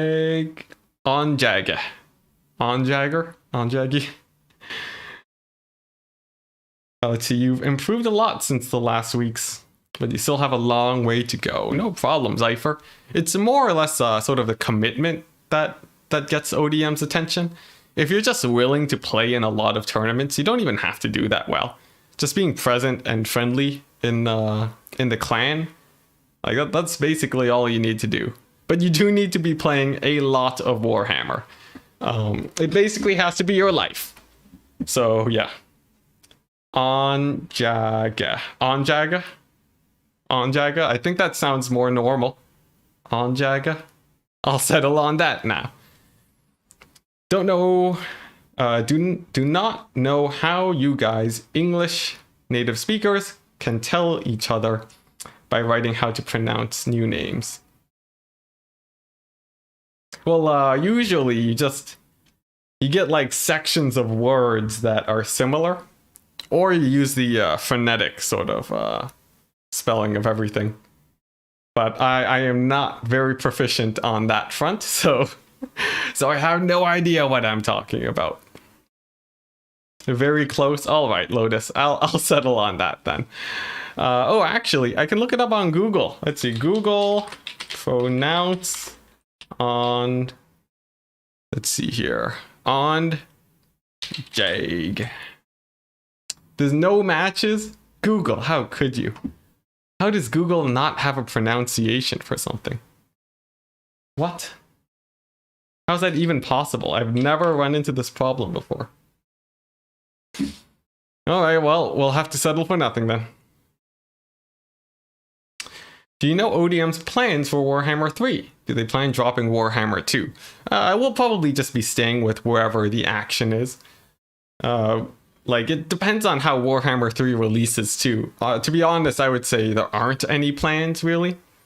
So, you know, it'll just happen naturally, and we'll go with that. For me, though, I will be grinding at Warhammer 2 so much or Warhammer 3 so much when it comes out. It's gonna be sick. Oh man, I'm so excited for Warhammer 3. Like, I won't be able to play Coast, but like, come on, it has 7 factions. It's just way too good not to play. And you know, it's a new thing on the block, and as someone that makes content as their hobby and is trying to grow it, it is important that I stay up to date with these sort of things. I will also be playing Age of Empires 4, by the way. I won't stop playing Warhammer, that is for certain, at least not anytime soon. But I definitely want to get in on that Age of Empires 4 train, just to sort of see how that goes. Because it's, yeah, I'm super excited to play it. I always wanted to get into Age of Empires 2, but there was never really a good opportunity for it. But now that I've sort of gotten used to playing games competitively now, I feel like I could do pretty well. So I'm definitely looking forward to that. And hopefully it comes out soon. And hopefully it doesn't come out at the same time Warhammer 3 comes out, because then that'd put me in a really awkward position.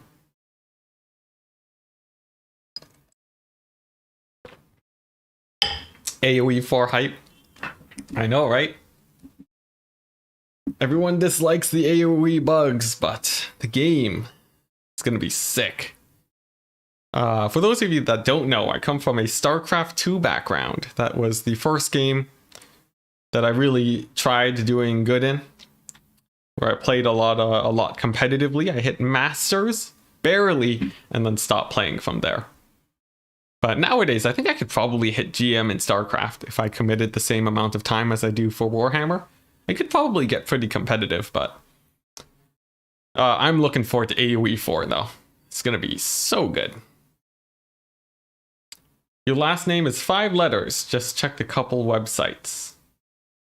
They pronounced it. They pronounce it right. In 38 years, you've met 3 people that pronounce it right the first time. Oh man, yeah, that's pretty rough, man. For me, at the very least, my actual name is fairly easy to pronounce, so people very rarely get it wrong. You really excited for Cathay? I think we all are, because the possibilities are endless. It's like No Man's Sky, right? It could be anything, and it probably won't live up to the hype, but in the end, I think it will still be okay. You heard quite reliable news, says Lotus Moon. All right, we got reliable news here, guys, saying that Total War 3 is coming out February of next year. Next year? What is this? Get better reliable news. I hate this reliable news. I want it this year, but if it does come out later, it means I get to play Age of Empires and hopefully grow a bit of a hopefully I'll get to grow a bit of an Empire or an Age of Empires following. And then, you know, sort of mix it between Warhammer and that. I think my core will probably still be Warhammer unless Age of Empires is wildly successful. But I will be playing both games regardless. So exciting though. The channel's been growing steadily, slowly but surely over the last almost year now. Which means it will take me roughly 25 years at this rate before I can make a living. So a statistic that I track more often than I should. It's very disappointing, but I'm still optimistic. Such is my personality. This game between between Human Boy and Deadly Bunnies, by the way, you can check it out on Merfalerf's Twitch channel. Yeah, if you go find them, you can watch the game with me. In fact, I'll repost the the link for you guys to see, so you guys can check that out. And then I'll just be talking about the game absent-mindedly while we wait. As you can see, Balthazar Gelt has taken a quarter of his HP lost because of the gunnery wipe. And that's definitely going to be a mistake for the Empire player. Which is, yeah. It's not going to be great. What's this Epic Games exclusive? Don't you dare talk about that shop in this chat. Yeah, Epic Games is a little bit, it's a bit annoying to have 2 separate launchers, but you can very easily get around it. So that doesn't bother me too much. And in the end, it's very good for the consumer to have a competing market to Steam. Also, by the way, Gelt just got annihilated. So I think Empire is going to win it here. I'm calling it right now. Yeah, Gelt just got obliterated. In fact, the Empire has war wagons, something I would not recommend against a faction that... just in general, don't bring war wagons against Coast. That's a terrible idea. In fact, mortars would probably be better against Vampire Coast, but you know, what can you do? I want a subscriber too. Thank you, Down Thunder Blunder. That's an amazing name. I love it. It rolls off the tongue amazingly, man. That's sick. And also sick, the subscription. Thank you very much. I'm happy that you are enjoying the content enough to decide to stick around. Perhaps it was the comment on War Wagons, we'll never know. But yeah, if you go ahead and check out the Twitch stream, Empire is getting just absolutely demolished. They went for a lot of cavalry, but the rush, sadly, the timing I don't think was really good enough, especially because most of their funds were spent on non-rush units. And that's sort of what ended up being their downfall. Of the 4 Chaos Gods, which do you think you'd enjoy playing based on the lore? Ooh, based on the lore? Probably Nurgle. I think Nurgle, you know, sitting around, living life happy. I feel like I embrace Nurgle's aesthetic the most out of everyone. Like, yeah, probably. You know, of course I do get my exercise and stuff, but let's be honest, we all have a bit of Nurgle in there.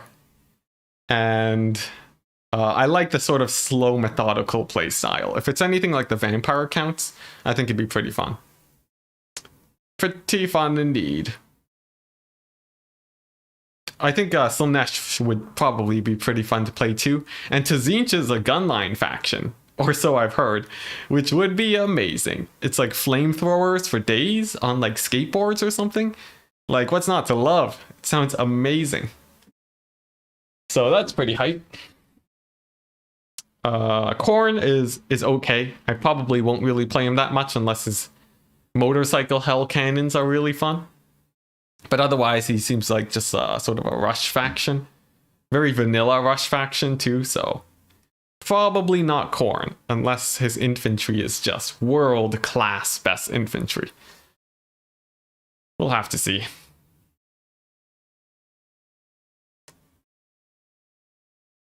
He truly convinced you to be a Coast enthusiast. Hey, sick. So now you must praise Pauper Nurgle to my recommendation. Yo, that's amazing. That's amazing. Yeah, Vampire Coast is really fun. There's a lot of ways to play them that aren't static. And in fact, the static ways to play Coast are the least effective. So if you want to play them well, yeah, it's a very high skill cap. They generally do well against many of the factions in the game. Just absolutely amazing. Good enough where even after the nerf, I'm still first picking them to this day. You're looking forward to Slaanesh. Oh yeah.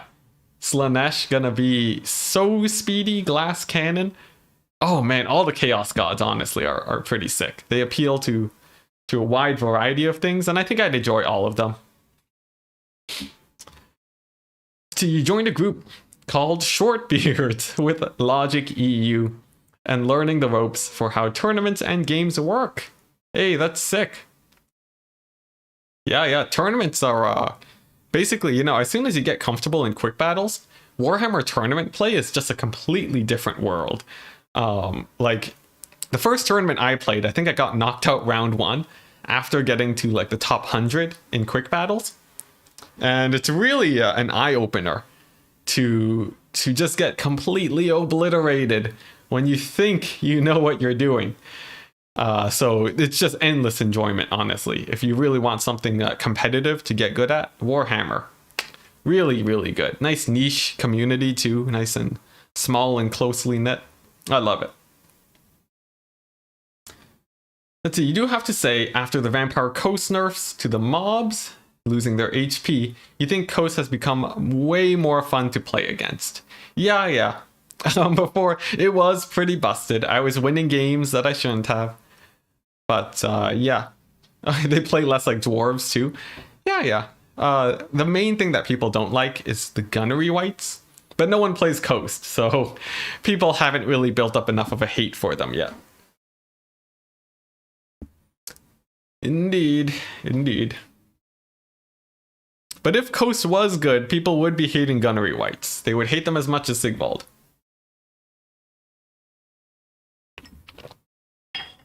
It's like Fey-Enchantress Double Paladin. But we had a whole meta with Fey-Enchantress Double Paladin. So there's precedent for people knowing and disliking that.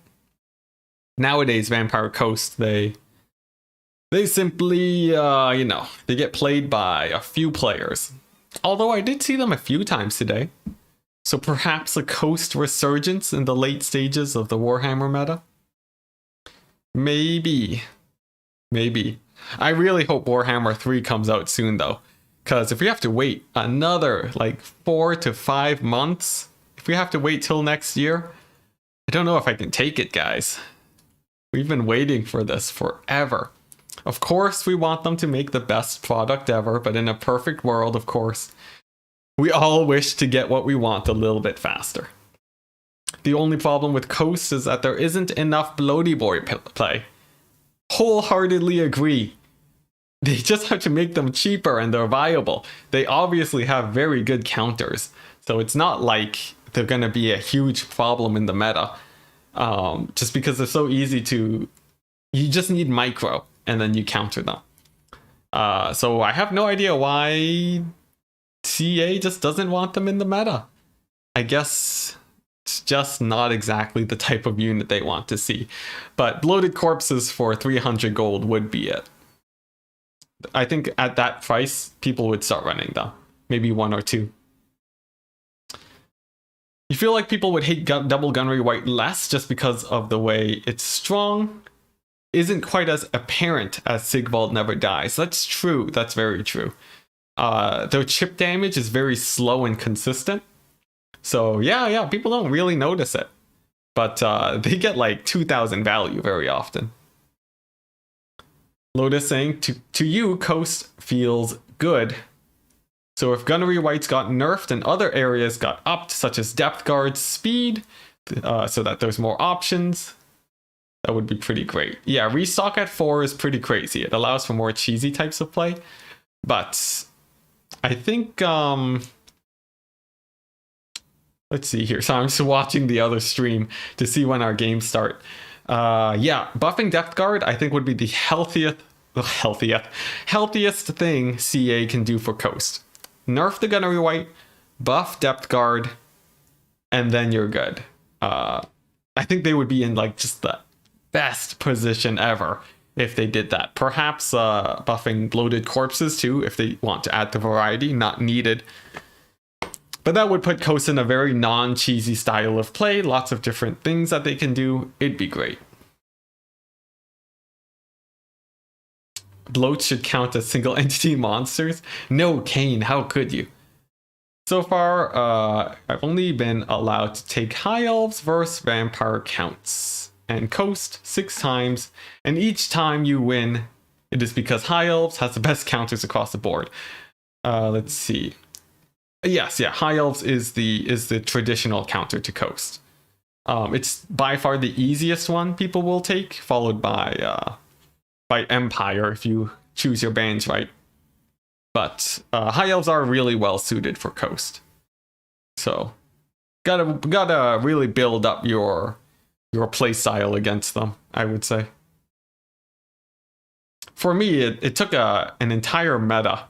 When Vampire Coasts were really strong, and I would play them basically, every day, people would... the main matchup that they would try to figure out is the High Elf versus Vampire Coast matchup. So that one I ended up getting just an insane amount of practice with.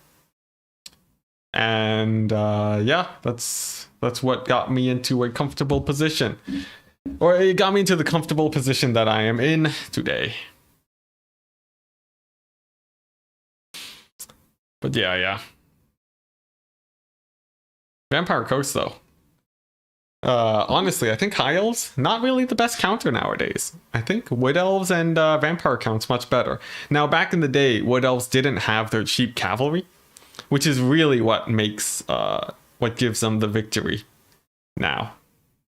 The cheap cavalry defending against dogs makes the matchup a lot harder than it was before.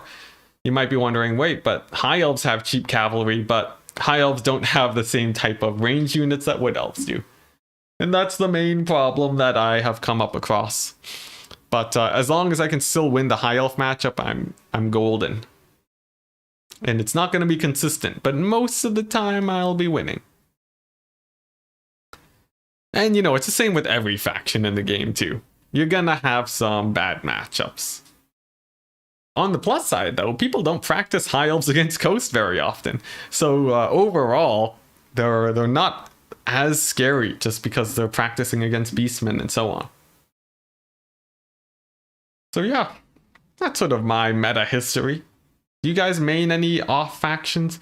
I've been really wondering, does anyone in chat main Chaos right now?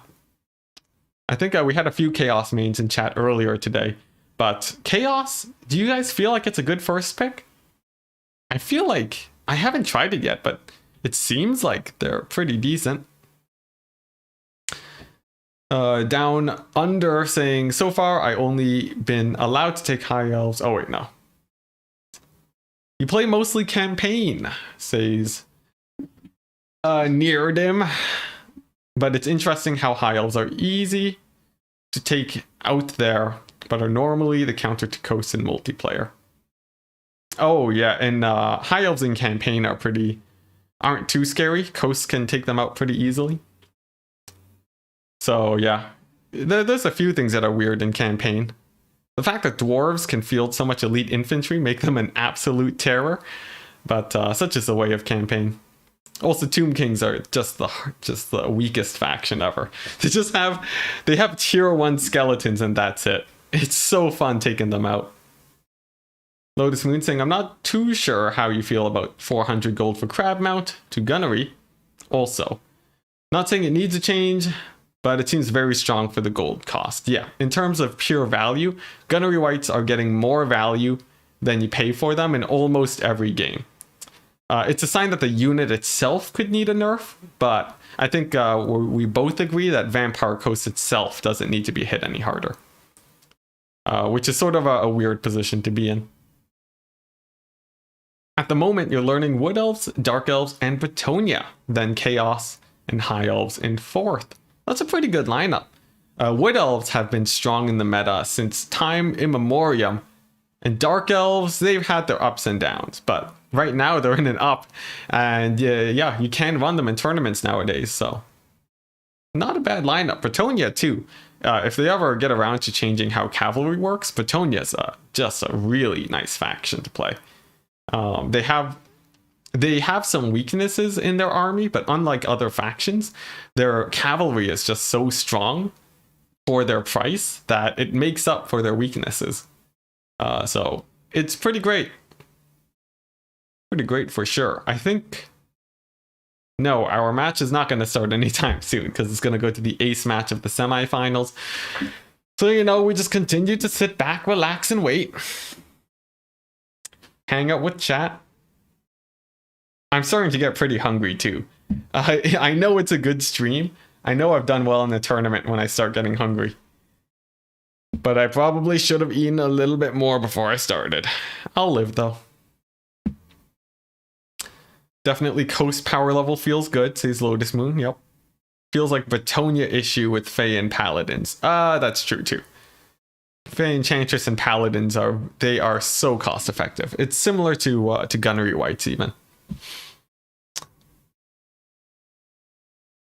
Let's see, if the strong parts get looked at, it must come with buffs to the weaker parts. Indeed. Now, I don't think that's how CA actually balances things, unfortunately. But agreed for sure, 100%. Alistair's allowed in the tournament. I think they were just memeing. I think they might have agreed to bring campaign units. Just because they probably know each other. Just some friendly choices.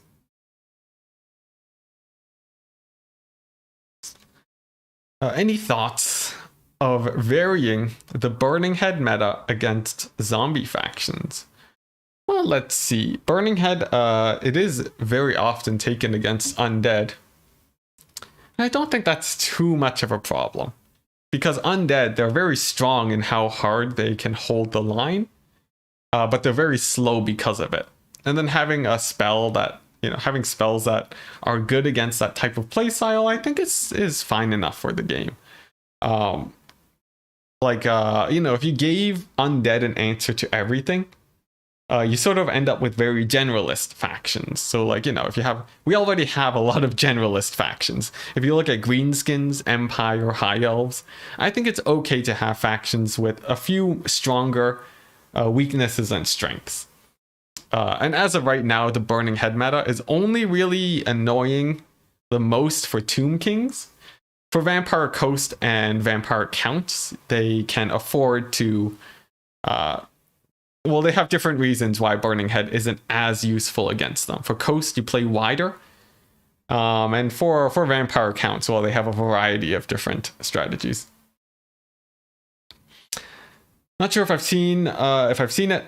There's a Game of Thrones board game digital edition, since I talked about playing other games before. Ooh, that sounds pretty fun. I never really got that much into Game of Thrones games, though. But I have watched the show. I am a fan. But yeah, Burning Head is particularly good because it forces people to play differently, specifically away from the usual straight line play style that you see so often in tighter formations. So forcing people into wider formations sort of makes the game more interesting. So not the worst thing in the world for sure.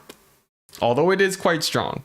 I will agree with that. And if you're sick of seeing it, then CA can, throw in some nerfs and buffs to make things a little bit more balanced. So far, you have not lost any of your games versus Beastmen.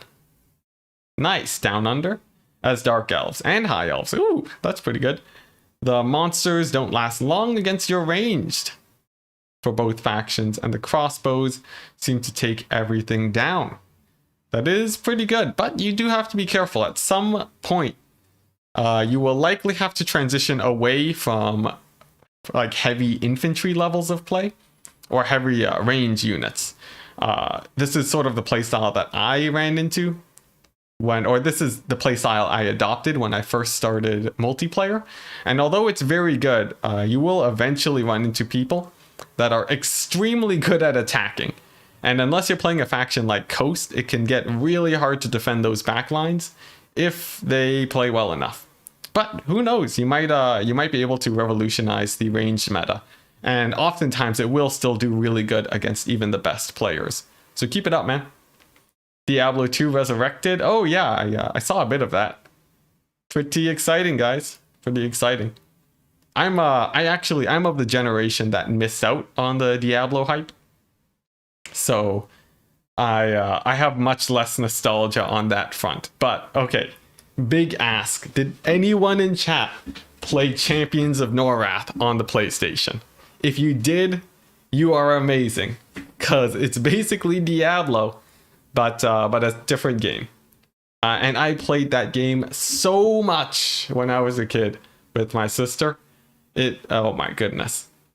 Yeah, just an absolute joy, but I don't think anyone has played it. So, maybe I just sound crazy. But that was what I played instead of Diablo 2. And yeah, it was great. How do you counter skirmishers as Coast? Well, the same way you counter everything. More guns. But as a serious answer, sirens are your best anti-skirmisher tool. It's very rare. In fact, barely any factions have magic damage skirmishers, and you can dodge their arrows. So as you saw in my game earlier against the Lizardmen, you just use your sirens and put them out in front to push back the skirmishers and to tank as many shots as they can. Your Hex are very efficient against them, and you just soak up so much damage while your two gunnery wights, your other counter, poke away and make sure that you're not losing the trading game. That's sort of the general idea that you see. You're a Dynasty Warriors fan from PlayStation. Oh, I heard about that. I heard it's good, right? I never played it, but I think it's very popular. Maybe I'm wrong. But yeah, skirmishers, that's usually what you do. If it's against an elf faction, deck gunners are your main answer against skirmishers because the shots are too fast to dodge. And then that's basically it. Yeah, deck gunners, sirens, sometimes dogs, but the dogs can't really easily pressure them, so they're more of a soft counter. Handgunners too can do really well against chameleon skinks, like a surprising amount of damage. But in the end, it's a little bit more rare for handgunners to do well there. But that's basically it. Yeah, I can't really think of anything else at the moment, but you have options for sure. And the double gunnery white probably being the best one, I think. Whew. When do you bring bats of any variation? Well, usually if you're rushing, or if you're going for a kite style of play. So you bring the gun bats, the kite, and then a few melee bats to hold off things like harpies. They will trade well into harpies if you have 2 bats against 1. And they trade decently into manticores too, or at least they'll hold for a really long time. You take bomber bats, they're amazing if you're rushing someone, because it means you ignore their infantry, and then the bomber bats just clean everything up by the late game. So it's a really fun like variant to that sort of rush play style. And on the defensive side, you can just take normal gun bats against factions that don't have a lot of anti-air. Handgun gun bats against factions like Norska and Greenskins is just amazing. Yeah, they don't have the air superiority. And if you mix a few in, they are very hard to shut down. Skirmish Cav does not seem, says Lotus Moon, to be a good idea into Coast. Yes, that too. People don't take Skirmish Cav against Coast, but they do take Chameleon Skinks.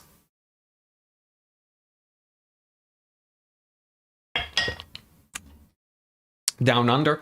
How strong do you think a front line of 4 High Elf Spears is and 3 Lothern Shields, in your opinion? You're always looking for other people's ideas. As a frontline, your Lothern Sea Guard should not be it. Despite them being a hybrid infantry, it's actually not worth it to use them as your frontline. You don't want them in melee. So I would say probably bulk that frontline a little bit more. Maybe go up to 5 spears or take some rangers, maybe even white lions. And then you'll be in a bit of a better position. But it depends on what the rest of your build is too. If you have things like single entities to really buff up your frontline, breath attacks from dragons, you won't need to spend as much money on your infantry. So, you know, sort of some thoughts. But actually, talking about hybrid infantry, I think Kislev, unless they have some crazy kite styles, I think Kislev might actually be not great. Because no one in the game takes a front line of only Lothern Sea Guard. No one. It is not a meta thing, it's not good. Kislev only have Lothern Sea Guard for infantry and Marauder champions. And honestly, that's not exactly too good. Because if they get rushed by infantry, they just get run over. So unless their units are much cheaper than you might expect, I don't think they'll have the melee stats to really win it. But yeah, there you go. The general idea though, if you have any range units in your army, you want them to be shooting as long as possible. If you can do that, then they are getting value. And that's your parameter to see how well they are doing. They should be paying for themselves too, because your front line is sacrificing itself for your range units to shoot. You have a feeling Chaos Infantry will be just too cost effective. Possibly. We've seen a few situations like that, where for a time Skin Wolves were just extremely cost effective. Like just really cheap, monstrous infantry that's mobile. Nowadays, they sort of get outclassed by other things. But some overtuning could happen. And then Kislev could just be another Vampire Coast, which, while fun, might not be good for the meta. But we'll have to see. There's only one way to find out. And that's when CA put some news up. Oh my gosh, we've been waiting for Warhammer 3 news for so long. They had these great trailers and then nothing for a month. How could they? Man, a lot of people have talked about how they think Warhammer 3 is coming out early next year. I hope it's just to distract us so that we think it's gonna come out late and then it comes out early. But I worry, guys, as optimistic as I am, I'm worried that it's gonna be a while before Warhammer 3. Am I a Wood Elf main? Partially. I practiced them for a time to get them up to first pick speed, but they're just barely not good enough to sub out for Vampire Coast. I do play them a decent amount though, not as much as I used to, but I think I play a pretty mean Wood Elves. Not as much as Lotus, of course, as must always be pointed out if you say elf. Jeremy saying, I have to agree with Italian Spartacus's video from earlier. It's not a huge info drop, so you think 2022 is more likely. I guess. It was just a trailer and some hidden unit things. On the main channel, they only posted like a couple videos. So that could be true, much to my dismay. How great would it be though if just, tomorrow CA came out and they were like, you know what, Warhammer 3, it's out right now, play it. That would be amazing. One can dream. Man, I'm tired though. I can't wait for this tournament to end. I am so tired. We've been casting for 5 hours now, which is casting takes more work out of you than your usual day job. Of course, people with day jobs, massive respect to you. Not to put you down, but yeah, compared to just sitting down and programming, being able to speak to an audience for multiple hours, man, oh man. Like usually I am just completely pooped at the end of tournaments. I just go and lie down for a bit, stare at the ceiling, watch some YouTube videos. That's my lifestyle immediately after this ends. You've been struggling with Bretonia as Wood Elves. Sisters of Thorn don't get enough value there. Yes, Bretonia is considered a hard counter to Wood Elves. So in general, it's better to avoid the matchup where you can. Neardim saying, I'm a terrible player, alright. Putting yourself down at the start. I'll take it. By comparison. Oh wait, never mind then. Since you haven't played a single multiplayer match, but you do love the multiplayer scene, since they highlight interesting interactions between units. Yeah, playing multiplayer actually has gotten me to take a lot more scurvy dogs. Are they playing with the small unit size? Anyways, I'm talking about the tournament because they're still in the ace match. But yeah, dog units are so good in single player early game. Something I would have never done before, but I actually really enjoy using them there. Their mobility is pretty nice at cheesing out the AI. But yeah, if you are completely new to multiplayer, I would say there may be some interesting things for new people that want to get into multiplayer. And I will leave it at that. But yeah, also I'm posting a lot of videos too, talking about, everything Warhammer. I was thinking of getting a video out actually that sort of goes over a new video talking about oh god, thinking a new video about how to get into the multiplayer scene, with links to everyone's discords, how to join tournaments, how to prepare for them, what to expect. I feel like that could be a pretty fun video. The problem is that my viewer base is very most people are pretty hardcore into the multiplayer scene. But I guess at this point, there have to be at least a decent amount of people that are new to multiplayer and are looking to get into it. So yeah, maybe I'll make a video. But, I have to make like 7 other videos. So I'm a little bit behind on my schedule. And honestly, hosting a tournament today doesn't exactly put me ahead of schedule. So it could be a while, but it's a good enough idea where I will write it down. See, where's my notepad? Let's see here. Single player is all about ranged infantry spam. It is, unfortunately.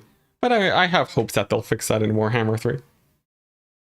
See how to get into tournaments. Oh, wait, there we go. It should be fun. What do you think will be the strongest faction in Game 3 at release? Not Khorne, that's for sure. Khorne is going to get cheesed like no one's business by missile and mobile factions. I'm calling it now. Khorne's going to have a rough time. I think Tzeentch will probably be a little bit of a meme, but there will be dedicated Tzeentch mains that will do okay. Kislev, though, is going to be the high elves of Warhammer 3. Everyone's going to play Kislev for sure. And they're probably going to go... yeah, I think Kislev's probably going to get pretty strong. Although they might sort of fall into the same place as Empire, where they're not exactly the strongest faction, but they are played pretty heavily. Maybe, yeah, I think that'll be the case. Which means we have Nurgle left. Nurgle and Slaanesh. I think Nurgle is going to be hidden OP, like the vampire counts nowadays. A specific subset of players will be insanely good as Nurgle, and they'll be crushing face like no one's business.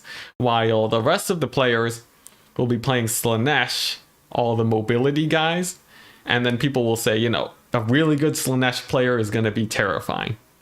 And I think that will be more or less the meta. I think the one that has the highest chance of dominating, probably Kislev, though, because of their rather diverse roster.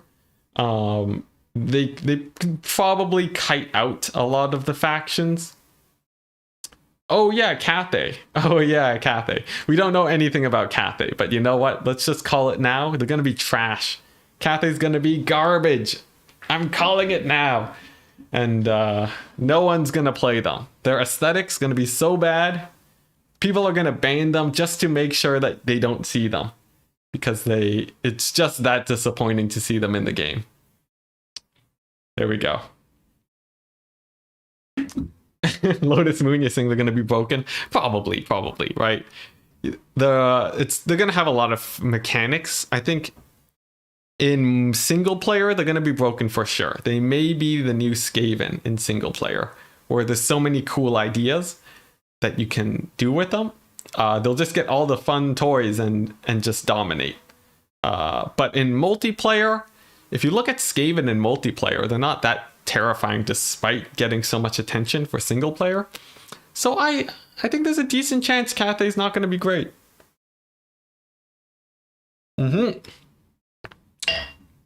Chaos Dwarves, they're going to be amazing. Chaos Dwarves, when they come out, they will be the best faction in the game, bar none. Why? Because they play like dwarves, they can box if they need to, but they have monstrous infantry. It's going to be no-brainer, best faction. Ogre Kingdoms, also, they're going to get cheesed like no one's business. Yes, they will break charge defense by 50%. No, that will not matter. Anti-large will still kill them just as easily, even if they do more damage. So they'll just die. They will just die. And unless they have Noblars for days, they're going to be in for a rough time. But I think Ogre Kingdoms will still be very fun. But they're going to get cheesed, guys. There's no way. CA is going to have to pull out some pretty crazy shenanigans to stop Ogre Kingdoms from getting ruined. But anyways, let's go ahead and join the tournament.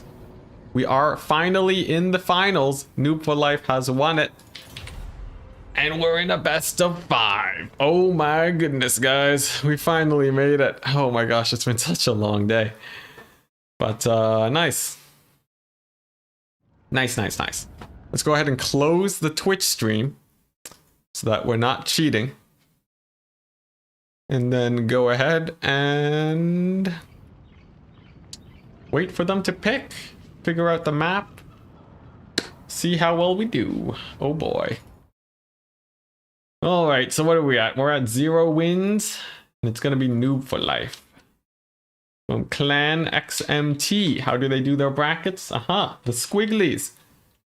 Classic squigglies. I do prefer the box brackets myself, but you know, Had I been born into another life, perhaps Squigglies would have been my way. Coming in hot with the 0 wins too. Let's see what they decide to go for. The map is set. Oh boy.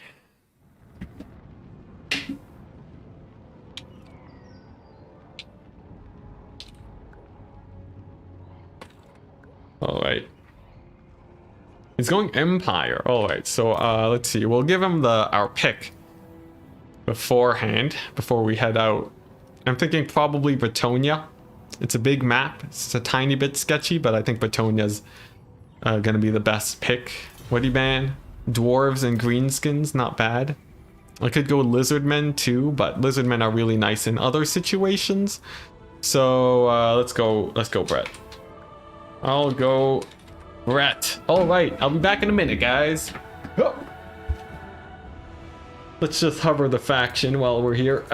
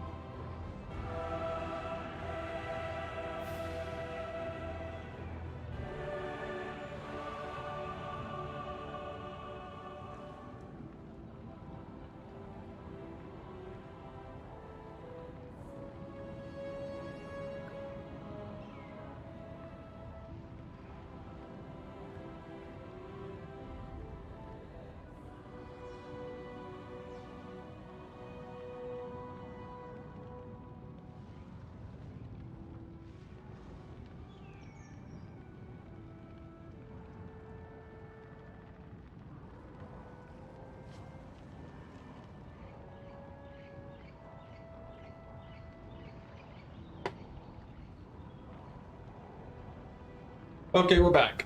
Oh, we're back. All right.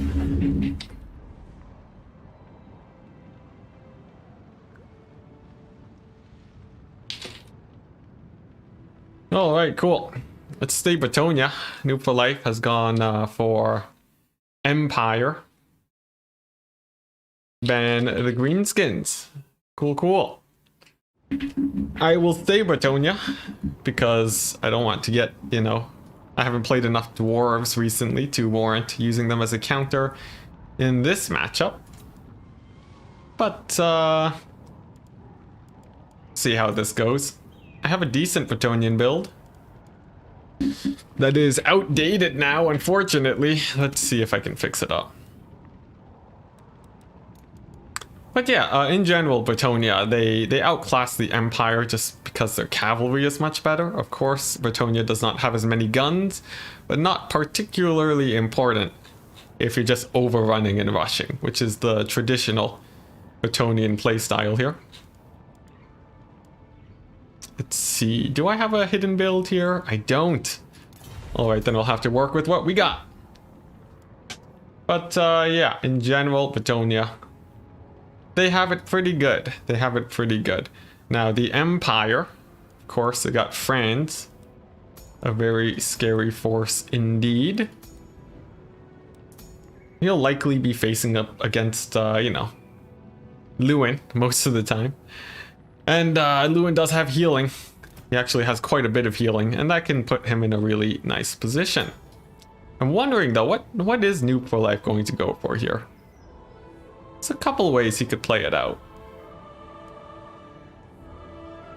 I think my build is fairly well set against his, so I'm not particularly worried. I'm just wondering, though, what Noob for Life has planned for me. He could have some crazy strats coming on in, which would really ruin my day. But I don't know. Have you guys played this matchup a lot? Oh man, he's ready. All right, Noob for Life. Let's see if you have what it takes to win this one. The Empire is a very interesting first pick, though. I think in terms of a single band format and in a best of 5, it's not too bad to go for that. I forget if Noob for Life is an Empire main though, or if he's just using it as a burner faction. Ghost with Depth Guard Halberds. Oh my gosh, Chaos best pick. There you go. Yeah, this is a very vanilla style of play for me. I think Noob for Life will be very familiar with this style of play too, which could possibly be my downfall. The fact that this is a very expected build to bring. We'll see if he decides to have, if he has any hard counters. I still think I have a decent leg up though. I have some of the best cavalry in the game. I have Lewin in the air, a Damsel for heals, then a nice chunky front line. And by chunky, I mean extremely cheap. It's mostly the Battle Pilgrims, these Holy Wardens, that will be winning it for me. But I think they should be able to do just fine at breaking through the Empire front line. If he's not expecting it, they could start spilling through and causing a lot of issues. A cavalry, they just need to make sure that they take good engagements, and the trebuchet, just in case trebuchets can do amazingly against Empire cavalry. And it also does decent against artillery too, although just one trebuchet might not work out as well. Pistoliers are nuts at the moment. What makes them great? I guess I wasn't really considering Pistoliers, but I could see them doing okay too. AC Maiden giving me the good luck, thank you. Hopefully I won't need it. But we'll see. The Empire army coming in at 1,200, quite large in itself. I'm expecting a good amount of infantry, and that's why I do have these archers here. They will help a lot at clearing out infantry in the late game. This is scary though. Noob for Life. Noob for Life has been playing in tournaments longer than I have. I don't think they've committed as much time. They might have. But I remember seeing them around really, really early on in the fresh recruit leagues for My Son HW. And they've stuck around. So I'm not holding back at all. We're gonna give it our best shot. For those of you guys jumping in from the VOD, it's going to be Bretonia against Empire, against a very exhausted me, but Noob for Life has been playing all day too, so hopefully they're in the same sort of situation. We'll see. We'll see. Now, my Vampire Coast, I'm really wondering, is my Vampire Coast going to run into issues with only one ban? Will Noob for Life go for Vampire counts? They might. As far as army, it's going to be a, yeah, some Empire Knights. Oh! Whoa, it's the ROR War Wagon. Alright, that's very spicy. But there you go. And yeah, we'll see how well it does. I got my cavalry moving onto the side, the trebuchet, hitting some Empire Knights to start off with. It is all Empire Knights. And the Celestial Wizard. Okay, very interesting. Let's see how much damage this War Wagon actually does. I don't know how effective it is, but we'll see. Let's see here. Oh, there's a Marcus Wolfheart too. You can tell because he is stealthed right now. And the first shots do shoot at my trebuchets, unfortunately. Gets a decent amount of damage, but nothing too worrisome. Trebuchet continuing to hit the Empire Cavalry, just wearing them down. And my Knights can start going to the flanks, where the War Wagon won't easily be able to really put on much pressure, I think. The Holy Wardens should be able to do quite well too, and Lewin can even begin moving up, I think. But let's see, these Empire Knights are going to be a tiny bit scary. Of course, my archers are getting in insane amounts of damage, but they are sort of just tanking this War Wagon, which is not exactly the best play for me. Marcus Wolfheart does reveal himself. He's going to be a little bit scary. But I think I just move in and take the engagement here, as I do have all of my archers nearby. Let's get my Battle Pilgrims over here. Let's get Lewin to help in that cavalry engagement. And then let's get my cavalry to start overrunning the Empire lines. I'm pushing mostly for the cavalry at this point. And let's see here. A nice pull away with these knights. But Marcus Wolfhart, he's not especially scary at this point. Let's get the damsel in here too, and then let's start spilling in with these knights. I should be able to win this engagement, but a tiny bit of a misplay means that my cavalry does end up getting charged. What is great for me though is that the Holy Wardens are able to do quite well. And the nets do drop on the far flank, which means that this left flank with the war wagons should be going in my favor in just a second. The archers are still doing well too, and a comet does actually slam into my knights. It gets a lot of damage in, but all in all, I think things are okay. I have routed off the knights now, so that's definitely good. Holy Wardens are still doing okay, and I do still have my archers. Let's get my trebuchet to retarget some Empire Knights too, and try to get some spears on top of them, while my cavalry continues to finish off the Empire cavalry. And then I'll probably want to start thinking about regrouping at this point, pulling back with my archers, getting into a safer position, and then using Lewin to hunt down the war wagon. Some of my knights are routing, unfortunately. It looks like some of my archers might get compromised too. Let's bring back some cavalry to support them. And Lewin doesn't really have much to worry about. He can more or less mad dive onto the war wagons, no problem. And he should be able to come out on top in that engagement. Holy Wardens are still alive too, causing many problems for the Empire. So I'm feeling pretty good. The game is still quite close though. Killing off the war wagons will be great, especially if I manage to get them to rout. But honestly, I'm not sure. This cavalry fight here too could use some assistance from my caster, so that should get them to win against the Empire Knights, and they do. And the war wagons now once again getting shut down by cavalry, so that's very good. Lewin can now hunt down Marcus, who is very undefended, and then from there it should be a victory. Especially with those Holy Wardens. I think the Holy Wardens are going to be nigh impossible for the Empire to take care of here. Let's go ahead and keep pulling back though.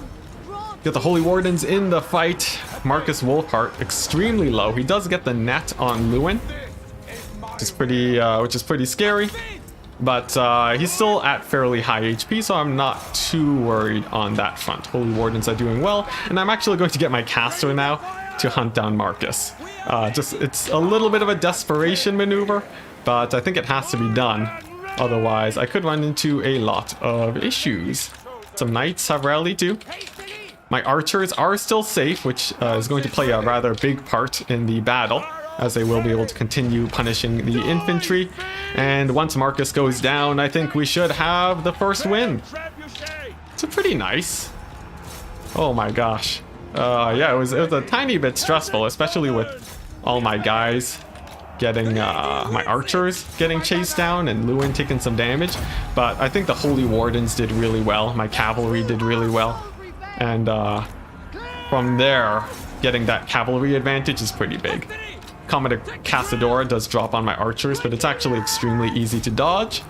So that works out great for me. It does not kill any of my archers. And now the goal is to finish off the rest of these Empire Knights. Lewin is safe. My damsel's gonna hunt down this wizard, because why not? I guess there's not much else to do.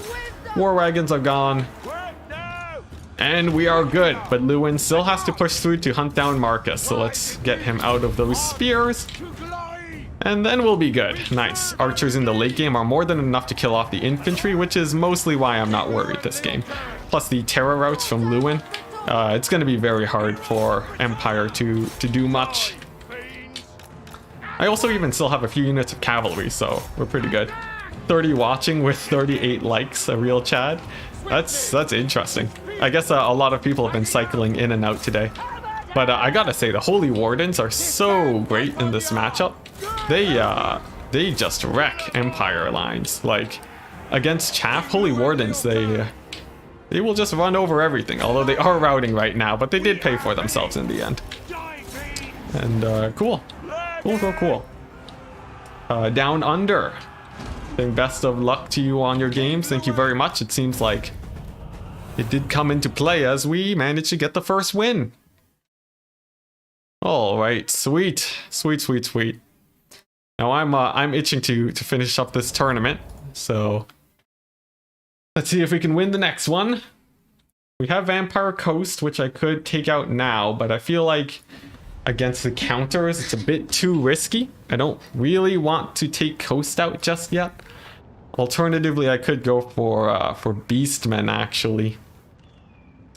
That should do it good. Let's see, Erasinius or whatever. I am doing good. We're in the finals of this tournament. And so far, I've had a few close games. Two of my opponents really gave me a run for my money, but I just barely won. And now I'm trying to figure out a faction that I can pick that can survive with only one ban. Calling out the GG. Good game, Noob for life. But let's see, what do I take? Do I take Chaos? We might, if I take Chaos, we could see the Vampire counts come out. I could go for Lizardmen. You're watching, won the My Son tournament. Hey, good job, Zero. Ate some lunch, ran some errands, and then came back to watch for more. Man, what a day. I am thinking of Beastmen, though. Beastmen are pretty strong right now. They usually ban Wood Elves. I'd probably have to do that, and then I'd have to figure out a counter to Counts. Of course, we could see a mirror, but I think I can win the Vampire Counts matchup. Beastmen ban the Wood Elves. This means Vampire Coast won't be able to ban Wood Elves, though. So I could see if I can get Noob for Life to play Wood Elves, so then I can play Coast. Phew. It's rough, it's rough. Alternatively, Lizardmen, but they have a lot of counters. But then my counter picks are less screwed over. You know what? Let's go Beastmen. Let's ban Wood Elves. There we go. We're gonna bait out the Vampire Counts pick. Oh man, Wood Elves ban Lizardmen? Maybe. With Empire off the table, there's still a lot of threats that Noob for Life can go for. But let's see. Let's see how good these Beastmen are. I have a few options that could work out. I think no matter what map I get, I'm fairly happy playing as a Beastman. But if we see Vampire Counts, it'll be a good test of my build. This is the final? It is. It's a best of 5 finals. We are up 1 game, which means I'm 2 games away from victory. Single ban because it's a best of 5. That's right. This is how Merfalerf or whatever organized the tournament. And yeah, it's different. It's different from a lot of usual tournaments, but it's still fun. Their rules are a little bit hidden. I will admit I had a bit of a hard time figuring out how to play in the tournament, but after that was done, it was wins from there. At least 66% win rate today. Not bad, not bad. Let's see here. Most of my games, I think Coast, I only lost once with it in a mirror, which sort of sucks, but we won after that. So I'm feeling good. We do think very differently in matchups. That's very true, Lotus. You would pick Beastmen to counter Wood Elves. Really? Lotus Moon. That's pretty crazy. I could see it working though. Right now the meta hasn't really settled for it. I'm just going for Beastmen, you know, just because they're the new kid on the block, crushing skulls and so on.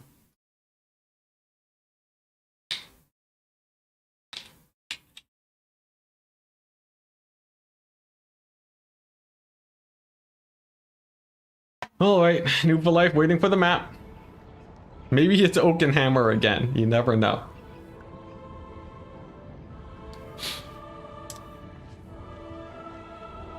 But yeah, I do play. I play very differently from the usual. The fact that I play Coast alone makes me sort of an outlier, I gotta say. But cool. I'm feeling pretty confident here. I just really want this this thing to end. And there we go. A Lizardmen pick. Nice. All right, let's see what we can do against Lizardmen. Beastmen with the new buffs, they're pretty scary. Do I have a save build here? I don't. Ooh, alright. Alright. Let's see here. Against the lizard man. What am I gonna do as beastman? I guess I'll just have to find something out.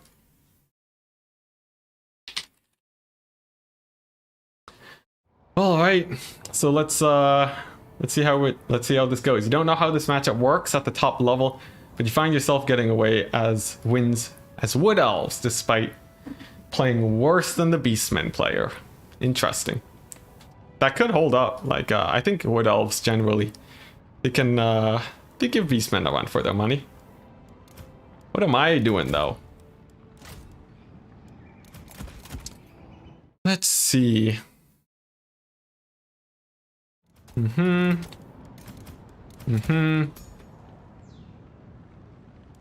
not holding back, by the way. We're going all in.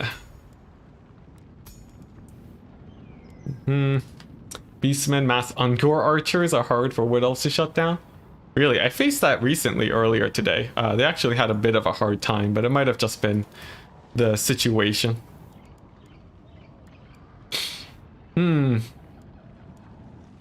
Let's see, do I take this? Maybe? Maybe?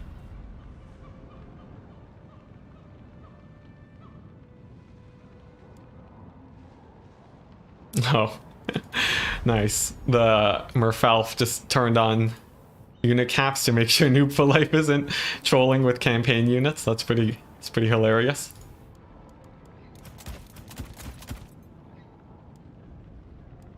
Let's see, what lore of magic do I want? There's a few of them. Ooh, I could do some of this. No, I can't. Imagine Warhammer 3 with 22 plus factions and having only one ban. It'd be counterpick city. Just counterpicks for days. No way to really do any differently. Let's see, but I'm sort of winging this as I go, so I'm a tiny bit worried that I'm gonna make a big mistake and forget some units. Hopefully I don't though, and then this win is pretty straightforward. I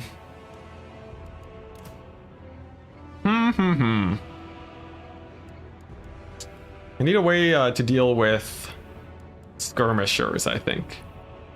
Although maybe not. No, I don't. I need a way to deal with single entities. Yes. Single entities could be a bit of a problem. So, yeah, ooh, there we go. That's the unit I was looking for. Okay, now I feel much safer. Nice. I got my things set up and ready to go. Let's go ahead and take a unit of...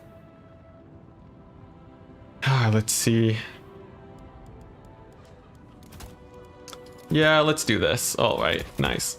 Good enough. Actually, there we go. Even better. I think I have my army more or less set up. I just need to work on my chevrons. Oh, I can do this. Sweet. Okay. Nice. So we're ready. Our opponent is ready. I did not forget magic. I think I have a solution to most threats that the lizardmen can throw at me. But we'll have to see. Lizardmen, historically a bad matchup for the beastmen. Could be a bit different nowadays with how things go. Yes, footcasters are very annoying to kill for wood elves. If you take 2 of them, you're basically immune to being sniped, even if they go for something like the sisters. So yeah, it's not too bad. What do they do in Age of Empires for bans? The factions are actually very similar to each other, so I don't think it usually matters very much, but maybe they do have bans.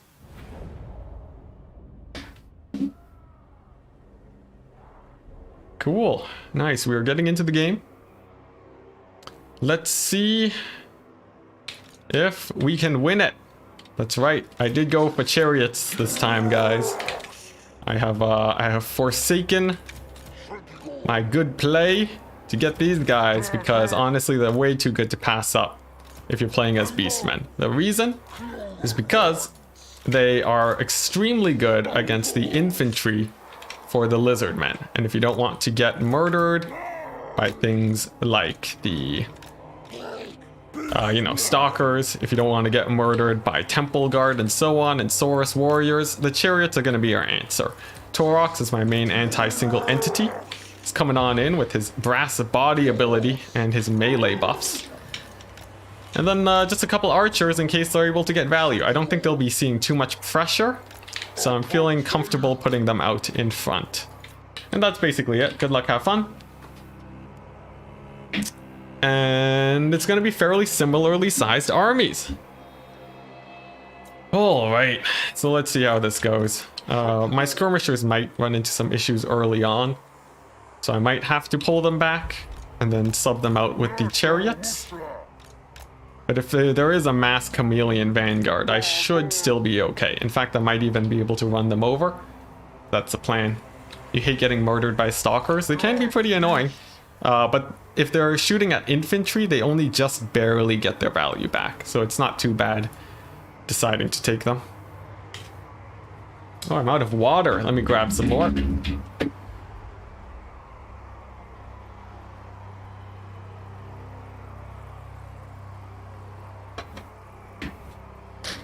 Alright. Remember to stay hydrated, guys. Hopefully this ends soon.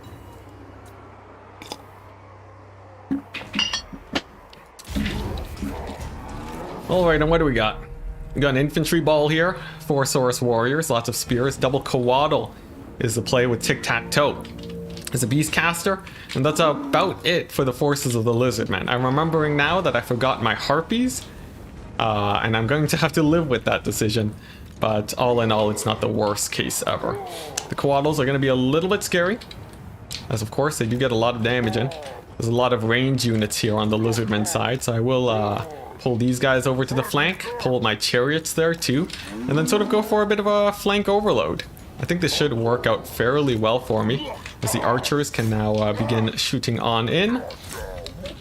And I can get these chariots in action. Torox and the Minotaurs are going to charge into here. I don't really need to engage the beastmen just yet, so I'm actually feeling fairly comfortable just chilling over here. Some more chameleon skinks are coming in. They're going to be a bit of an issue, but as long as my chariots keep on moving, I think I should be able to get in quite a bit of damage. Manticore Summon does drop. Torox has not taken a ton of damage yet, which is very good. And then let's bounce these chariots back now into these skink cohort. I have my mobility, which should do great against the skirmishers that are flying above me. And as long as Torox doesn't take too much damage, we're good. And a big old flock of doom should help me too.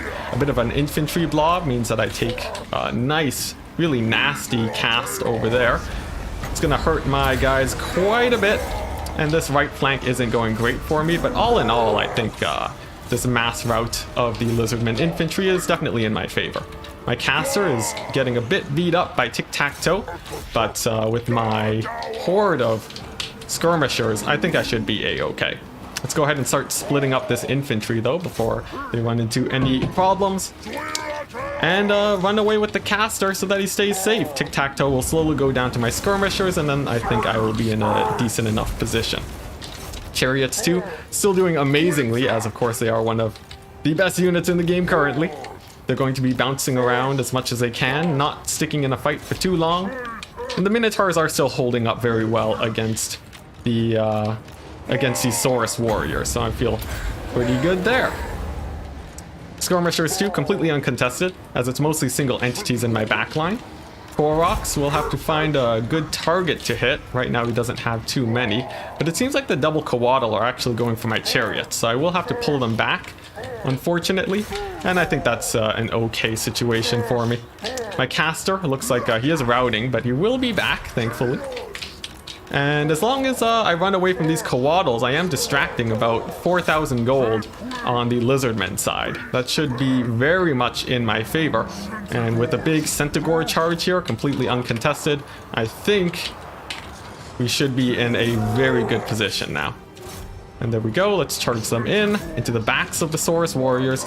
Tic-Tac-Toe will be able to get his prize, but I don't think it will be worth it, as the rest of the infantry is more or less dead at this point. The caster too is running for the hills. And I can just bring my guys back to start dealing with Tic-Tac-Toe. The skirmishers are completely uncontested here.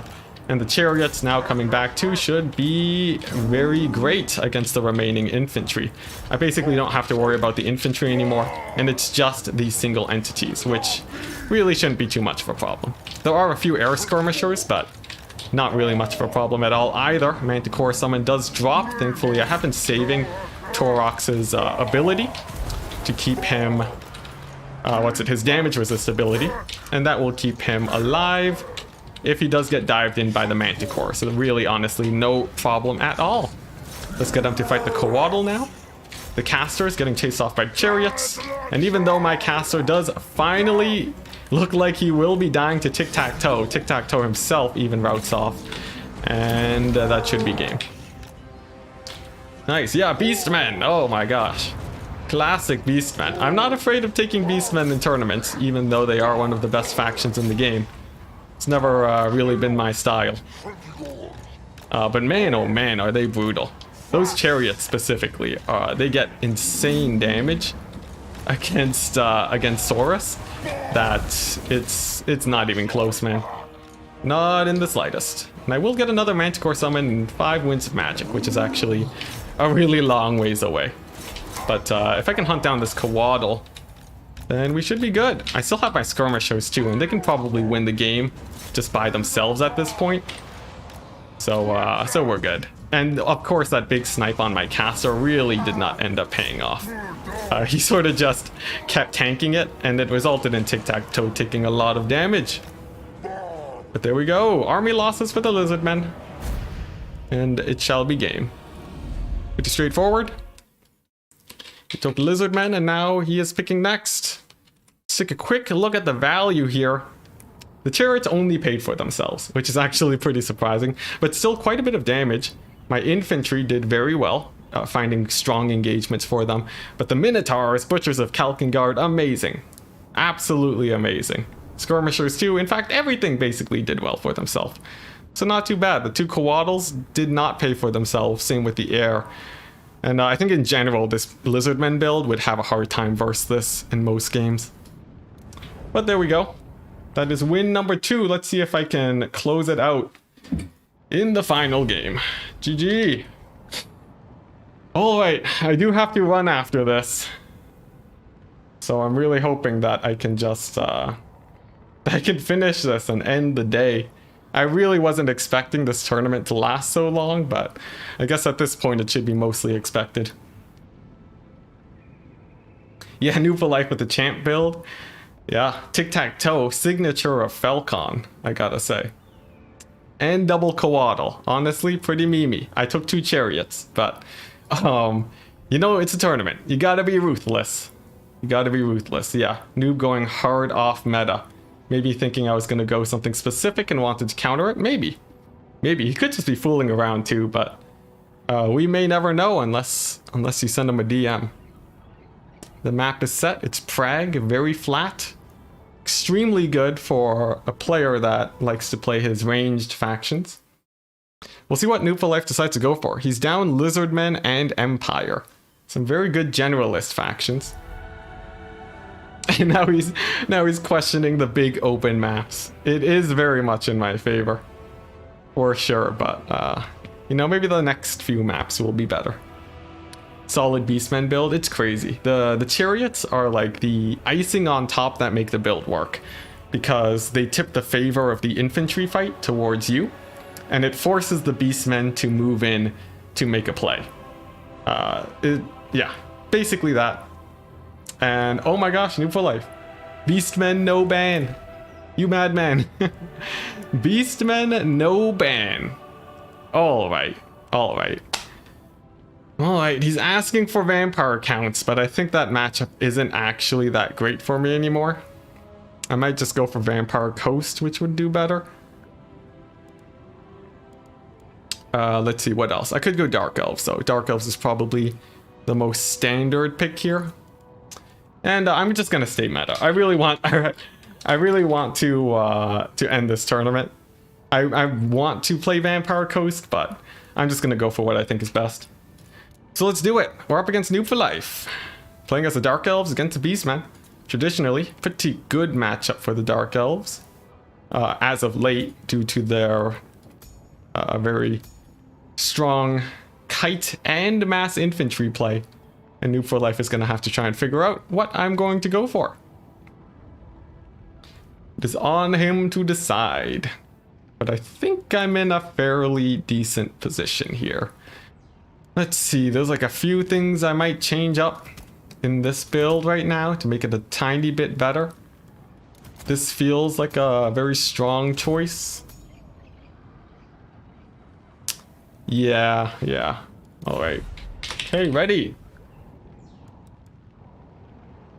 But yeah, so I do have two builds against Beastmen as Dark Elves. There's the full kite build and there's the full, infantry box style of play. I think both are fairly good. Yeah, especially because Beastmen don't have a lot of healing. They don't have a lot of anti-air either. Of course, they can spam harpies, but they're not very great, just due to how bloody expensive they are. But yeah, I'm excited. Hopefully we win it and get the big $25. And, even if we don't, well, if we don't win it, the worst case is that I have to sit around here for another few hours trying to finish off this tournament. Here's hoping I'm able to end it off well. Hooey. Alright, I think Noob for Life is ready. Merfalerf saying he's looking to include smaller maps more often. Completely reasonable, I would say. Yeah, that's very reasonable to do. I'm really wondering though, what is Noob for Life gonna do? He probably wasn't expecting a Dark Elf pick unless he's been watching the stream. But yeah, Beastmen have to choose if they want to go try to beat Kite or try to beat something else. The map is absolutely huge, so it's really nice for Kite.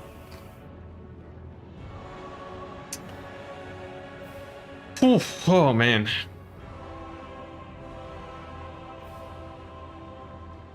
This is stressful, guys. I just want to be free. I want to be free. It's been so long.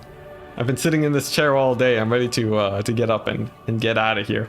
But we will have to get a very decisive victory to do so. How do you guys feel about this matchup, though? Anyone playing in tournaments right now? How do you guys usually counter Beastmen, actually, is a better question.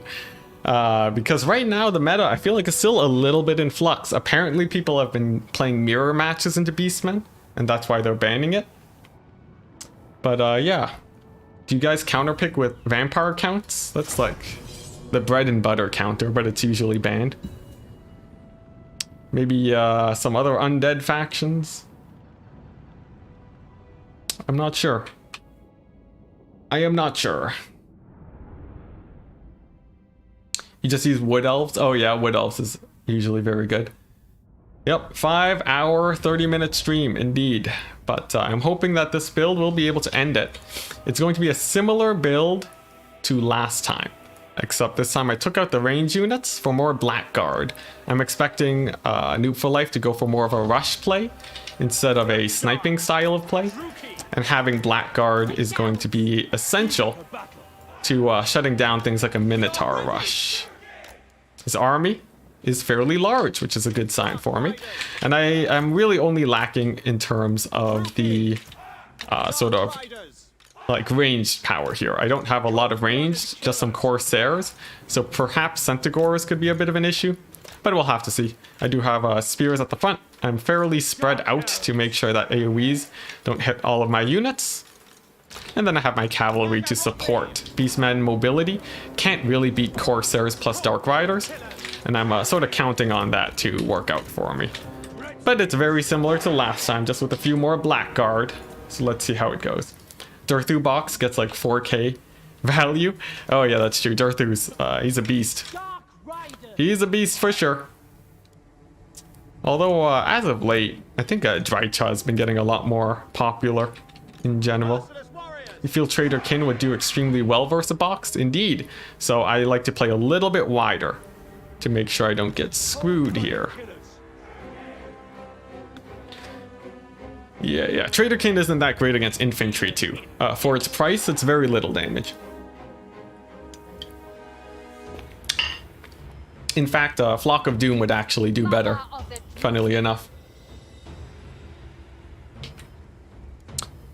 Alright, he is taking his time. Balance of power, not in my favor, which is the usual when it comes to beastmen. Maybe there's a Malagor in here. Trader Kin against infantry boxes. Yes, it does way less than it does to cavalry. Simply because it doesn't hit for too many ticks. It's sort of like Spirit Leech. It does a lot of damage, but it's not actually, it overkills on infantry. And you can actually see my thoughts on it in a recent video I posted about Spirit Leech. Now, it's going to be a full mobility army. He thought I was going to go for, you know, the usual Dark Elf kite play style, but I didn't. Instead, I went for this. And right off the bat, I'm going to Spirit Leech the cavalry and then give them a rough time as they all get hit by Soul Stealer. And they will be taking quite a bit of damage. Let's go ahead and pull back just a tiny bit as I am kiting with my Corsairs now. They can pretty freely run away. And then I can even get my Dark Riders in on the action. Marathi too, she's going to be diving on in. Getting in some decent damage. There's not much that he can really do to Marathi to really punish her for this. But there is a hero, a Beast Lord. Could be quite scary. He is diving right on in. I'm gonna charge him with my assassin and just take a straight up fight with him. Some chariots do move in along the left flank, and I'm going to opt for a big fight on this side of the battlefield. Let's go ahead and throw down our spells here. Pull back with these Corsairs to give them a bit of a better engagement, and then get the Web of Shadows to really punish the grouping up of the Beastmen here. That should get a ton of damage there, and we'll have another Web of Shadows in just a second. And then I'm positioning my spears to support the rest of my army. Let's see, the Beast Lord needs another debuff. Let's go ahead and throw that down on top of him, and then start hunting with Marathi. But honestly, I think the Blackguard are going to be hard carrying here.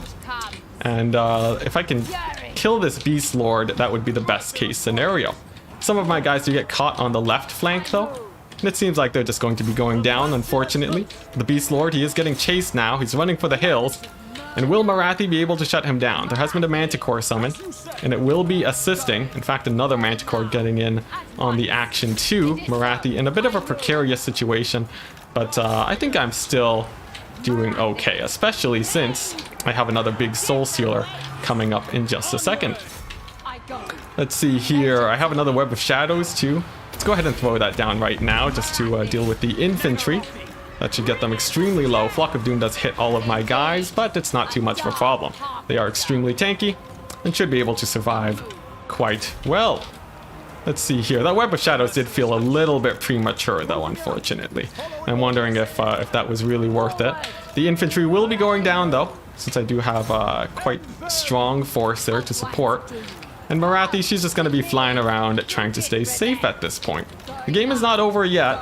It's really going to come down to how well my Blackguard do. And there are Centaurs with throwing axes that could be a little bit of a pain. Thankfully, the Manticore does rampage, which is great for me. Perhaps there's going to be a really nice, nice Soul Stealer dropping in here in just a second. I'm waiting for the Beastmen to group up just a little bit more. But it seems like my opponent choosing not to, a very good play, but by not like sort of pooling in with all the cavalry, it means that my infantry is going to be winning this out pretty hard. And now that the Manticores are in, I can use my Soul Stealer to get an insane amount of damage, and Marathi will be healing up as she kites around, mostly avoiding a fight since there's no real need to really engage here. It's not extremely cost effective to do so. Beast Lord looks like he's moving in again. Let's dive Marathi in on top of the Blackguard too, and then see if I can win this ground fight. Another debuff on the Beast Lord. We'll be trying to get him out of the battle, but he plows right through my troops, and it gets a little bit scary. He doesn't rampage either. Thankfully, I do rampage a bit of the cavalry, which will help. But we'll have to see. I do have another Soul Stealer at the ready, though. And that will be a pretty big problem for the forces of the Beastmen. The Witch Elves, too, with extremely high leadership, should be faring very effectively against this army. And although it looks like I will be losing an assassin, unfortunately, I think the chariots will be going down. And soon enough, I will have another Soul Stealer. Let's go ahead and drop that right now. And then dive in on the Beast Lord. Let's see if I can get him. Oh, it looks like the pin is decent, but it doesn't actually finish him off. In fact, I don't even think the Soul Stealer hit him, which is going to be a little bit unfortunate for me. I do still have Blackguard, though, which is very nice. The Manticores are all caught up here, same with the cavalry. Marathi is still very high on HP, so although the Beast Lord is being a bit problematic right now, I think I should still be fine. Let's get a Doom Bolt on the Manticore too, to see if we can finish that off at the very least. I do still have my Blackguard of Nagaron, but they've been having a bit of a rough day recently. I will finish off the Manticore, which is very good. But the Beast Lord, can I actually finish him? He's been extremely slippery for the entire battle. And I'm not sure if I can finish him off. Let's see, some dogs too, some Centaurs. Let's see if I can charge in on them. And we're about a few seconds away from another big Soul Stealer from Marathi. That's going to have to be the winning play. But I don't have the Winds of Magic just yet. It would be perfect to throw down now. But the Manticore on Marathi too, it might actually get her routed off. And she does. And it's army losses. Oh my goodness. One more Soul Stealer would have done it. But the Beastmen do manage to take apart the army. And that's going to be game. Some nice pullbacks from my opponent to make sure that he wasn't clumping up onto Soul Stealers. I think did very well. And really nice control on the Beast Lord to keep him out of the fight. Was really helpful there. My assassins, I feel like maybe I should be holding on the Web of Shadows more often, since I was a little bit hasty with that. But well played. Blackguard did okay. Witch Elves did okay. But yeah, not bad, not bad. Spears, actually. My spearmen, normal spearmen, did pretty good. And maybe I should go for a wider army next time. But anyways, there we go. No wand on the chariot. Yes, I was trying to get it on the Beast Lord, but he simply just would not stop charging through my infantry. That high mass helping him out quite a bit. But nevertheless, we are on to the next game. I will go for, let's see the map. What's the map? Let's see it. Noob for Life is up one game. But I will be playing Vampire Coast, which is in my favor. Let's see if it's a small map. That's sort of what I'm hoping for here. And Tarantula Coast Isle Inland. Really? Is this the map? Ogram Shard, fairly large. The Wasteland, also large. Same with Toothgrass Hill. What's it gonna be? Alright, nice. It's a pretty large one. I'm gonna go coast. I'm gonna ban out, let's see here. I already banned the Wood Elves. So as coast, I will ban the Vampire Counts. Yeah. BB banned the Vampire Counts. It's a fairly nice setup for me. But we're gonna have to see what Noob for Life decides to go for here. Dwarves. Aha. The dreaded Dowie. Alright. Let's see how this game goes. Let's throw up the army blocker. And hopefully this is the last game. Nope, going for the Wood Elves. Not a bad pick. Okay, alright. Wood Elves. Wood Elves. One of the classic matchups here as the Vampire Coast. It used to be pretty good for them back in their heyday, but with the recent Wood Elf buff and the Coast nerf, things are getting a little bit scarier. Finally a Chad race. Yeah, that's right. We got the Coast in here. But how am I actually going to play this out? Let's see. Wood Elves are a little bit scary, I have to admit.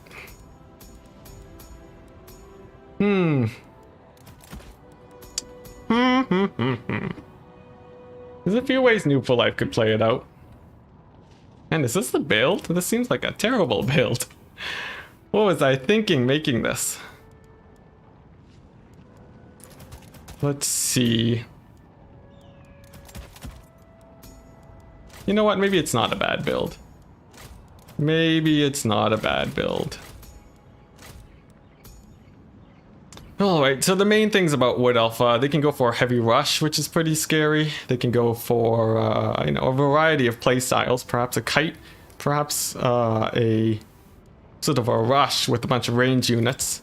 And you have to be on your toes when playing as a Vampire Coast to make sure that you do not get caught off guard against the dreaded Wood Elves. But all in all, it's not a completely terrible matchup. You can definitely still win it as the Vampire Coast. You just have to be very careful and you need a tiny little bit of luck. And that is what I am hoping for today. How does this build feel? Alright, good enough. Okay, ready. I think this build is okay. It's not a terrible one against the Wood Elves. It's not amazing. But in a pick ban system like this, you're gonna have to make do. There are no bad builds, only bad play. You would say that. I would wager, I would say there are bad builds, unfortunately, but a lot of it does come to play too. Which race is the most micro-intensive in your opinion? Whew, let's see. I've played about all of them. Obviously cavalry give me trouble, so I'm a little bit biased on that front. I'm not sure. A lot of the factions have different types of micro, which makes it a bit weird. A lot of factions will have a lot of hotkeys too. Those ones can be a bit of a problem for me. But in general, I find that it's hardest to rush properly. But I don't know. They're all pretty difficult to micro, I would say. Most would be Bretonia and Wood Elves. Least would be Vampire Counts. Actually, Vampire Counts, it might not be a lot of micro per se, but it's a lot of decision making.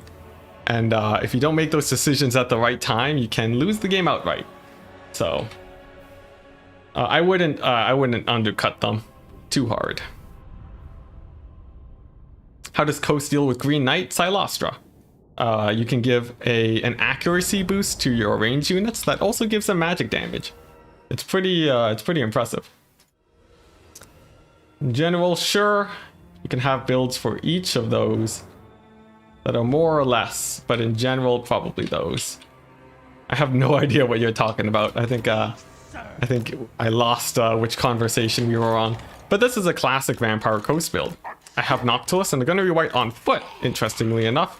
Lots of infantry. The enemy army is not a cavalry rush, thank goodness. And then the Gunnery Wights coming on in hot with their extreme range. Infantry rush will get pushed back by the bombers. Not particularly worried about that. And I just need to keep the Wood Elves at bay until my deck gunners win the game for me. That's basically how this matchup plays out. And keeping these deck gunners safe is paramount. They are the most important unit here. And if they die, I die. So that's gonna be the plan. Let's get the doggos over here on the flank. And then the zombies are going to be up and ready to defend against any possible Wood Elf cavalry that tries to sneak by. I don't have that much infantry, which is why I was a tiny bit worried about the cavalry rush, but this should do. Gunnery Wight, excellent for poking over a longer kite game. He's going to be my answer if we see, you know, a lot of Way Watchers or Deep Wood Scouts. So we'll see how it goes. These Scurvy Dogs are going to be the winners of today, though. Whether or not they are able to carry out the victory, well, yeah, that's basically it. That's the game. Will the Scurvy Dogs be able to do it? They are pretty great, but I'm not sure. The cheaper Wood Elf cavalry, it really does scare me. You were saying in general, you think Bretonia Wood Elves are the most micro factions, I see. You can make builds with less micro or more for vampire counts, but in general, you think that's the case. I don't know. Vampire counts, I'm microing like 4 different single entities at the same time. It's a lot. It's a lot more than microing 2 flanks of cavalry. So I don't know. I feel like vampire counts, it's actually quite a bit to manage. It could just be me, of course, but I do actually believe that. Alright, as soon as my opponent is ready, though, we can dive on in. He could have a pretty crazy vanguard build. I'm just going to position a little bit further back. I don't want to be too close to the front line, otherwise things will get messy very quickly. There's a pretty spicy vanguard too behind me, so I'd have to reform ranks if he decides to go that route. In fact, I'll put my scurvy dogs in the back just in case. That way they can support the rotting Prometheans, and then my deck gunners can move into a slightly tighter formation.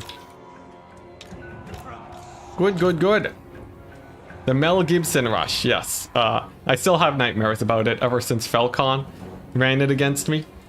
Oh my gosh, it's so scary. You need to make sure you have enough zombie halberds to hold it off. In this case, I think I would just barely have enough, so we'll see. Hope for Life is ready. His army is going to be a large one. He has a Sylvan Knights with magic damage, and I don't have a lot of ethereal. I don't have a lot of magic damage, so these guys, they will likely be a little bit of a problem. But we'll have to see. The front line is going to be mostly Dryads, not particularly scary. And my scurvy dogs can now move up. Now, the Sylvan Knights need to get blocked up by my rotting Prometheans, and then I have to hit them with probably a Wraith Storm or something similar. Let's see here. But the cavalry is fairly low for the Wood Elf side. I think my dogs will be able to successfully give them a bit of a run for their money. So that's going to be a positive for sure. But how do I kill those Sylvan Knights? Oh, geez. I didn't even think about them. I have to dominate the Wood Elves to really shut them down. That's not good. But we'll see. We'll see. I do have a lot of deck gunners. I can afford to go fairly wide here. And then just slowly push up. Let's go ahead and grab these dogs. Scoot forwards just a tiny bit. And see how we do. Now the deck gunners, they're going to be getting in a lot of damage. I don't think these Dryads are going to pose much of a threat to my lines. That's going to be a pretty big plus. Drycha too could potentially fall quite early, and I'm going to focus fire on her just a tiny bit to see if I can snipe her out. Noctilus with his summons will fare quite well for himself, and there is a life caster, a Spellsinger of Life, so something to worry about just a little bit. Handgunners are here, ready to support, and right off the bat, let's just get some summons going, why don't we? That should slow down the Wood Elf advance by quite a bit, while my deck gunners get in their damage. Very good. I'm going to summon a pistol mob to disrupt the Dryads too, and then move up my bombers to start giving them a lot of trouble. Handgunners will get in a lot of damage on them too. Scurvy dogs ready to move in, but it's a bait. They're actually going to fight the Wood Elf infantry instead. And let's see how much disruption these guys can do. So far the Dryads are having a really rough time. It seems like they are routing en masse. Absolutely great for me. Some cavalry along the flanks could pose a bit of a threat, but all in all I think my dogs are doing a good job. Let's go ahead and throw down a Wraith Storm now on the Sylvan Knights while I can, and then pull these dogs back into a safer position. Now the cavalry's still a little bit scary. I don't know where Drycha is either, and I'll have to live with not knowing where she is, unfortunately. But all in all, it seems like my front line is holding. Now the Sylvan Knights are still going to be pretty scary, and I think at some point my deck gunners are going to have to focus fire them, but it seems like thankfully they're distracted by the dogs right now, and that is going to be my saving grace. Noctilus with his zombie summons, killing off the rest of the Dryads, doing quite well for himself, but the Sylvan Knights are diving in, which means it's time to focus fire. I desperately need to kill them, and as much focus fire as possible is going to be needed, bogging them down with infantry, and then using my dogs to chase off the rest of the Wood Elf forces. My zombies are doing okay. My scurvy dogs are also doing okay, but the Sylvan Knights are pushing forwards now. Scurvy dogs are moving on in the back, distracting those archers very well. I still have my rotting Prometheans too, so I still feel like I'm in an okayish position, but my backline getting caught is going to be a pretty big problem for me. And I don't know if I can actually recover from that. These dogs too on the side are getting beat up by these by the cavalry. Definitely not great for them. And let's see, let's just get some more summons down. The Wood Elf infantry is being disrupted. Balance of power is in my favor, but it's going to exit very soon, with the Sylvan Knights sort of just pushing through and being such a pain. Drycha also gonna be a tiny bit of a problem. And oh boy, we are losing dogs en masse. Oh geez, that's very painful. And I think my opponent has got it. The Sylvan Knights absolutely devastating in this matchup. It's why I usually ban them, but I think we already banned Wood Elves earlier. And we're going to have to make do in the finals, I think. Because, yeah, there's no way to deal with these guys. I completely forgot about them. Oh, darn it. Scurvy dogs are going to move in through the back, though. Let's go ahead and, let's see here. Get the Rotting Prometheans on them, I guess. Sadly, the Scurvy dogs are down for the count. The archers are shut down, but there's nothing to deal with these deadly, deadly green boys. The Scurvy dogs will die. And, we'll just play it out, because we might as well. The Gunnery Wright's getting in as much damage as he can. Still, not enough, sadly. Let's see here. Scurvy dogs dodging as much as possible. The Sylvan Knights did take a decent amount of damage, but there's nothing really to deal with these archers. I guess Noctilus possibly could cause a lot of issues in the late game. So we'll see. We will see. Let's go ahead and chase these archers. Let's get, let's see here. I need to choose what unit I actually want to heal here. Gunnery Wight with the Scab Scraps should work out quite well for me. And I'll probably heal these Rotting Prometheans with Noctilus. I think that's going to be the best option here. Zombies are sort of just chasing the rest of the forces here. And the heal on the Rotting Prometheans is my Hail Mary. Rotting Prometheans, they will still do great as long as there's not enough armor-piercing damage. There is on these Glade Guard Starfire Shafts. And I think it's gonna be it. Let's see here. Well, we'll see. We'll see. I'll still play it out because Noctilus plus Prometheans is pretty scary. They're a force to be reckoned with, for sure. And so far, no major engagements have really been taken on them. But man, those Starfire Shafts are at such high ammunition. That's gonna be a real big problem for sure. And I guess we start dodging as much as we can.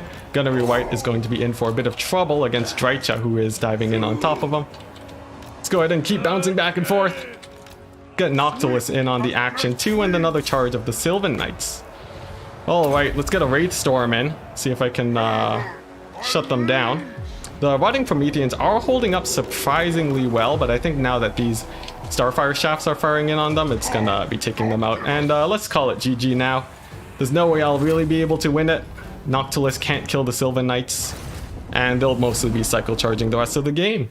So very brutal. A reminder why I banned this matchup, as yeah, I needed an answer to these guys. They were basically uncontested the whole game, and the new Wood Elf cavalry is just a bit too scary. Still though, I think I played decently well. I took some pretty good trades, and I was ahead at a point. So maybe there is an answer, but sadly this is not. What map is this? It is Toothgrass Hill.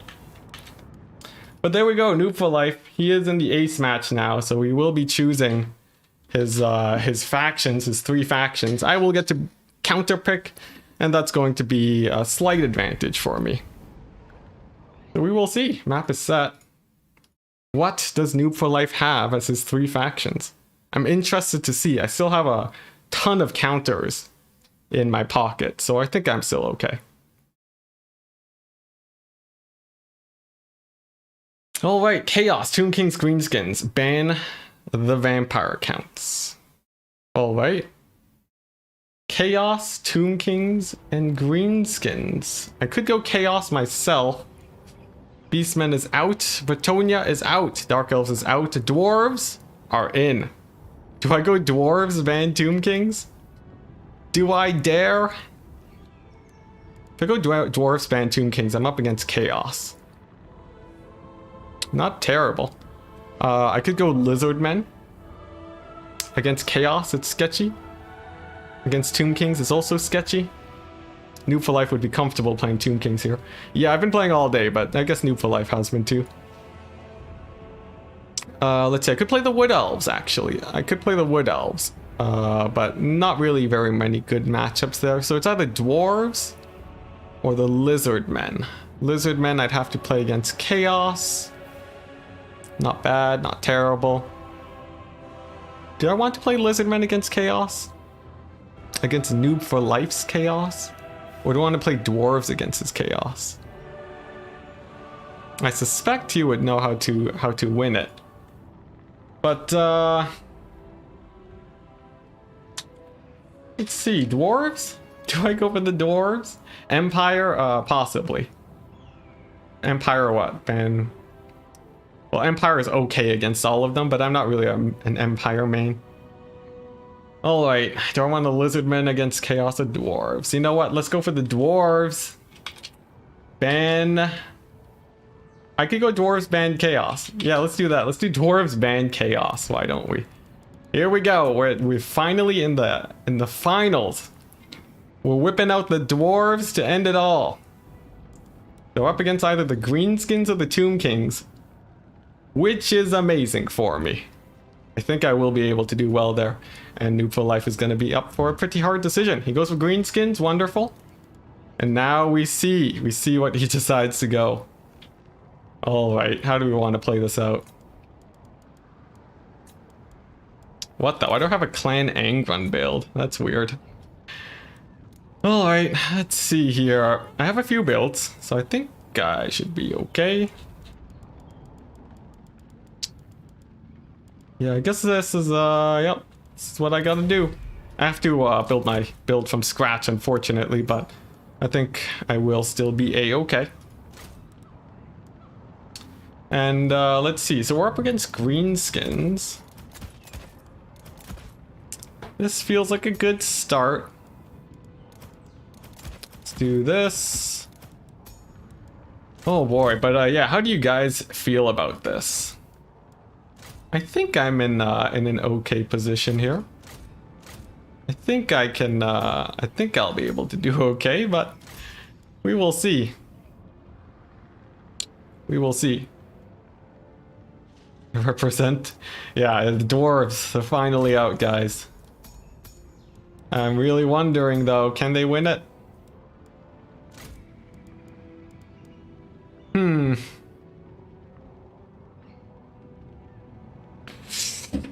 Oh, let's see. Let's see. Oh yeah, I should take this guy. Yep, and then I go for two of these. Yeah, here we go.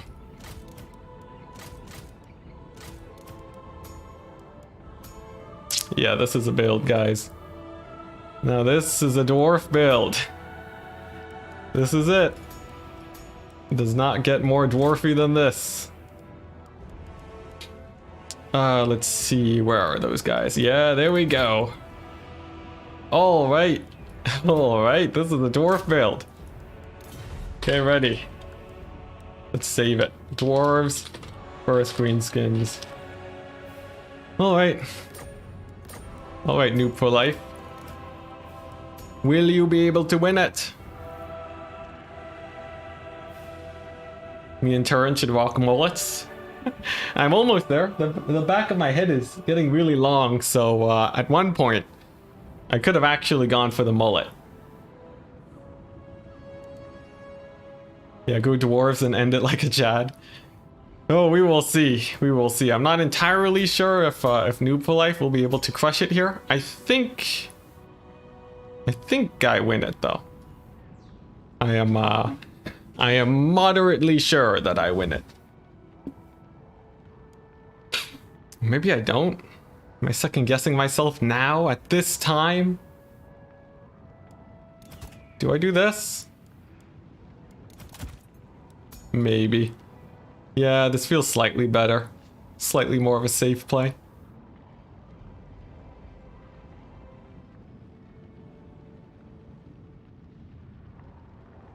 I do think I have a pretty nice advantage here.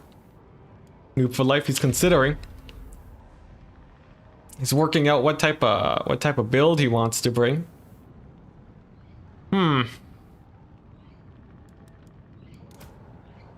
Yeah, I need that. Okay. I think I'm set. This is the last game of today, so thankfully I'll be free after this. And then Then I can go and do anything else. Anything but this. Oh my gosh, guys. I wish I had won that Dark Elf game. Oh, how I wish. Let's go ahead and ready up while we wait. Yeah, if I had won that Dark Elf game, we'd be done. We would be done. But I do like this matchup. I did make a video on it recently. I'm wondering if Noob for Life is reviewing that video. Just to figure out my builds. There is a decent chance of him doing that. But maybe not. Maybe not. Do I want to change this up again? No, do I really need this? And I go for this instead. And then cut these guys and then do this. I'm sort of shuffling my build around now. I think this feels a little bit safer. Or does it?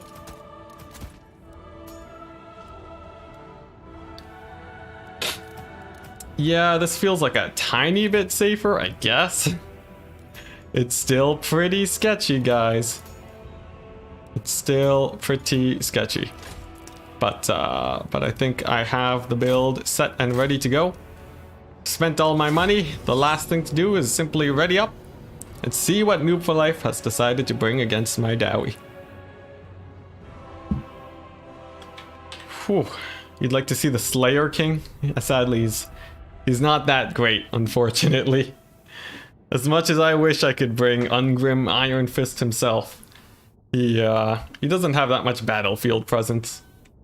Grom, of course, we could see Grom. I would say that's a pretty risky pick though, but yeah, we could see him. But what build do I have today? What build? It's gonna be a cheesy build. What's this? It's the Iron Breaker box, that's right. Thorgrim, or Thorek, 15 armor on Iron Breakers brings them up to 140. It makes them more or less indestructible. And I'm going to be using that combo to hopefully carry me out today. I am far enough from the edge of the map, yep. Hopefully he doesn't have too much artillery, but if he does, I do have the Gyrocopter Air Force. That will hopefully win it out. 2 engineers for their restocking ammunition, and then a contingent to sit inside the box. Some blasting charges and some rangers. Box will move as one. The engineers on the front lines will be poking away at any green-skinned scum that come my way, and hopefully the cheese works, because if it loses, I think I lost twice having to cheese like this, and also losing the tournament. But yeah, could see Glom or Skarsnik. My army, just barely legal, right where I like it. And yeah, we'll see what he decides to go for.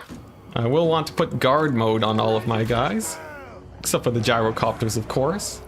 And if we do see a lot of skirmishers, I should still be fine. If it's a lot of archers, that's probably the best style to play against this. But I still have a pretty good advantage. The reason this works better is because fanatics were recently nerfed. And fanatics will no longer be able to tear apart my iron breakers. Or yeah, my iron breakers. So I think I should be nice. You hate the stunties. Literally every campaign you have to extinct them. Indeed, they're brutal. Their 20 stacks are so crazy. Every time you play Gyro Box, you lose a part of your humanity. Well, I already sold it all when I mained the dwarves when I first played multiplayer, so I think it's fine. Now, if his army isn't ready for this, I will just win outright. It won't even be close. If he is ready, we're going to have a lot of back and forth, which should be pretty interesting. So I'm very excited to see. My opponent hasn't started yet. But we will see. This positioning too is very strong for me, as it does give me a flank that I don't have to worry about. So that's definitely a big plus. From Brindle brought a similar build versus Greenskins. It was brutal indeed. Yeah. It's these guys are gonna be indestructible. It'll be great. I also have the Fiery Ring of Thori on one of my engineers and a flash bomb. Wait a second. Wait. 1 sec. Am I allowed to Flash bombs. I think I'm allowed 2 flash bombs. But we might as well double check. I actually didn't intend to take 2. I just wanted to take 1, but I think on the fruit rules, flash bombs are not limited. Yeah, I think I'm fine. I think I'm fine. But my opponent is still setting up. I really need to get this game done though. Noob for Life needs to finish deploying a bit faster. 2 bombs is legal. Okay, thank you, Weasel. Wessel. Alright. I think it's legal. Because next 2 snares. Pretty sure it's legal. But yeah, I really want this this game to just end. I've been playing for way too long, guys. Win or lose, I'll be happy to see the end of this. Weasel, yeah. My bad. I want a quick series, gets all 5 games. I know, we were doing so well early on, but such is the way of things. It's legal in banner rules too. Oh, would you look at that?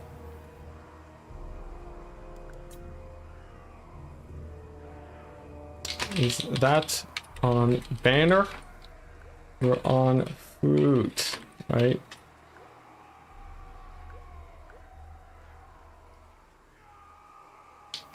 I thought we were on fruit rules. Perhaps we're wrong.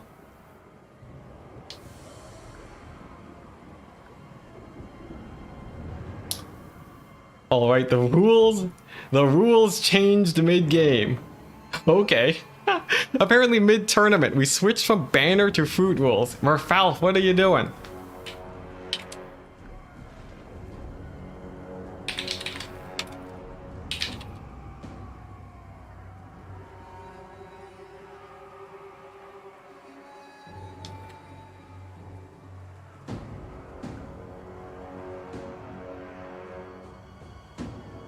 Alright, well, my games are recorded. I'll stick with just the 1 flash bomb and the second engineer won't use it. If I do, you guys can let me know. And then we'll be good. Good luck, have fun. Alright, chat. Keep a close eye on these things. Now, 1 flash bomb is not really a problem, losing it. I do not mind that in the slightest. A Noob for Life finally gives a good luck, have fun. So let's go ahead and dive on into the match. It's going to be 2 Doom Divers, interesting, which means I need to play aggressively and advance with my army. Let's go ahead and get them into a nice position. Spread out my range units, pull back with the gyrocopters, and then reevaluate. Now there are skirmishers here. We do see an Azag. It's going to be a little bit annoying, but aside from that, I'm feeling okay. The map is better for me as the trees will cover my advance. So I think that should be pretty good. Some free damage on Azag at the start too, definitely welcome. And the Doom Divers, they do start coming on in. How much damage will they do? Well, we'll have to see. My Ranger is getting a little bit ahead of themselves. But I just need to advance to shut these guys down. And here we go. They may retarget onto my gyrocopters too, which would be pretty annoying. But not the worst case scenario in the world. My front line is very sturdy, should be able to win it here. And what do we got? Some nasty Skulkers who are going to be getting a little bit of damage on them at the start. Steam Gyro is absolutely amazing against them. Should work out quite well. The Gyro Bomber going to be moving on up to pressure some Azag while we're at it. And then some more Goblins that we should be able to take down. So far I'm feeling okay. Nothing too worrisome at the moment. Gyro Bomber shutting down Azag. Looks like it's working out pretty well. And some Chariots in the forest that I don't have to worry about too much. Our Spirit Leech does drop. Let's see if I can hit up those guys real quick and then get my Steam Gyros in place. Nice, I do manage to hit those Skulkers or those hidden units. So I'm feeling like I actually have a fairly decent start here. Now my archers can push back the skirmishers. That should work out quite well. Then my master engineers are going to get into the battlefield. Let's go ahead and scrap those goblins, as they are very annoying, and I definitely don't want them getting in too much damage. We're going to use flash bomb number 1 and not use the other flash bomb. And the gyro bomber is going to start taking out the infantry. My iron breakers will do quite well here, so I'm pretty confident about them winning the frontline fight. And I will just have to worry about black orcs, really. Of course, the gyro bomber can pretty easily take care of them, so I think I should be okay. Steam gyros onto the goblins is their primary targets. And I will have to pull back just a tiny bit to make sure that my guys don't get caught out here by the black orcs. That would be the worst case scenario. I do lose a gyrocopter, unfortunately, which is definitely a shame, but we will survive. Let's go ahead and pull these guys over to the side. Some doom divers are focusing my gyro bomber now. Not great for me, but all in all, we're still doing okay. We are still doing okay. Some orc boys do charge on in, and this is the point where I will need to get some pretty nice explosions on everything. Steam gyro is doing great. I'm gonna send it into melee now to take care of the doom divers. That should work out quite well. Engineers on the flanks. Miners throwing their bombs, and let's get the gyro bomber hitting up these black orcs now. Gonna spam out most of its payload here to really take them out. Send it down this way to take out the rest of these guys. And the skirmishers are mostly occupied, which is very good for me. The black orcs are still alive. They're going to be posing a little bit of a threat. Thankfully, I do shut down those things. What's it? The doom divers. My gyro bomber is still taking a pretty big beating though, and I will need to get some more anti-chariot here before things get too bad. Let's see, do I have the other flash bomb? Thankfully I do. Let's slow down the chariots real quick, and then get some armor piercing damage on the black orcs. My gyro bomber does run for the hills, unfortunately, and it's going to be a little bit scary here. I need to give ammunition to these iron breakers to rout off the green skin tide. Let's give some more ammunition and then use my bombs to clear out the rest of the forces. This gyrocopter is doing the best of it as it can, shutting down those artillery pieces. It looks like it is getting focused, which means that my iron breakers are free to get their shots off, which is very good for me. But do I have a fiery ring? I do. And thankfully, I can cast that right on top of the goblins and get them hopefully running for the hills, but actually doesn't do too much damage, unfortunately. And the game is still going to be a little bit scary. I need to kill off the chariots, but we don't know if we'll be able to do it. Iron breakers are holding well, getting in some pretty nice shots on all of these guys. But the chariots being alive really are the biggest threat. I need another extra ammunition too on my guys if I want to do well, and I don't know if that will be coming. Nasty Skulkers getting in some pretty nice damage there. I will be able to charge them in the back, thankfully, which should be able to deal with them. Azag does land, and let's see, potentially that's an opportunity here for me to do well. But first things first, I need to get my iron breakers freed up, and let's see, to do that I will be supplying them with extra ammunition. Let's see. Oh man, engineers giving the beating onto Azag. Amazing. Master engineers are absolutely great at fighting, so I think that should actually be fine. Ooh, I can use my other flash bomb. That's great. Let's slow him down.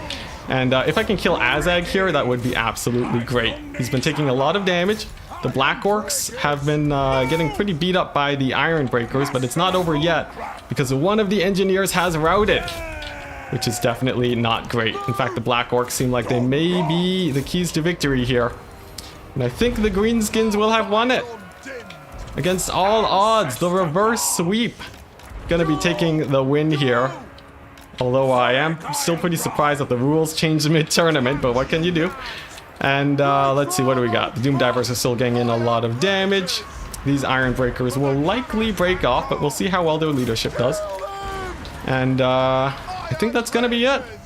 Unfortunately, the Greenskins pulling out the victory. I guess a win in some minds, since not everyone is a fan of the Greenskins. But there we go. Oh my gosh, a very nice build against what I brought. I think it's a solid answer against the mass gyrocopter style of play.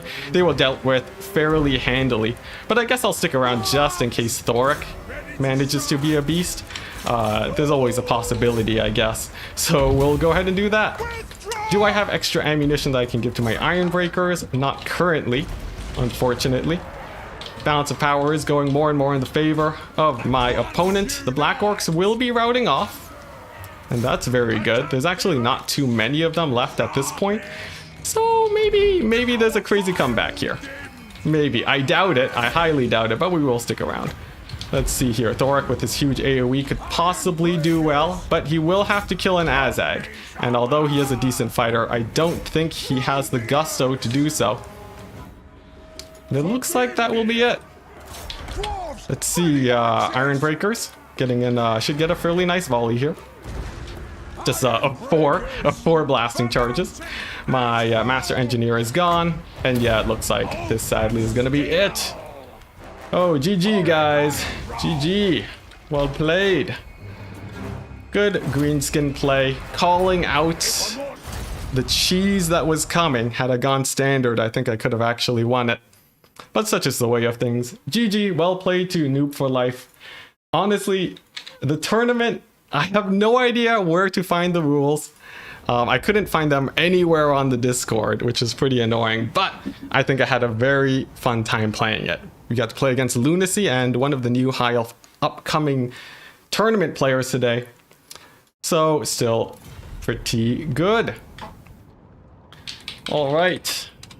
I need to lie down now. Oh, whoops to team. All right. I need to lie down now.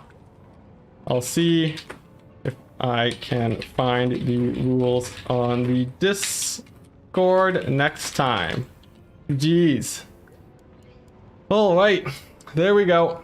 Let's go ahead and tap out. It's been a very long game. Thank you very much, guys, for coming in to watch, and I'm going to end the stream right now.